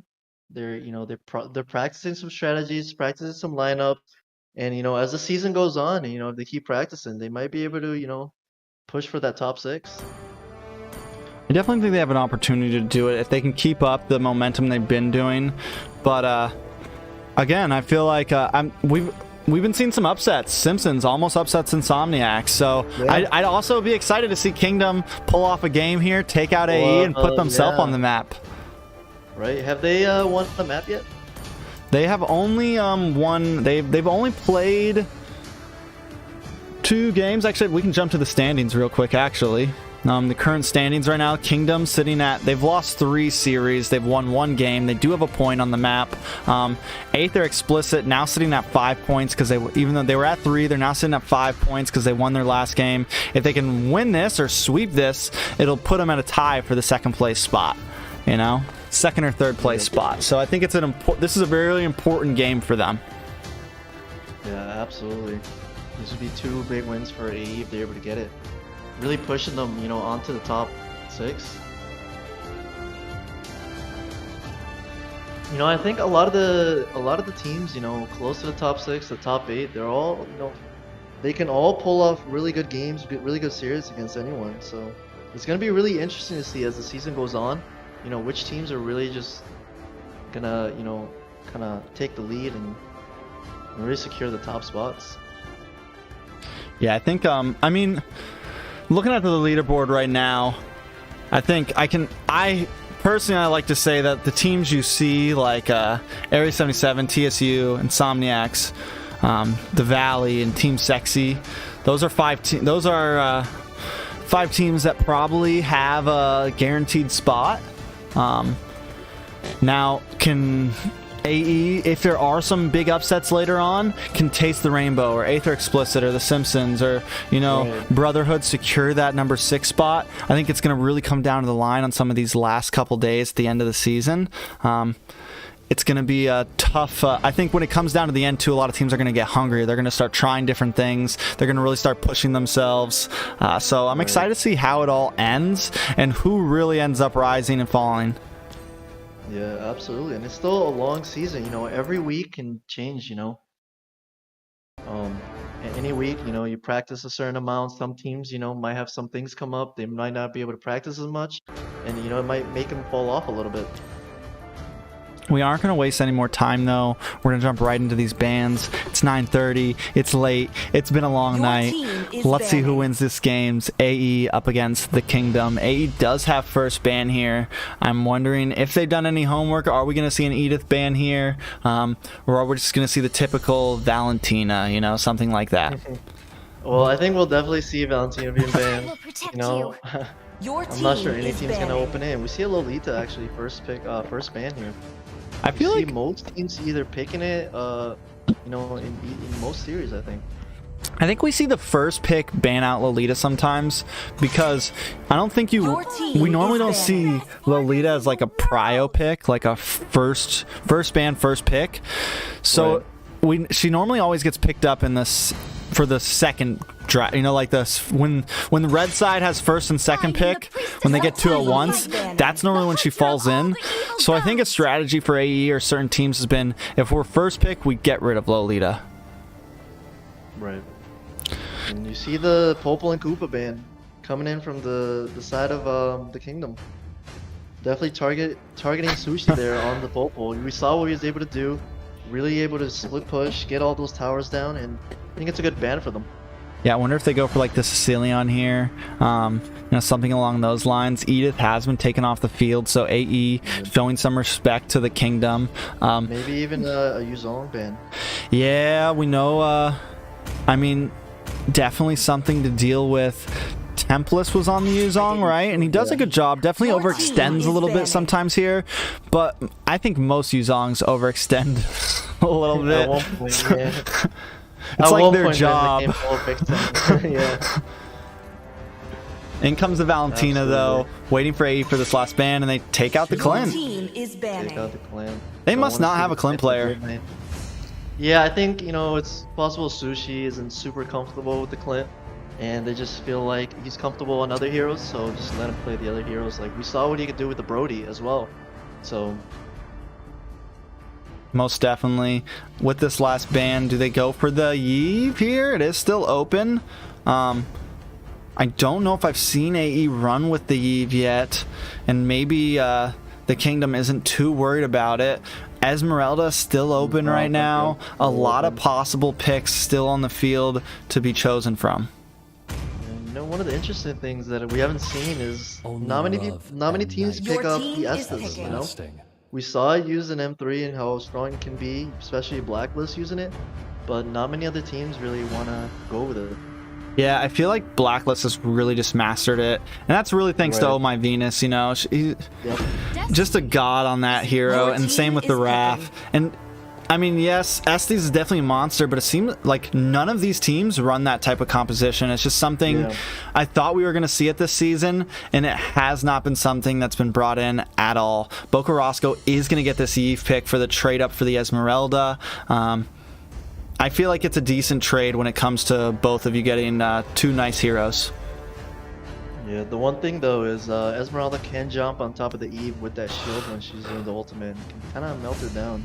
Yeah. But we did see a Sicilian ban, so the Kingdom really just looking out for those picks from Sushi. You know, but I think you kind of have to pick up the Eve because you don't want to give the Esmeralda and the Eve over. Right. You know, like, even And though we see his Esmeralda dragon counters it. Yeah, The ladder of eternity leads you upward. and now we see a Linux pick. Nice instant counter to that dragon, I feel like. And not only that, you limit them from picking up a Lunox to deal with your Esmeralda. I think it's just a good pick. And once again, it can be, like we've seen, it's a nice flex pick. You can put it in two spots of the map. By putting that, a Lunox is such a great early draft pick because it just leaves your opportunities open. Your team is Right. picking. And we do see the Kufra coming in.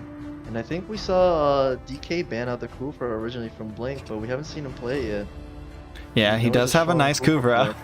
Yeah. Not only that, but we do know also the Kingdom does have a decent Fanny on their side, so maybe they're able to Yeah. Stop the Fanny pick yeah. for sure. Hovering over this one right now, do you think it gets locked in here? I'm not sure. I don't know when it's super strong, especially versus the Kufra, because if the bouncy ball jumps on you, you can't really dash or like jump around with the 1-1, so it can be a little Your tricky. team is banning. And we see the Beatrix getting picked, and we might see a Brody ban now for the gold lane. Yeah, I mean, they don't have. I think they should at this point they should definitely pick one role and target it. They have their Beatrix locked in. It would be target the Brody, target another marksman, target another gold laner, and you just leave Sushi with practically nothing at that Your point. team But is instead, they go banning. for the Paquito here. They go for the Paquito ban, targeting the jungle. Miles is still waiting to pick his jungler.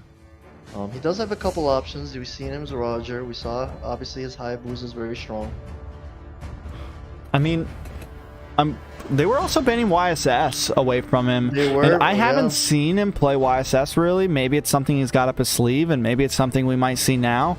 But right now, I somebody feel like they can need Your some team early is game banning. on the side of AE right now. I agree. They definitely don't have a lot of early game with the Esmond, with the Linux. So you definitely want to get a jungler that's going to be able to put that pressure in the early game. Maybe like a Roger.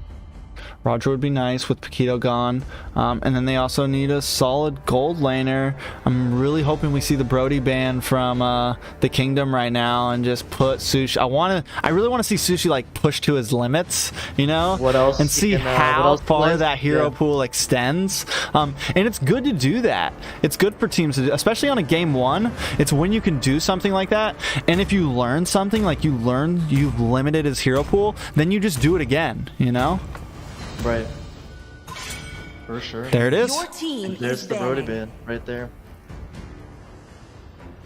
Now I wonder what we're gonna see. We still have the jungler open. We still have Roamer open. There's quite a bit of options, I think, for the Roamer.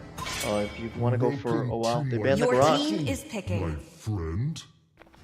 Interesting ban. Yeah, I mean, I feel like maybe AE are the ones that have not done their homework really here. We haven't seen the Kingdom play Grok at all yet. Yeah. We also haven't seen them really play Raph like that. I mean, yes, they are good technically on paper. They're decent bans. But Your Roger team now is taking off the picking. map, limiting. I like that pick, taking it away from Riles. I do like it too. Sushi and Riles in quite a weird predicament here. Yeah, we might just see him pull out the Hayabusa. It can jump onto the EU, so that is some, a good target for him. And the Beatrix is, before she can get the Winter Truncheon, or the Wind of Nature. Yeah. Definitely jump on. Your Oh. team is picking. Wow, we see something a bit different here. From the side of AE with the Helker pick and the Claude. The Helker got a bit of a buff a couple patches ago, but we haven't seen it too much. It's definitely improved from before, but it's an interesting pick. Yeah, I mean, the Claude, we're already seeing you get pushed. Claude's definitely, he's done okay, but then some matches, it's just kind of shown that he's not as meta as he used to be. And he does have that arrival on, though, so maybe we see him really just be focused on for split pushing right now. Maybe that's the goal if they keep that. I'm honestly excited to see how Riles plays in this Hellcurt right now. Hunt begins. Yeah, it's going to be interesting to see. I mean, if he's able to jump on someone, that damage that the Helker is able to pull out, even from level 4, is just insane. So if he's able to get a few picks in here, get fed, and kind of get the team going into the late game, they're going to be in a good spot because the rest of the team, the Claude, the Lennox, and the Esmeralda, more of a late game composition. So Yeah. you really need him to shine in the early game.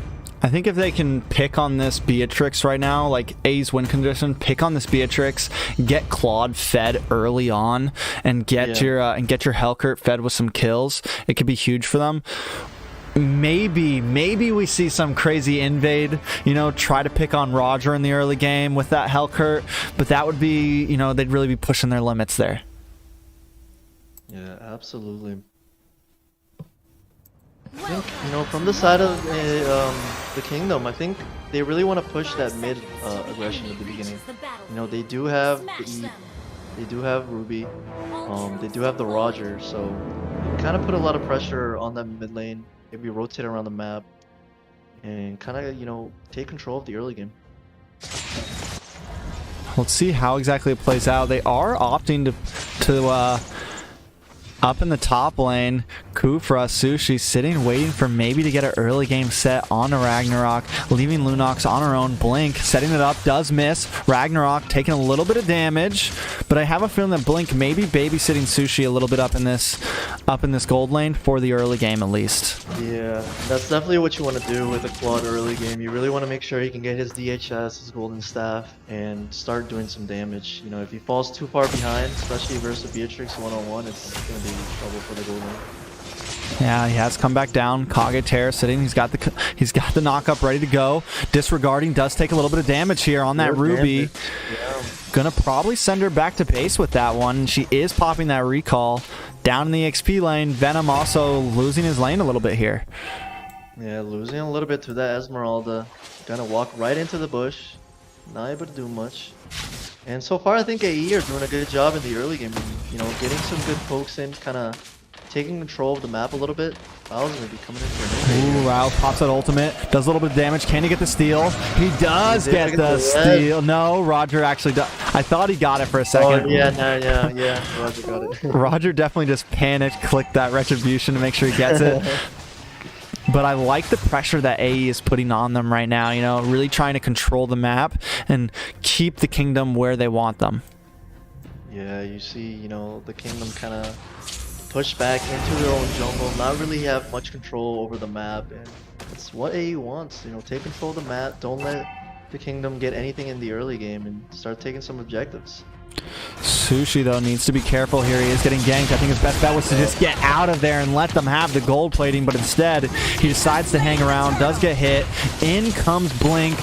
Bocarosco there with the world manipulation, and Blink is in a bad situation of his own, forced to use his flicker just to get away. A nice play coming from the kingdom. Yeah, doing a counter engage, you know, they saw they're going to lose the turtle, so go in, trying to get a good engage on the Claude, and you know, make sure he doesn't get too farmed up. And we do see the arrival on the Claude, which is very interesting. You don't see that too often. Yeah, you normally want to put that jungle emblem on him so he can actually get some gold faster. And they also have him with Killing Spree right now, so that's another kind of different for Claude. It's definitely not a build that we normally see. But again, Aether Explicit has been coming with some pretty outlandish compositions recently, so I have to think that maybe they know what they're doing here. Yeah, I think they just want Claude to just be split pushing around the map, you know, clearing waves, pushing towers, and then just coming back. For sure. Look at him, and that's exactly what he does. He recalls back, gets some health back, and then uses that arrival to instantly be back in his spot. Looks like he's taking the jungle creep from the Roger. And AE overall, you know, they're down 0-1 in kills, but they have the gold lead, and they really just have the map control, the map presence right now. Not letting, you know, the kingdom really do much. As they get engaged here. Big engage on to disregarding. Riles gets a kill, and now he's moving on over to T. But a nice, I mean, just sitting in that bush, waiting patiently. Ruby walks right into it, Phantom. Yeah, that's that big early game damage from the Rouse, even onto the tank of the kingdom. You know, if he lands the daggers, it's way too much damage to handle. Yeah, it's definitely a lot for them, and now they're going to move on, get some gold plating into Sushi and Riles, and possibly take this tower here. Definitely taking this tower here, Phantom. And I think they're going to take this tower and go straight into the turtle, and this is starting to not look good for the kingdom, you know? AE kind of taking control of the map, they have a 2k gold lead, about to get the tower, the Claude's getting a good amount of gold, you know? They gotta try to fight for something. Oh, disregarding, taking some big damage here. World manipulation does go up, but it's not going to be enough to save the day. Blink gets a nice Tyrant's Rage onto T. T chasing down Riles. Sushi in the back gets taken out, but T is instantly killed as Kage Terra in the background gets a double kill onto Ragna, and that is 4 members of the kingdom down, all for the price of Sushi. Yeah, that's not what you want to see. You see Riles now 3-0. He's going to be doing some absolute massive damage. And the Kage Terra on the Linux. He has 2-0-2, has a good gold lead. He's going to be scaling into that late game, doing a ton of damage. And they're probably going to start pushing this bot lane now. Looks like they're set up for it. Yeah, and I don't think there's anything they can do. And look at the pick on to Venom, taking big damage. Sushi immediately comes in with that ultimate and Templess with the falling star moon over the wall to finish the kill onto Venom. He is taking a little bit of damage here, but he's going to be able to use that conceal to get away in another tower going to Aether Explicit. Yeah, AE just doing everything they want on the map, you know, going from tower to tower, objective to objective, just pushing the pace, pushing the map, and doing what they need to. Onto E by Riles. Onto the mid lane, they're still going to be able to get this tower too. Templars, big time with Rage Flicker onto several members. Riles comes in for the double kill, and now the rest of the team of the kingdom is forced to run back under their inhibitor tower. I mean, just a huge flicker play from Blink there. Maybe this is why we're seeing that Cooper get banned. Yeah, massive play from Blink with the flicker ultimate, and they're just going around the map, and every time they want an objective, they take it. They get an engage, they get a kill, and they take the objective. Now they're going for this second tier bottom tower, and they're probably just going to be able to take it. I don't think Venom's going to be able to defend this. Yeah, it's definitely going to be tough. I mean, AE's just steamrolling right now. Riles is targeting the people he needs to, targeting Bokarosco. Ragnarok sitting at 2-1, and Claude just rotating back and forth with this arrival, going from bottom to top and controlling the macro of this map. Yeah, just rotating from lane to lane. You saw him recall, go straight back to the top lane. Definitely an interesting play on definitely an interesting play on Claude, something we haven't really seen, and it's actually working quite well. Blink though coming in with the conceal play. They're gonna try to steal this red buff. Ragnarok keeping at distance, has that sniper ready, trying to get a couple shots in, misses the one onto Sushi, and Sushi is gonna be able to take this Kage Terror, steals the red buff. Taking the red buff for himself. He's, he is doing a lot of the damage, so right now. Not too bad. Yeah, And I mean, what do you think the Kingdom need to do here to maybe have a chance to turn the game around? I mean, at this point, their only hope. I mean, T01 at 7 minutes. That means Roger is like complete uselessness right now. Yeah. They need to try to focus on keeping Ragnarok alive, keeping Bokarosco alive. They do have that real manipulation, and they do have Ruby, which are a mean combo.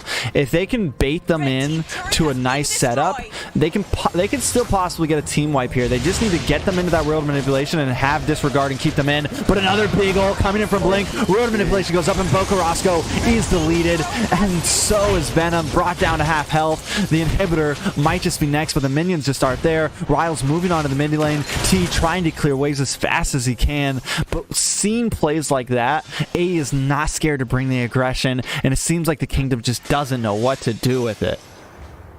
Yeah, it's very tough for them. You really need Ruby to get an engage and a follow-up from the Dragon, but it's tough when you just see Kufa jumping in at any time. Riles using that ultimate, so it's hard to see where they're coming from. And they just get the setups, get the engage, and it's too much damage. They're up 11,000 in gold. Any team fight they're gonna have is even team fight in numbers. Even if it's only one person down, they're probably gonna lose it. Yeah, I mean, Lord now getting shredded by Riles. And this is we're at a point in the game, I feel like, with another big ult coming from Blink, followed up by the rest of the team. Oh, but a little bit of a turnaround. Kage Terror does go down, and so does Blink. Maybe 2 for 1. a bit over, a little taken on a bit more than you can chew there. I get it, you have a 10k gold lead, but don't start getting too crazy, Aether Explicit. I think, Blink just saw an opportunity for an engage, but he didn't realize he didn't have a lot of team to follow up there. It was just the Linux and first 5 members of the Kingdom. Even if you have a 10k gold lead, you're probably still going to go down. Yeah, you gotta, keep playing it safe, play smart. That's what the best teams do. Even when you have a huge lead, stick to your game plan. Don't get too crazy. But Aether Explicit just seems to be having fun as Template goes in with a spalling Star Moon, disrupts the team, and the inhibitor does go down. 3 members up against them, disregarding, going a bit low, forced to go back to Fountain, and the Lord just keeps crashing in. A wave of minions coming down the mid lane now, and it looks like AE is going to be able to take it. Claude with the arrival onto the front minion, and they are just going to shred this down. Blink with the flicker first skill, they're able to get a kill onto T. Bokarosco in the back, using that real world manipulation, followed up by the I'm Offended from Disregarding to keep them in, and brings them down to low enough health where they send AE out of their base. Yeah, they were able to get 2 inhibitors with that Lord push, and maybe they're going to push for another one. Might be a little bit overextending there. Templates though, super tanky, not much they can do about them. Yeah, Riles, landing the snipe, but because of the level difference, not able to do much damage onto Riles. Yeah, I mean, in Templars, even normally at 10 minutes, you don't see Esmeralda. I mean, Esmeralda's that crazy, but this Esmeralda is playing like she's at a 20-minute game right now, just diving under towers, hanging out under the Nexus. Esmeralda. Yeah, definitely causing a lot of issues. Riles coming in with the ultimate, but he's going to go for the tower instead. A nice play, and he's able to get it with just a sliver of health left. Needs to watch out for that sniper shot. Sushi coming back. Minions continue to crash, and the Kingdom is backed into a hole right now, Phantom. Back into a hole. They don't have any inhibitors. It's a 13,000 gold lead. It's it's gonna be looking very rough for them because they're probably not gonna be able to contest the next Lord coming up in 30 seconds. You're just gonna have to clear these minions and hope AE, you know, mess up, make a bad engage, and capitalize.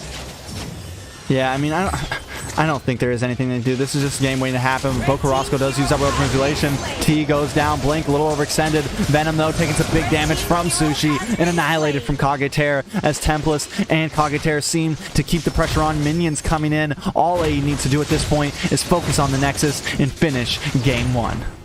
That is game 1 to AE. They were just in the driver's seat for the whole game.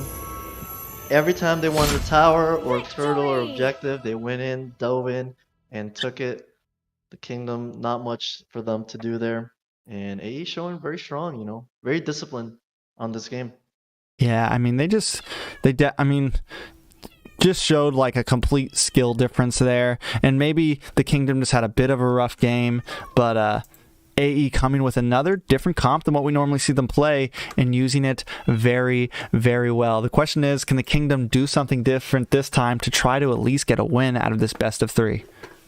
Yeah, they're gonna have to try to, you know, maybe surprise AE with a completely different strategy, but it's gonna be tough, you know. I think one of the things that their issue was in the beginning, you know, they didn't really coordinate together any engages, any setups, and they kind of just waited for AE to kind of take over the map, take the initiative, and they just weren't able to do anything once they got going.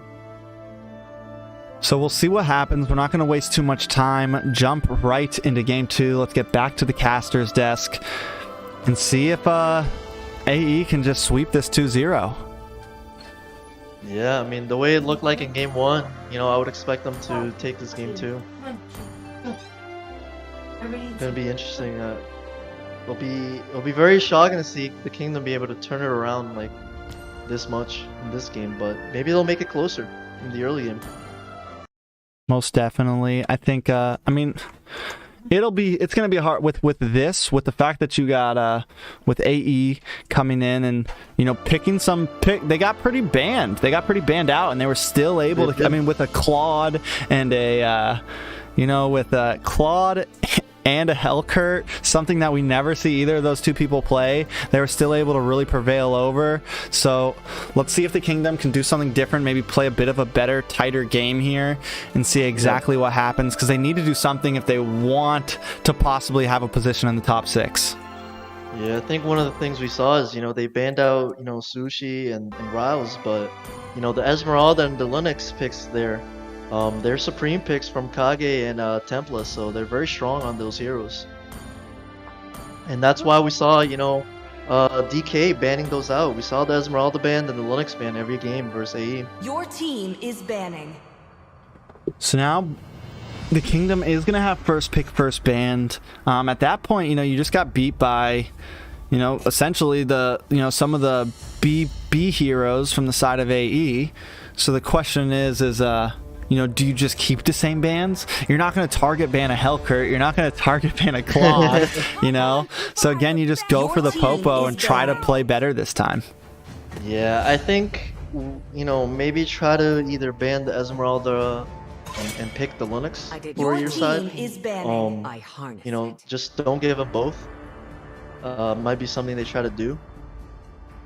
Yeah, we'll see exactly what happens here. Valentina ban coming in, typical for AE. This time AE does have the second pick. They're going to be able to come in with 2. So maybe they come in with the Sicilian this time. I don't know if I honestly don't feel like the Sicilian is worth the ban. But I guess maybe the Kingdom does. Maybe they switch something up and ban something else. But I'm not convinced that Sicilian is really worth the ban right now. No, you're not convinced on the Sicilian? Sushi hasn't convinced you yet? I mean, maybe against Sushi, I guess. Yeah. But it's just, you know, you give up so much early game. You do give up a lot of early game. And you have to make sure your team's able to, you know, keep themselves in the game until the Sicilian gets that power spike. So it's definitely a trade-off. It's a bit risky. But I have seen it a lot in MPL Indo being picked and banned out by some teams.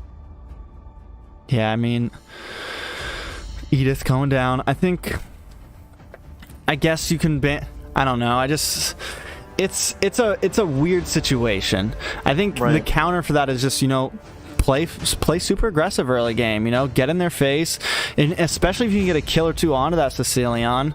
But maybe it'll be something that really changes the way, you know, AE is using it very well, and just like Edith, I don't feel like is always worth the ban, but of course teams feel like it is up against the Kingdom. So I mean, I guess Sushi has earned his spot, but here we go. Cecilion is open here. Either the Kingdom takes it or AE takes it. Yeah, we do see that Esmeralda ban and the Yuzong ban. I kind of like those bans. Kind of take that away from Templars. Your See team what else is you can picking. play. Target ban someone else on the team, and you know, switch it up, switch your draft up a bit, and take Your the Clint now. team is picking. I like the Clinton. AE leaves it open once again. I think that's kind of a mess up on their part. Not only that, but they ban the Lolita, who's like a huge counter for Clint. So AE kind of puts themselves in a rough situation Your here. team is picking. They do, but they get the Brody and the Linux. We know Sushi and Kageter are very strong on those heroes, so maybe they don't mind, you know, giving up the Clint if they're able to take, you know, get the Linux for themselves. Yeah, I mean, still though, I mean, Lunox is at this point with Yuzong and Esmeralda off the map.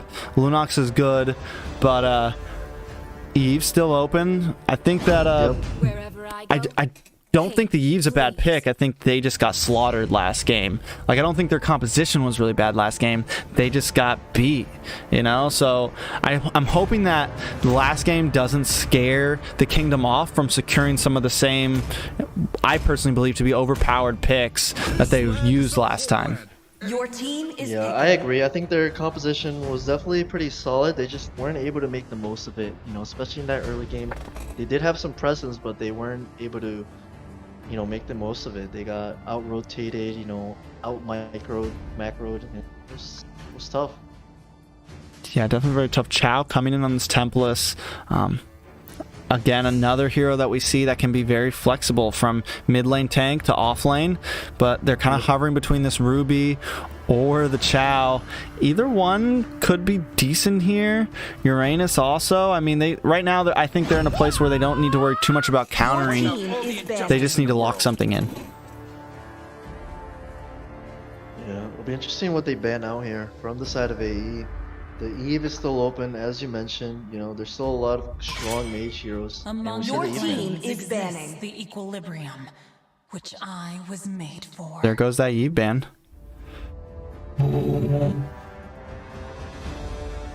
Now, I wonder if they're gonna target ban the Riles here on his jungler. He does have a few heroes he can play here, you know, with the Paquito, with the Haya. Last game we saw the Helker. Do you now ban the Helker now? Punch for a Your Not team sure. is banning. See Paquito being banned now. Cheeto Definitely taken don't out. want to get Paquito now. Yeah, I mean, I think at this point, yeah, focus on Riles again. But I think, yeah, if you got beat by the Helker, you're probably definitely going to get beat by the Paquito. But I'm not crazy about the Lapu pick that they did earlier. But I mean, he's a good pick, but I think he's, you know, with Yuzong and Esmeralda gone, I guess he is kind of the next best thing to put over in the EXP lane. But I'm wondering what they're going to pick for their jungler here, because not only are they pulling a Paquito away from the opposite team, they're pulling away some of their own jungling possibilities. That, like, Paquito runs great with Rafaela. They're taking away some of the jungle possibilities that run great with their own composition. Your team Yeah, is we see a picking. Lancelot ban, you know. We did see them pull out a Roger last game, but it wasn't too effective. And that's still open, but Riles might also be wanting to play it right now. And I think it's a pretty good option versus the Rafaela, versus the Clint. You know, you can able to jump in there, get in the back line, and do a lot of damage. Taking his time though, deciding if they want to swap up Riles, swap up Templus or go. They do swap up Templus, lock in this Uranus. I think at this, if they have the damage, they have a nice front line with the Chow and the Uranus. Chow is going to be running tank here. It's going to be Blink on Chow, which I'm excited to see. We've been seeing some great plays from Blink already with the Kufra, and I'm excited to see what he brings to the table using this Chow, what kind of crazy picks he can get. Yeah, I think for the side of the Kingdom, they need a little bit of CC, maybe a Kagura. or they might go with Sicilian and a little bit of burst to be able to take down that Uranus. So they may be picking up the Sicilian here. And that would give them a little more end game. And then with this Karina, you lock in for some nice early game. Definitely don't mind the picks too much with The that. Empire is safe on our watch. And we see Riles on the Fanny. And there's not, they don't really have an answer for that right now. They don't have enough CC. They have for the no Fanny. CC, no like single hero CC at all, except for Holy You Baptism. and landing that on the Fanny, good luck. That's tough. That's really tough. I mean, these are Or Sicilian second skill. yeah, Sicilian's. I mean, yeah, landing a Sicilian second skill, a Holy Baptism, or what? Clint's second skill, like, or wait, Lapu's second skill when he's in ult mode, like all of those are. Yeah. Those are meant for like Not easy. on a Fanny. Yeah, it's almost impossible, man. That's why Eudora, someone with some hard suppression like Franco or Kufra that just blocks her dashes and everything. You need something a little more. It's going to be a tough game, I think, with that Fanny pick if the AE can use it correctly. Yeah, I think Sicilian's gonna be struggling a bit versus that Fanny. He only has the Purify, so being able to survive versus the Fanny is gonna be tough for him. Even the Clint. I don't know much about Rao on the Fanny. Is he good on it? Yeah, I've he's never pretty seen him good on play it, so we're about to figure out. He's never played it about in to find League, out. so we'll see Maybe it's exactly something how he he's been does. practicing and wants to pull it off right now and see if, at the level he wants it to be. Yeah, He's definitely a strong hero now with the buffs I got. That early game, aggression you can get from the Fanny. It can be really hard to deal with, and it can really just snowball your team into the mid and late game. Yeah, and she has got her blue buff. She is up. I got a feeling we're going to see a little bit of an engage here going in on T. Not quite able to get the landing, though. But still, we see what he wants to do. We know he wants to be aggressive on this Fanny. And that's what we like to see in these games right now. Yep. It looks like, Uranus actually taking a decent amount of damage from the Lop, but he's still engaging in there. He knows he can heal it all back up. And Brody and Clint just trading blows, not much happening on either lane. And normally I would say you want to maybe focus gold lane, but I feel like when there's a Uranus on the field, that might be someone you want to try to get an early game kill on. You really want to slow him down a little bit. And here comes T, maybe for the engage. She has popped that skill. She's not able to connect though. She decides to go for the gold crab instead. But still, I really think that Uranus needs to be a target for them in this game. He is a little bit low, but he does not have his low 4 yet. Maybe he's going to be able to get it now with the wave, and he is. But Fanny coming in. Fanny coming in, misses the cable, not quite able to get there in time.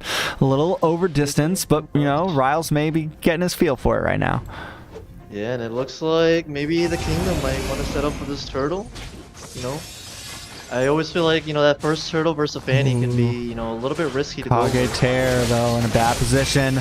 Forced to use that light ult. Blink taking some damage from T, but T's just not able to get the finish there. I thought they had it with that bush ambush.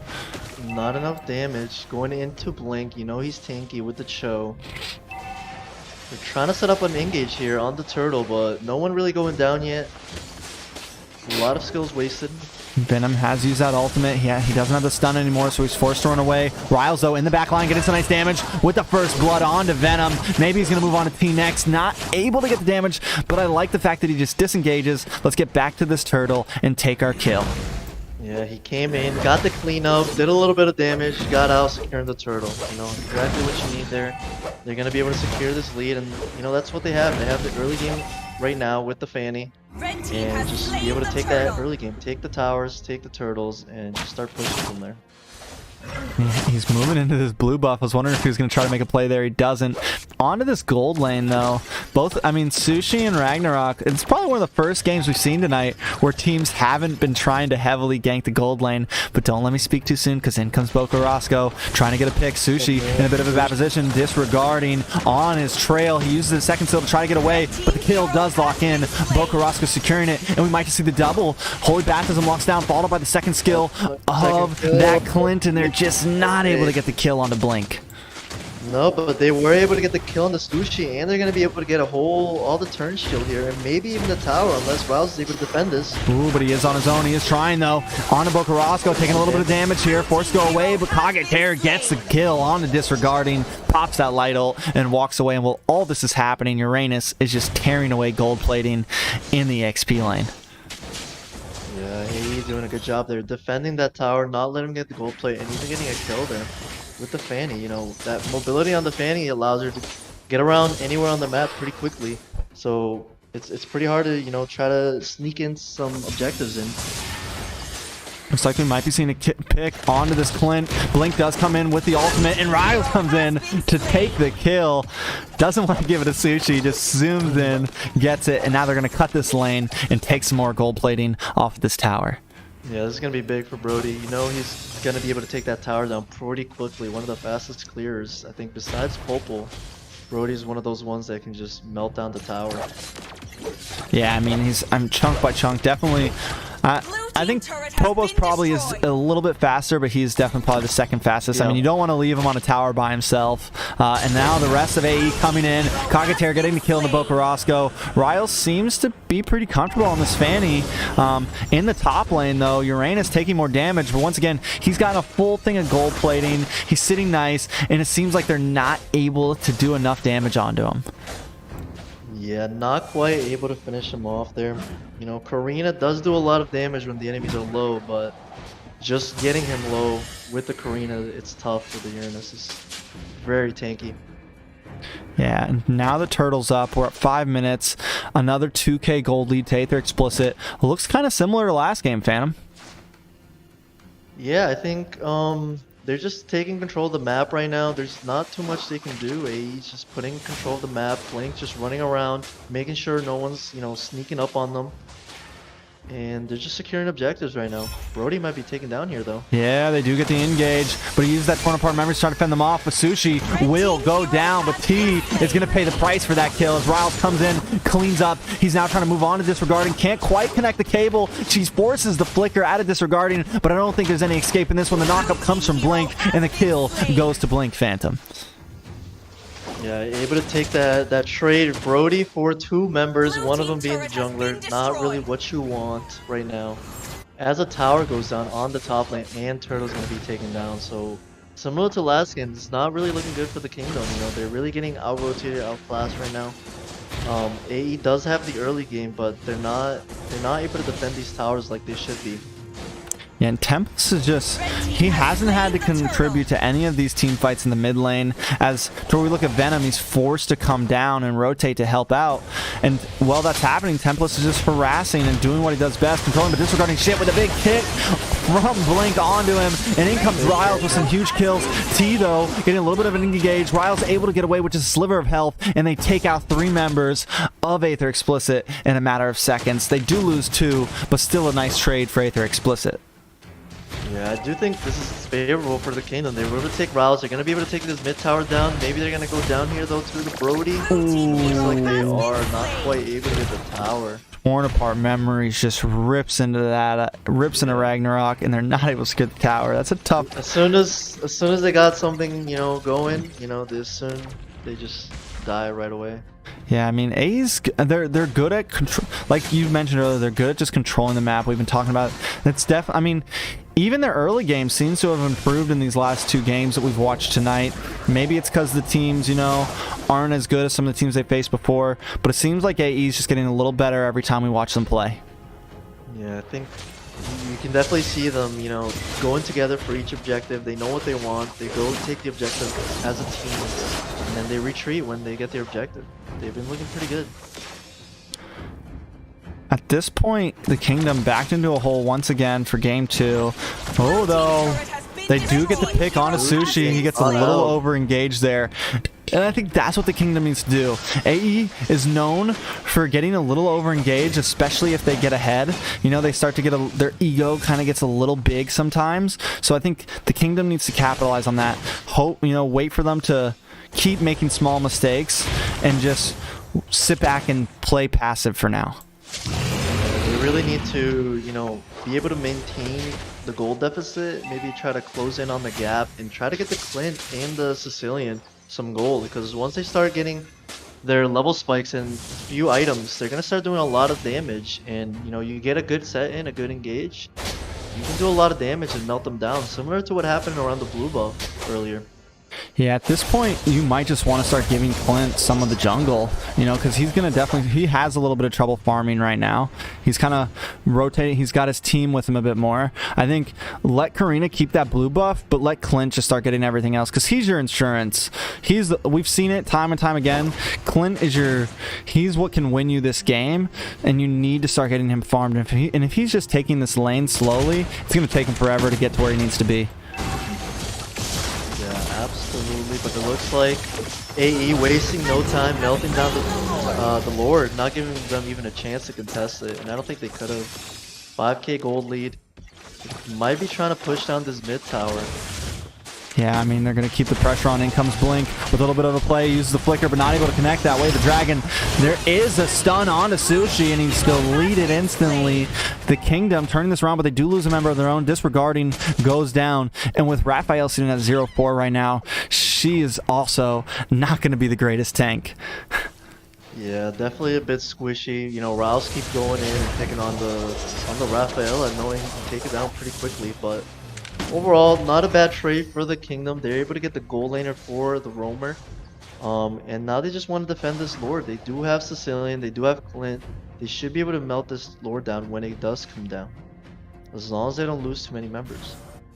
Yeah, I mean, Sicilian's, I don't know where he's sitting at, Bokorosco is sitting at 4-1 right now, so I'm sure his stacks aren't too bad. And so again, they have some late game insurance. If they can make this last, get Raphael to where she needs to be, get Sicilian and get Clint, then there's a possibility. But the thing is AE knows that. They know that they need to try to close this in, and they also have endgame insurance. So it's a tough situation once again for the Kingdom here. Blink coming in, Templess under the base, under the tower, taking shots, not worried about it. They're not able to take the inhibitor, but they just keep getting closer and closer to finishing this Phantom. Yeah, slowly but surely, AE just needs to make sure they don't overextend too much and get all wiped out. They have a huge gold lead. They just need to be able to maintain it, keep the pressure, and probably look to end it with the next Lord, the second enhanced Lord. Yeah, at this point, that AE though not pressuring too hard. They know. I think their goal right now is either wait for them to come out and wait for a pick, or just be patient like we are. They got Chow sitting in this bush right now, and Lord's gonna be up in 50 seconds. And just take that and try to finish the game with that. Yeah, they're definitely being very patient right now. Don't want to overextend. Raul's just doing some the cables, hanging out, just warming chilling. up his panties abilities. Nothing major, nothing to see here. Nothing to see. I mean, after this, with now that we've seen some of the things coming, because my guess is we're sitting in a little bit of some dead time here. After seeing AE play the way they've been playing, are they going to be able to compete with some of their matches in the future, going up against some of the bigger teams? A lot of people doubted them this season. They thought they, after seeing them come in last place in season 1, but now we're seeing a new AE, and I kind of have faith that they can bring it to some of the teams like TSU, Brotherhood, the Valley, Team Sexy, things like that. Yeah, I think, they have some interesting compositions, interesting ideas, and I think, overall they have a good sense of what they need to do on the map, but they do need to tone it down. Every once in a while they make a little bit of mistakes. Maybe they overextend a little bit too much when they do get the lead, but they're definitely looking a lot better than last year. In comes Riles doing some nice damage, cabling in and out, decides not to overextend too much, but now Sushi's going to be on this tower with a couple cannon minions on the way, but we do have another wave of minions crashing down this middle, and the Lord on the bottom. I definitely see something coming, but in comes the play from Blink. He's going to try to get the flicker with a nice knockup. knocked nice onto knock, Bokarosco, and the kill is secured from Kageter. Make that a mega kill. Disregarding, able to get a kill though onto Blink, but it's 4v3, and the Lord hasn't even connected to this inhibitor yet. This is going to be bad for the Kingdom. We might just see the 2-0 sweep come in. The crash comes, but the inhibitor's already gone as members of AE close their grass. Minions closing in more and more. T on the run. Torn apart memories goes off, and nothing to save them but the fountain. This is a 2-0 sweep. Yep. AE making it look easy here versus the Kingdom. Not making many mistakes. Having the lead the whole game. And ending the game, you know, they were patient at the end. They didn't want to overcommit. They're just like, let's get the Lord. Let's just end this game. Let's not waste too much time. And they did what they needed to do. They got 2 wins today. Able to go up on the leaderboards. And they're looking pretty solid. Most def. I mean, that's going to put them at 7 points or 8 points. So it'll put them right there tied for second place. They're right there next to TSU and some of the others. If they can keep this pace up, they can definitely secure themselves a spot in the playoffs. The Kingdom, on the other hand, is definitely going to need to start winning some games here. Again, you know, at least I think the most important thing is try not to come out on bottom. Even if you don't make it to the top 6, win some games. You know, do your best. Again, there's always going to be a loser in all of these events. No one's, you know, and there's always going to be teams that get swept. The goal is to learn from this and come back for more in future tournaments. Yeah, absolutely. And, you know, I think it's a lot of them probably one of the, you know, first few times they're in some of these competitive situations. So they're still learning, still trying to get better. And, you know, maybe in the future we'll see them come back stronger.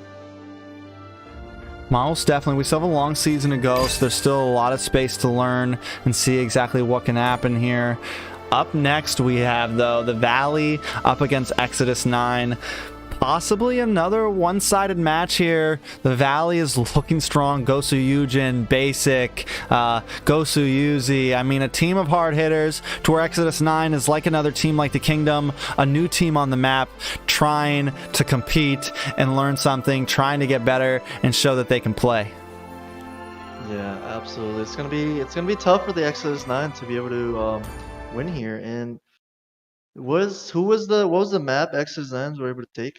I know they won a map against a team. They have not won a match yet. They haven't. They are 0-3, 0-6. It's been some. Try to take a map here. Yeah, do something here. I mean, if you can get a win against the Valley, it's a good win. Valley's one, you know, Valley's considered a top 4 team. They got second place in season 1. They're definitely not someone to be messed with. You got Basic, an ex MPL player. I mean, you have several Gosu members on there. They're definitely a big wall. X9 has honestly been kind of unlucky with some of these early games. Literally, their first 3 games was like TSU, Area 77, Brotherhood, now the Valley. They're just going through all the super hard teams. So maybe towards the end of season, they'll be ready to face some of the lower tier teams. Right. After, you know, learning from these matches, you know, they might be able to pull out some games against some of the other teams. It's a good hazing for them, you know? It's a good hazing for a new team. Just throw them in with the Wolves, put them against all the best. So we'll see exactly what happens with it. Yeah, it's a bit of a learning experience. You know, you really see what kind of level these teams are at, how they coordinate around the map, what they're doing in their matches. You know, you can look back at the games and just see what they're doing, how they draft, how they rotate around the map, how they, you know, take down these objectives. And it's something you can look at and, you know, start learning, start applying into your own team. Most definitely.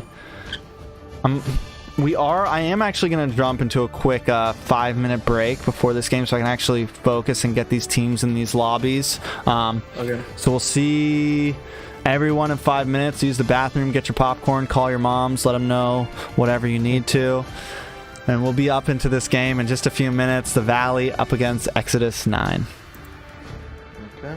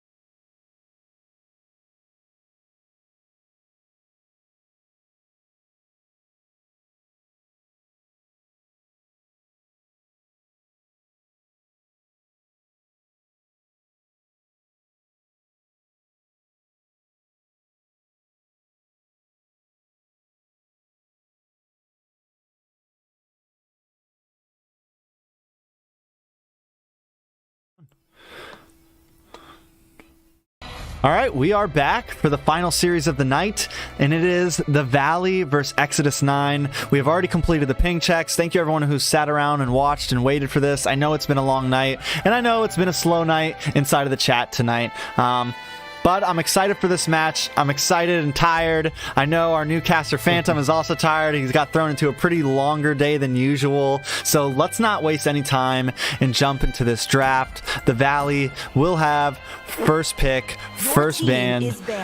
We know that Exodus 9 is going to be playing from the lower side here. This is a huge wall for them. What do you think that Exodus 9 can do here to try to break down this wall?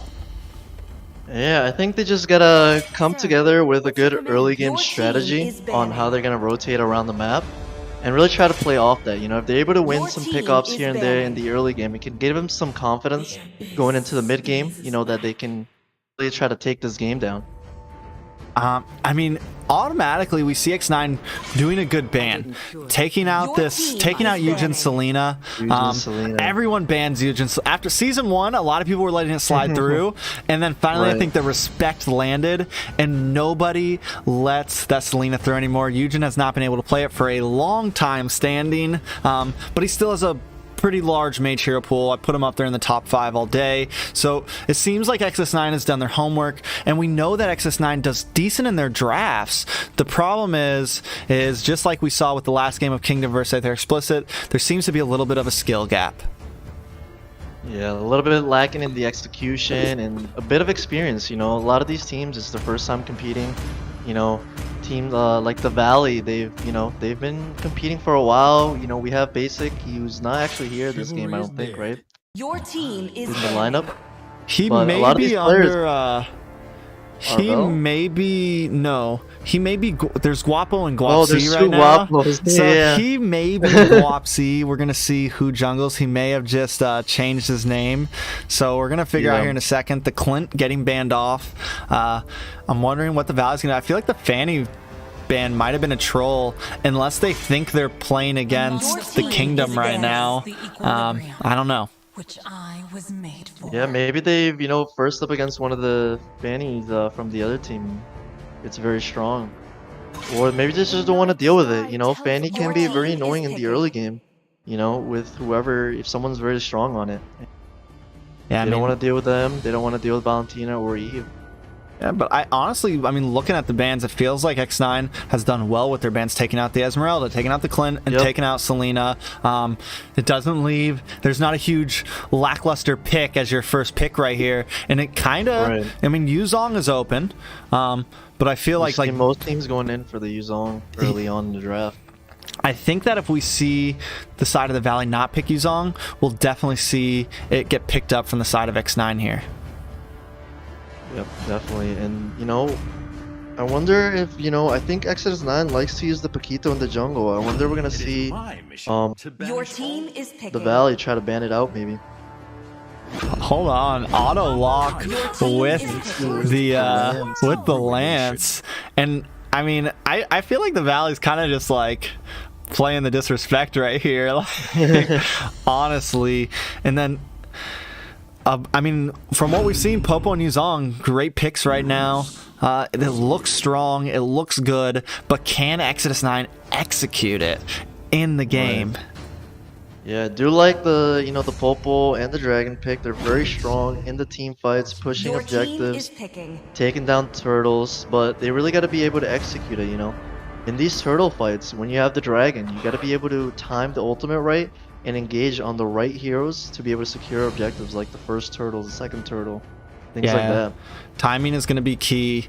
Being able to use that Petrify correctly, get a nice 2-man knock up, you know. And then you have to, also another thing, you have to decide whether, do you want to go for the squishy backliner, or do you want to try to get the 2-man knock up on the frontliners? You know, all those things come into play, and those are the things that separate the boys from the men, you know, making those split decisions and making them correctly, and then lining it up with the rest of your team.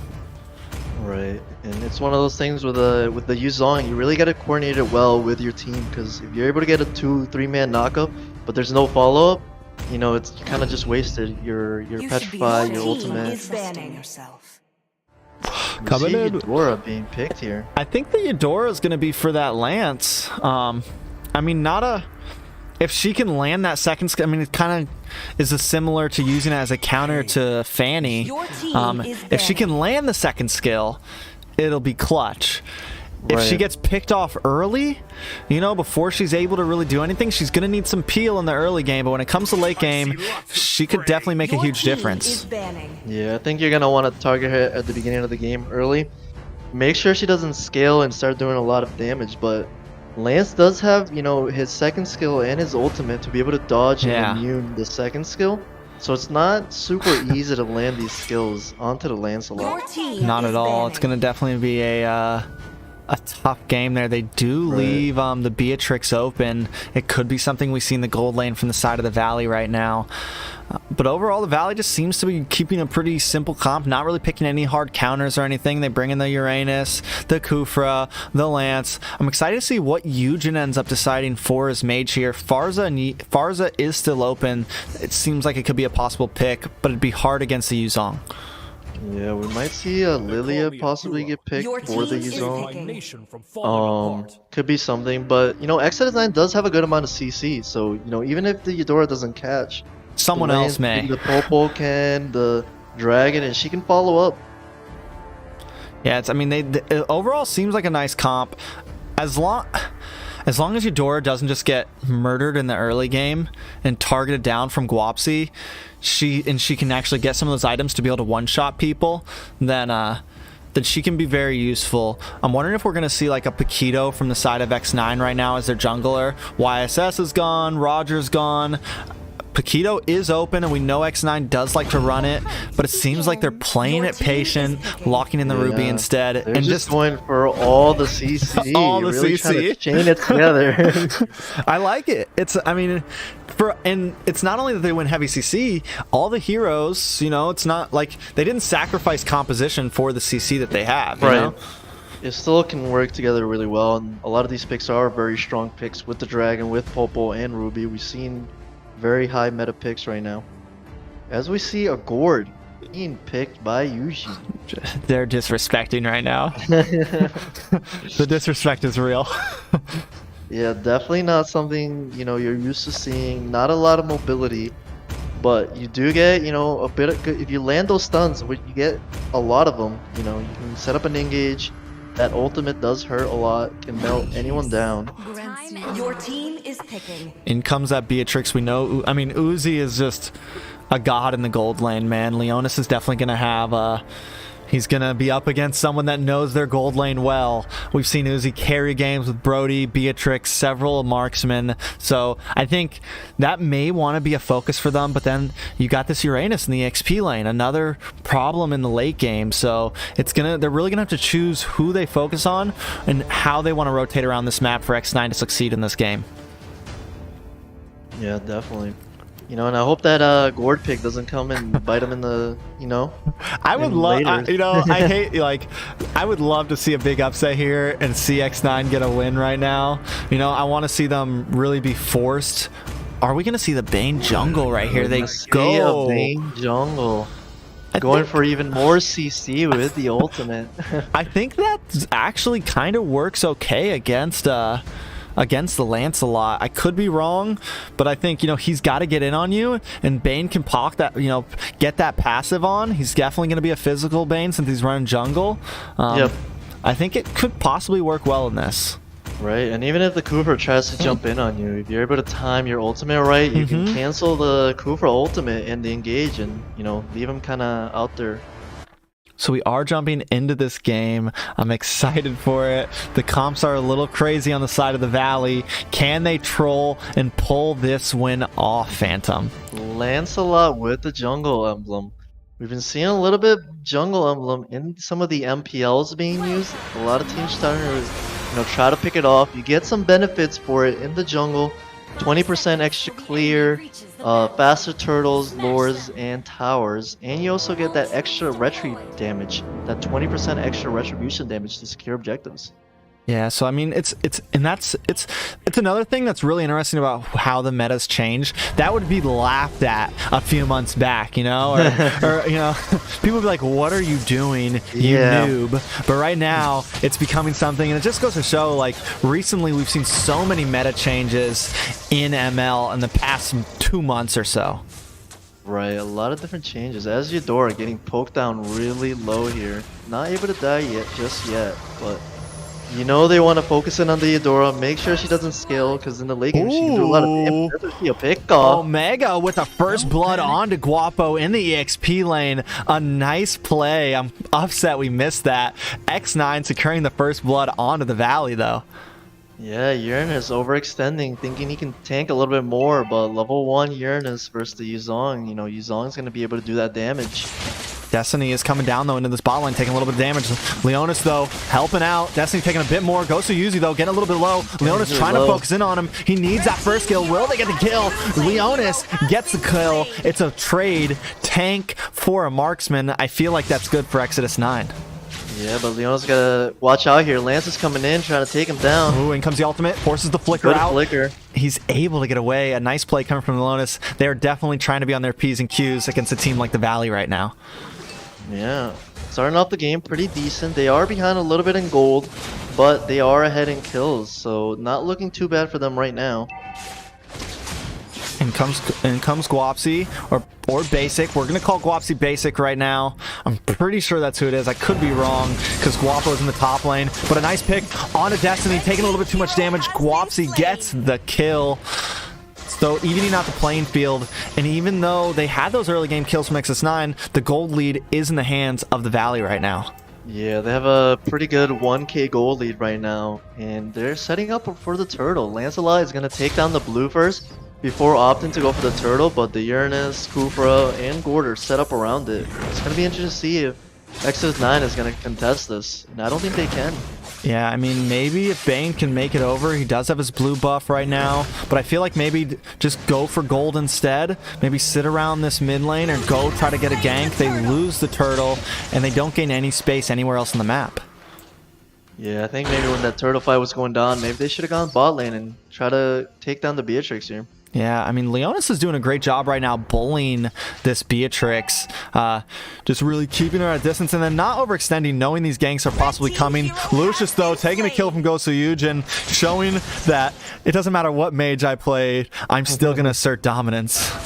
Yeah, able to take down the Eudora, and now Leonis get taken down. Starting to not look good for Exodus 9. Yeah, they're after a falling couple behind kills now. on two of the main damage dealers, it's gonna put them pretty far back, and they're gonna have to regroup and stop the bleeding. Yeah, I mean, they're already down to a 2.5k gold lead, only 3 minutes in. We do have an engage in the middle. Syndicate using that ultimate to throw them away. A nice I'm offended, but the ult keeps going from Eugen. It does not cancel it. Now we know. Yeah, I thought it canceled it, but it doesn't. Just keeps on firing the laser. That is crazy. I guess only suppression stops his ultimate or certain other CCs, but the I'm offended is more of a control.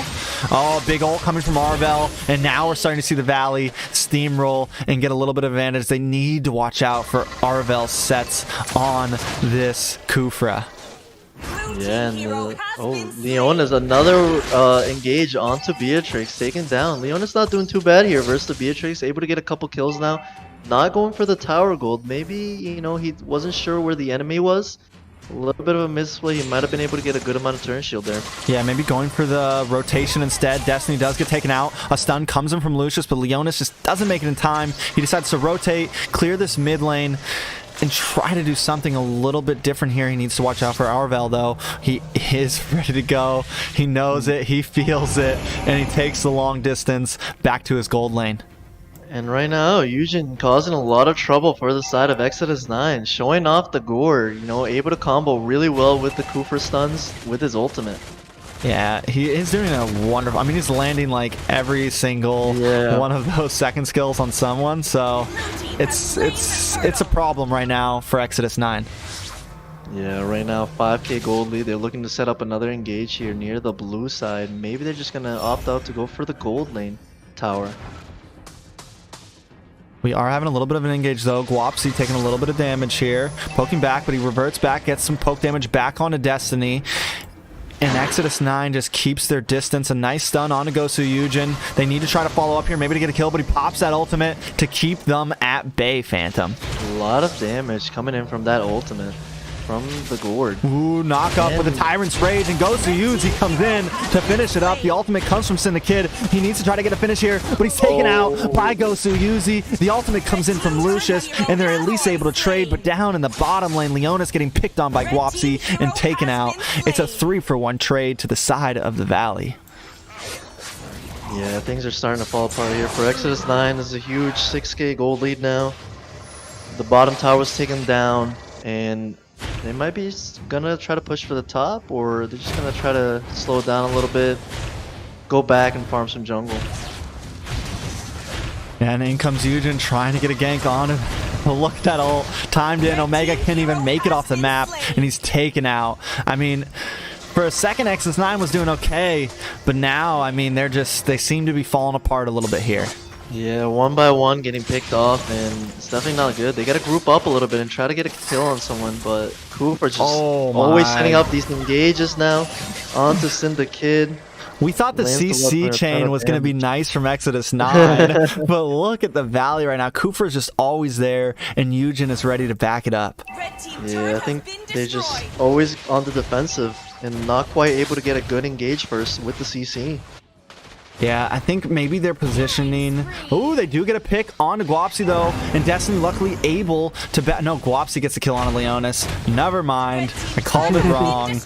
It's just more slaughters coming in to the side of Exodus 9 right now. Syndicate not able to get the kill on. Yes, he is able to get it with the Retry burn, but taken down here. The tower's gonna go down, maybe on bot side, and it's just not looking good right now. Yeah, it's definitely a rough mid game. We're only at the 8-minute mark, and what did they do wrong? Where did they mess up there? They were doing so well. They got first blood, second blood. Leonis is winning his lane, and now they're just falling apart. I think they just got a little bit out rotated at the beginning. You know, when the Valley were able to go in for the turtle, they need to maybe either counter engage or contest the turtle, or try to just push the bot lane on the gold lane. They need to stop. You know what they need to stop pushing these fights right now. They just keep getting picked off one by one, and Arvel is always there. They need to know Arvel is close by. Like, so for them to just go in and not have vision is a bad play. Gosu Yuzi does get locked up by that. I'm offended and taken out from Leonis. A nice play, but in comes Guapsi, gets knocked up, chasing down Omega, gets the kill, but is under this base, using the ultimate to get away. A nice play coming from Basic there. Yeah, I think they really need to group up and engage together. They're going one by one right now. They get a good engage here with this PC chain. Finally, getting a little bit of an advantage. Yujin misses that second skill. This is the point that maybe they can push forward. Now that Arvel's taken off, they know that they can maybe reassert themselves back into their jungle. Yeah, I think they need to take advantage of the Valley right now. They're really trying to push, really trying to overextend a little bit. And if they get in too close, you have a lot of CC that can, you know, slow them down, get a pick off, and then just regroup, try to get some waves, try to get some jungle creeps. Yeah, I mean, they definitely have the capabilities and the hero pool.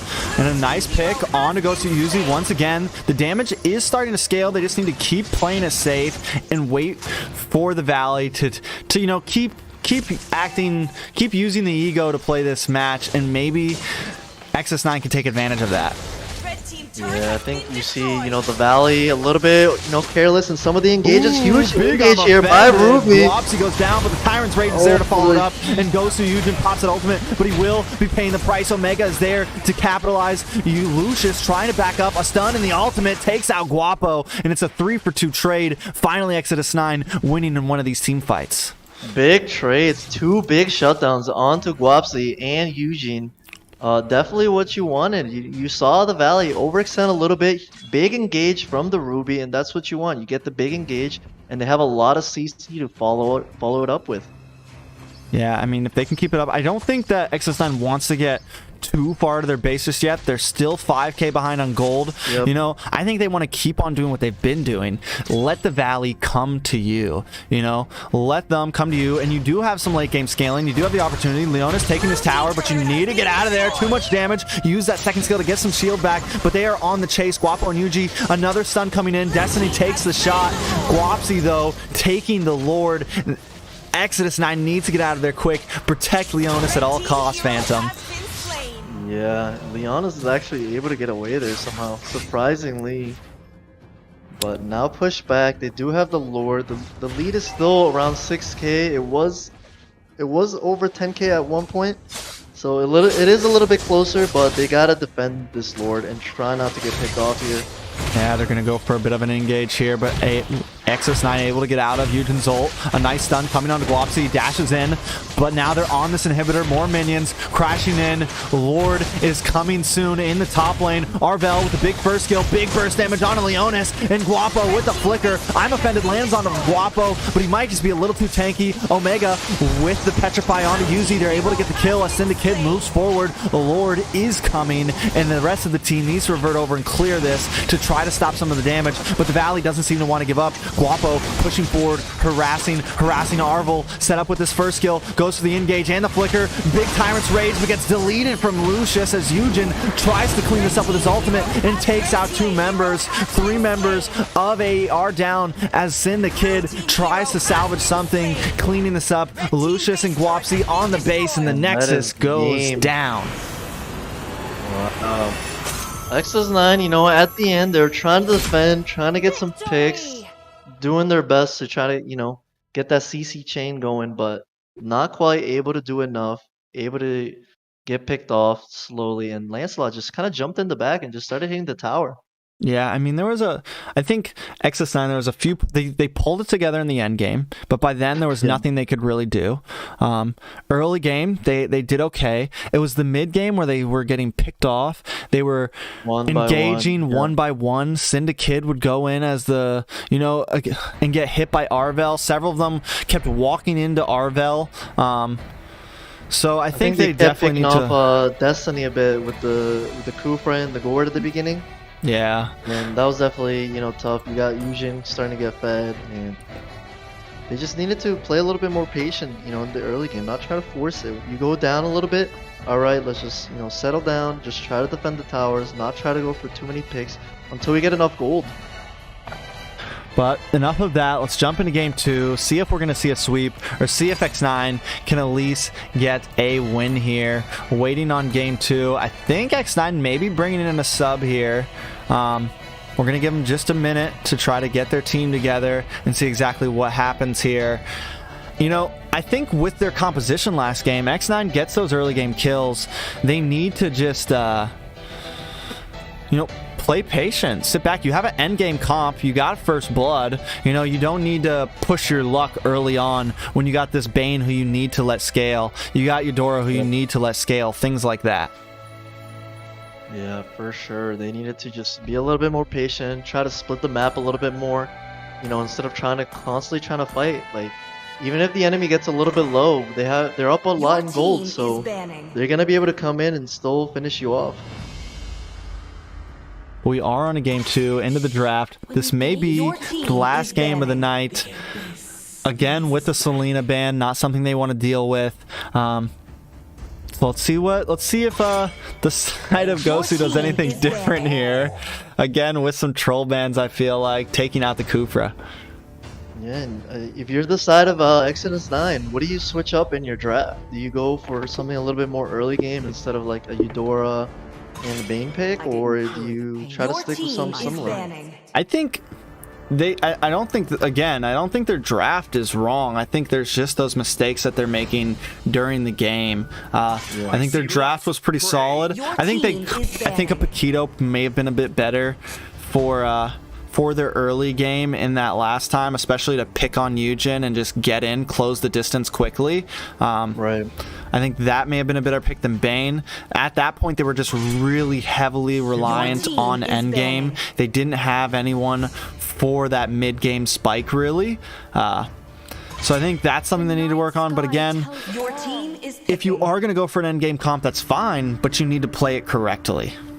Yeah, you gotta be a lot more patient, you know, not try to go on for too many fights and just defend your towers as much as you can, you know. Clear the minions, rotate around, clear your jungle creeps, and just wait until you start getting a few items. So they are going to have first pick this time. Among the The Eve planes is open. exists Lucius locks it in. A nice pick for the side of X9, but can they make it work this time? Yeah, I think, you know, we did see, you know, they got the first blood, they got a first, you know, couple kills, but they need to be able to, you know, kind of focus in on what they want to do on the map. I think a little bit what's happened is they're not sure what they want to do next on the map, and you see Team The Valley already be ahead of them on the map, on the next objective. You know, they're there before Exodus 9 and they're cut off trying to defend once they, you know, get picked off. Yeah, the Valley locking in this Bane this time. Guapsi locks it in. I think this time they might run the Jungle Brain just to really rub it in a little bit. Or we might see we might see a support Bane here.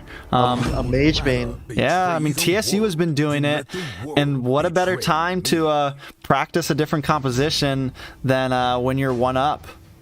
Yeah, and I think, you know, Bane is one of those interesting picks where you can either go physical Bane and do a lot of physical damage, or you go magical and, you know, you get a little bit of different things because you get that heal from the second skill, so you're able to kind of sustain a bit. And once you get to the late game, you do a lot of damage.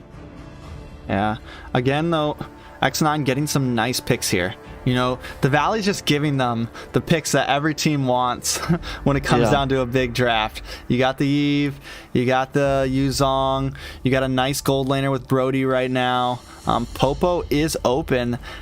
I'm wondering why the switch from Popo. Maybe they feel like they want to go for the Brody instead here. I don't think the Popo was bad. I think Leonis did really good on the Popo early game. Yeah, I think he was winning his lane against the Beatrix. You know, got a couple solo kills, a couple kills on her. And so was Yuzong, honestly. I think right now the problem is just some of their core rotation and the way they circulate around the map and get vision for themselves. Yeah, I think the early game rotations, once it gets, you know, after level 4, they started kind of falling a little bit low. They're a little bit too slow to get to where they need to. And just let the Valley kind of take control of the map too much. Yeah, they need, I think vision's key. You know, these are all things that you got to know how to get, and you got to know how to keep your distance and still be able to accomplish those goals.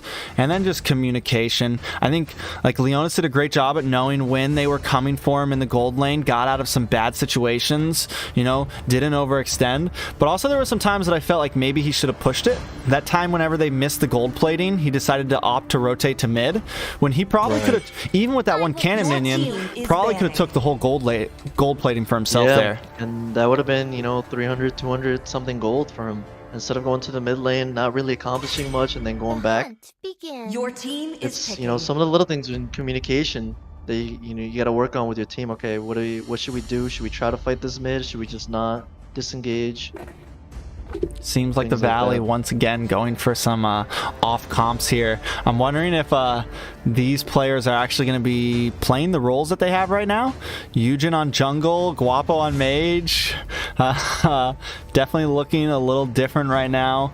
But we've seen it done before with some other teams that just feel confident. So maybe X9 can take advantage of this time and get themselves a win. Yeah, I wonder if this is gold lane Chang'e. We haven't seen too much of her, but I do think she has, you know, a good amount of damage with the ultimate and the poke with the slows on her abilities. I think it's a little bit underused right now in a lot of the high level gameplay. Yeah, Arvel coming in with this. I like we haven't seen Jawhead a whole lot. TSU likes to use him with Tamal. He's like probably one of the best Jawheads in the league right now. So I'm excited to see that, see some crazy picks. Destiny coming in with this Tigreal. You know, we don't see a lot of him in the league right now. I think this would be, if he gets picked here, it'd probably be his second pick in this whole season so far. Yeah, I think one of the things with Tigreal, it's, you know, if you don't land your sets, you know, there's not a ton you can do around the map. So he's very reliant on landing the sets. But once you do get a big engage, you know, 2-3 man engage, that's massive for your team. And we are jumping into this game now. Gosu Yuzi locking in. Is that a Fanny down there? Yeah, I think that's a Fanny. Off lane Fanny, gold lane Fanny. Is that what we're about to see? We got Guapo, what, EXP lane Guapo with the, or is Guapo running mage? I don't even know what they're doing right now. Eugen is I was locked in gonna on say jungle. I have no idea. It's gonna be a crazy game. We might see gold lane Fanny, XP lane Bane, and mid Chang'e. I don't know. What we're seeing right now is a whole lot of disrespect. Trying out a lot of different things. You know, seeing maybe if they like it here, they might, pull it off against some of the stronger teams. Possibly. I doubt it, but possibly. I don't think they would ever try to do this against Area 77 or against TSU or something, but we will see. I think take advantage of this. Take advantage of this. And take advantage of them trying to toy with you and try to get a win here, Exodus 9. That's all they can do. Yeah, absolutely. We do see Bane in the mid lane and Chang'e on the gold lane. And Jawhead right now, he has that early game presence. He can try to toss the red buff, and I wonder if he's going to try to do it. Maybe Tigrel's just going to defend that for him. Wapsi is going to be the support mage Bane that we'd like to see. I think this is something that's really going to take this season by storm. I think a lot of people haven't gotten on it yet, but I think it is super meta personally. That is my belief. I know some people disagree, but I think it's a great pick. We've seen it from TSU just dominate, especially in the mid to late game.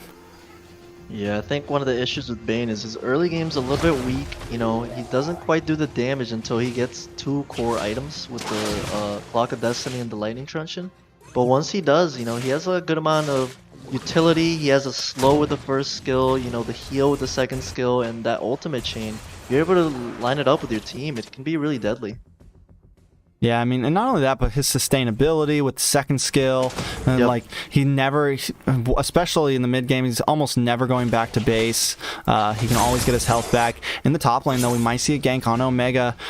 Arvel does show his face, comes in, and he uses the flicker, gets the throw. Omega a little bit low, though, gets a knock up and is able to just get away, but Eugen does not want to give up. He gets the first blood onto Omega. A nice play from the Valley. Yeah, absolutely. And we see a change in jungler here with Eugen going for the Lancelot instead now.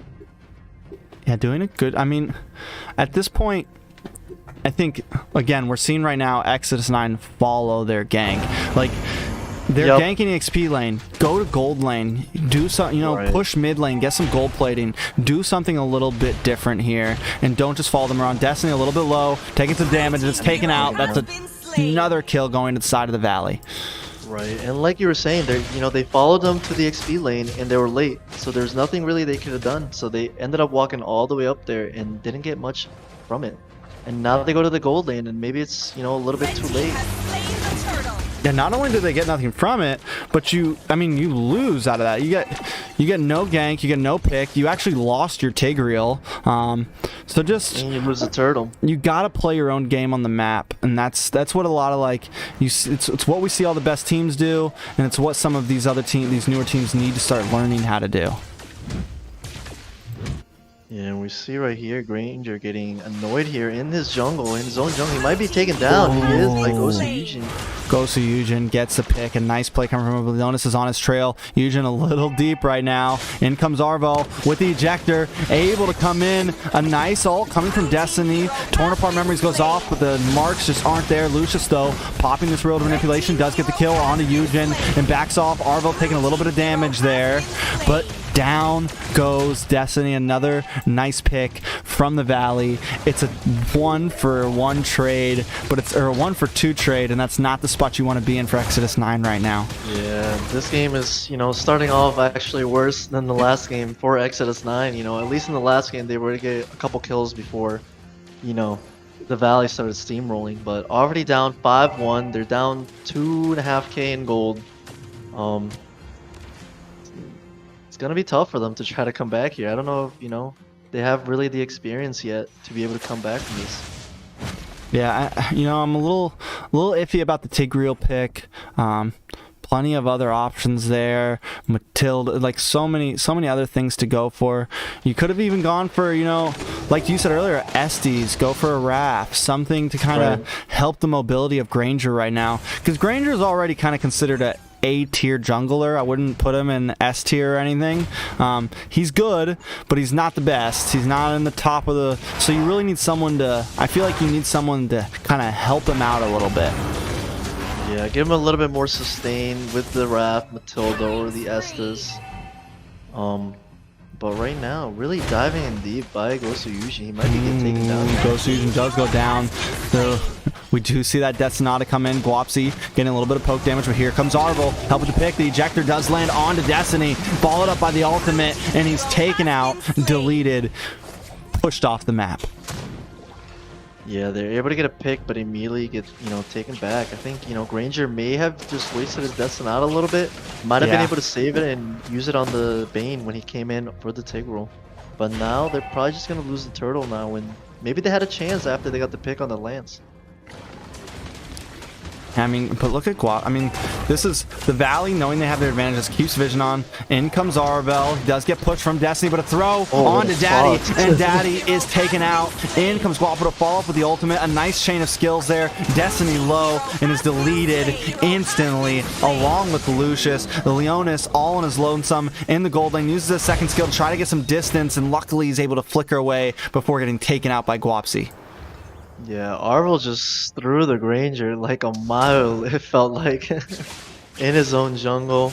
Right now, the Valley kind of just doing whatever they want inside the jungle, not letting Granger get any farm, any jungle creeps, and just starting to bring the lead for the gold lead even higher. Now it's looking like a 4K gold lead. They're going to get this turtle.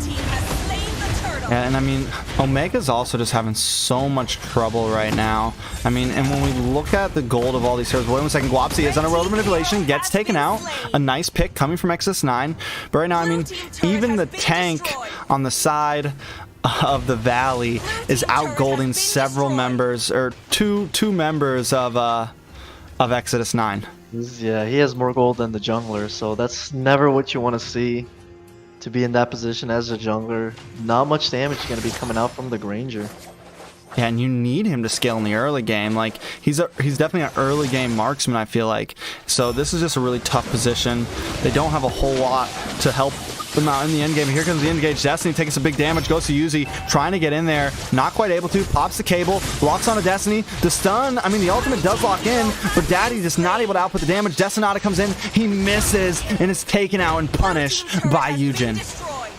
Yeah, I think Destiny, they're trying to set up an engage, but probably at the wrong moment. You didn't have enough teammates there to really get the engage, and you're down so much in gold. It's, you're probably not gonna win that engage even if you toss them in.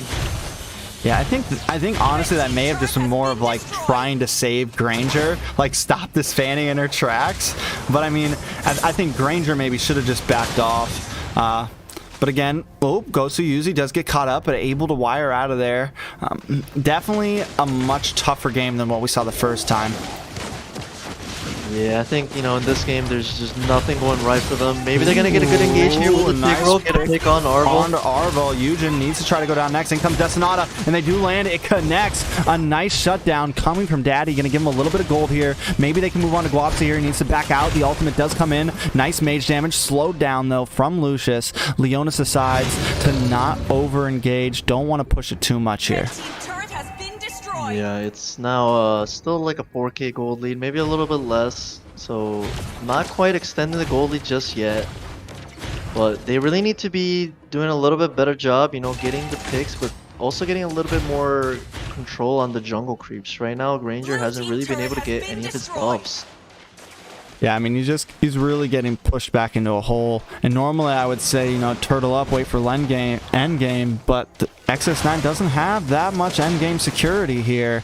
They have Brody, they have Eve, but everything else is just getting torn apart. Yeah, definitely Tigreal trying to get another engage in, but keeps getting caught out. Already 7 deaths by him.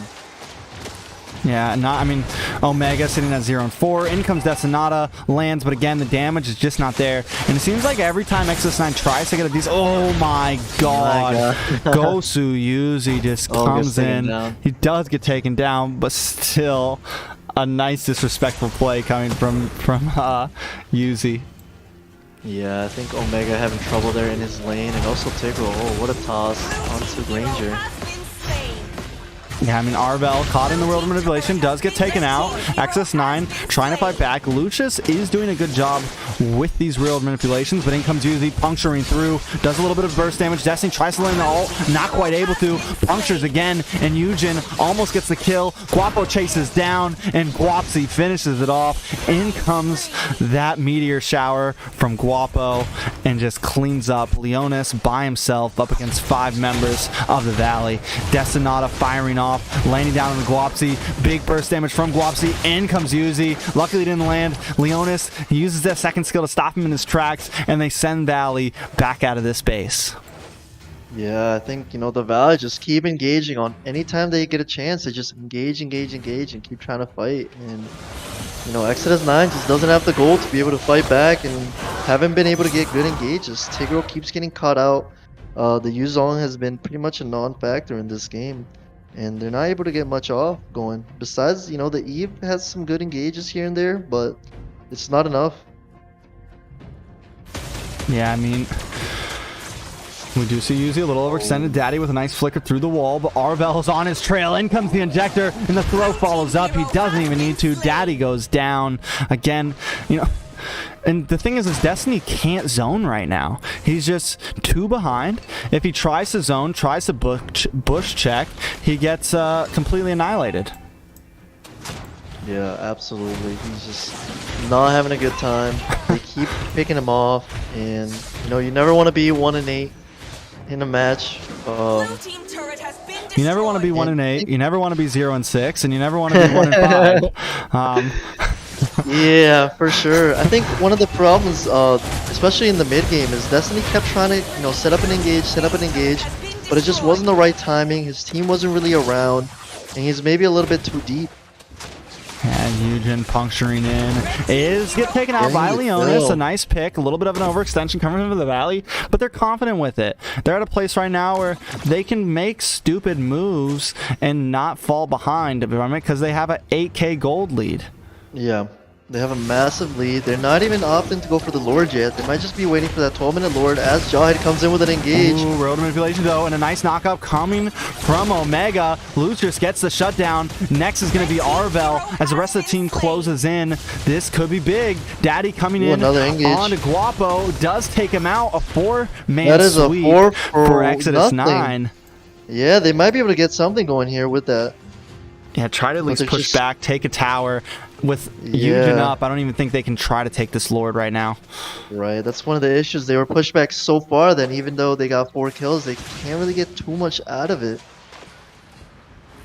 Yeah, I mean, it's definitely going to be tough for them. I think at that point, just get some of your jungle back, reposition yourself on the map, but don't get too crazy. Keep letting, just like last game, keep letting the Valley come to you and let them, possibly beat themselves if they keep over-engaging. Yeah, that's definitely, you want to just try to turtle up, wait for another engage, wait for the gold gap to get a little bit lower, maybe the death timers kind of go up a little bit more, and maybe you can start pushing for something else than just, clearing some minions. Yeah, I mean, it'll definitely be tough. Guapsi, though, getting pushed back. A nice stun coming in. The Winter Truncheon does pop, but he's taken out from Leonis. Goes to Yuzi, just sitting in this bush right now and picks off Lucius. A nice ambush, and he moves right under Leonis. Leonis uses that second skill. A nice knockup and a nice pick from Leonis. Leonis definitely the only savior for this team right now, sitting at 3-1-5. But the Lord is going down.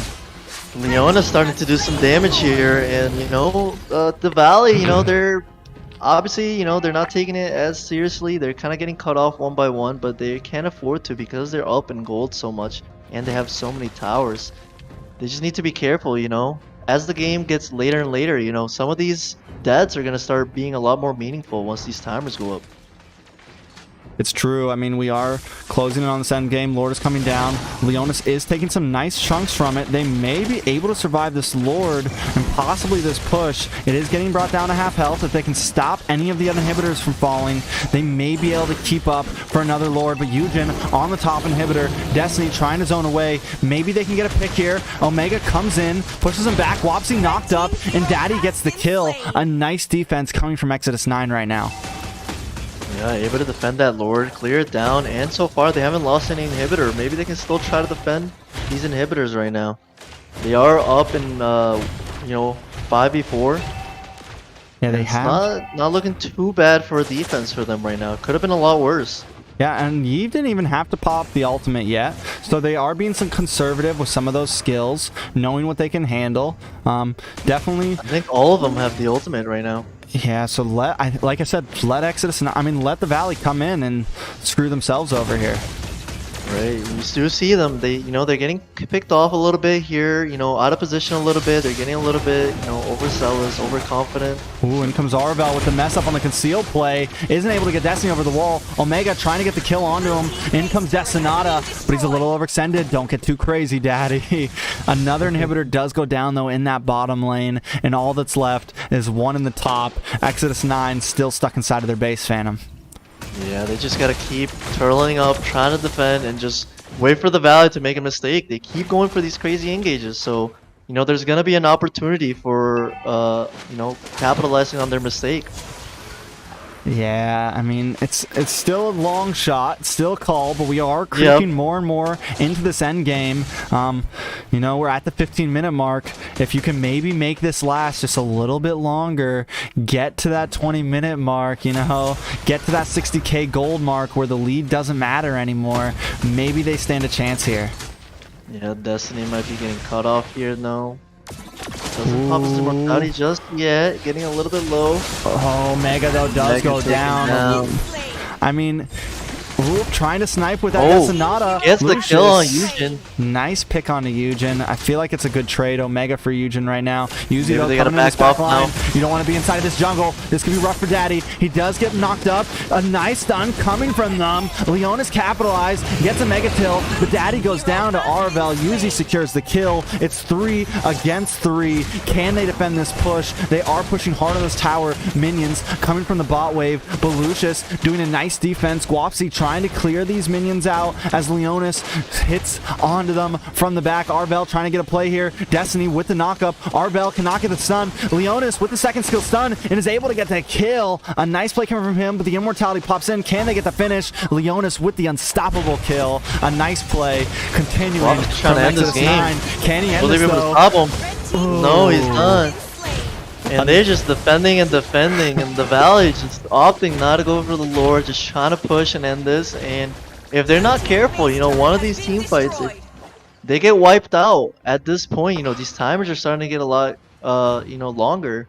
And you never know. We saw the Simpsons, wipe out the Insomniacs when Insomniacs looked like they were going to win the game and just take the game from them. I mean, they're doing it. I think maybe they want to go for the Contestant Lord. It looks like... I mean, at this point, do you think you can survive another one? Timer. I feel like you have to, man, but they decide not to. I don't know, man. I don't know if you can survive another Lord push. It's not the third enhanced Lord, so, maybe you can defend it. But you're really gonna probably have to take down a couple members of the Valley.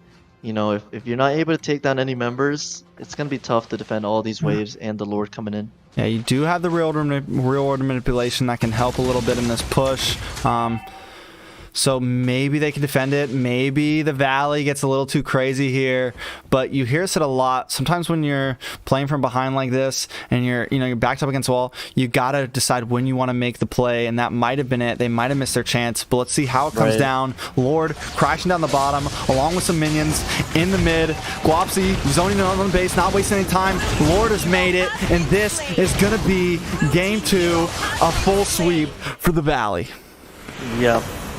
The Valley able to finish it finally. They're probably just toying with their food a little bit, just trying to go in, trying to engage, trying to get kills.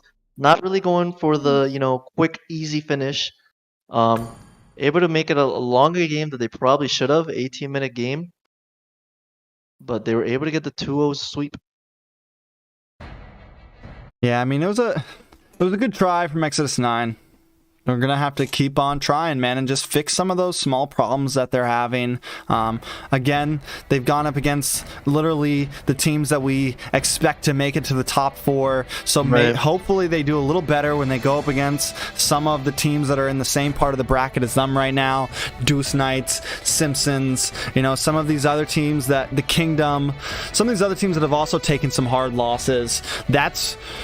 that's who they need to beat if they want to at least show that they're not, you know, bottom of the bucket right now. Right. So I'm not going to waste any time, though. It's late tonight. It's 11:30. We're going to jump into this caster desk. A nice night tonight. Phantom, thank you for joining tonight. Absolutely. It was a pleasure being here.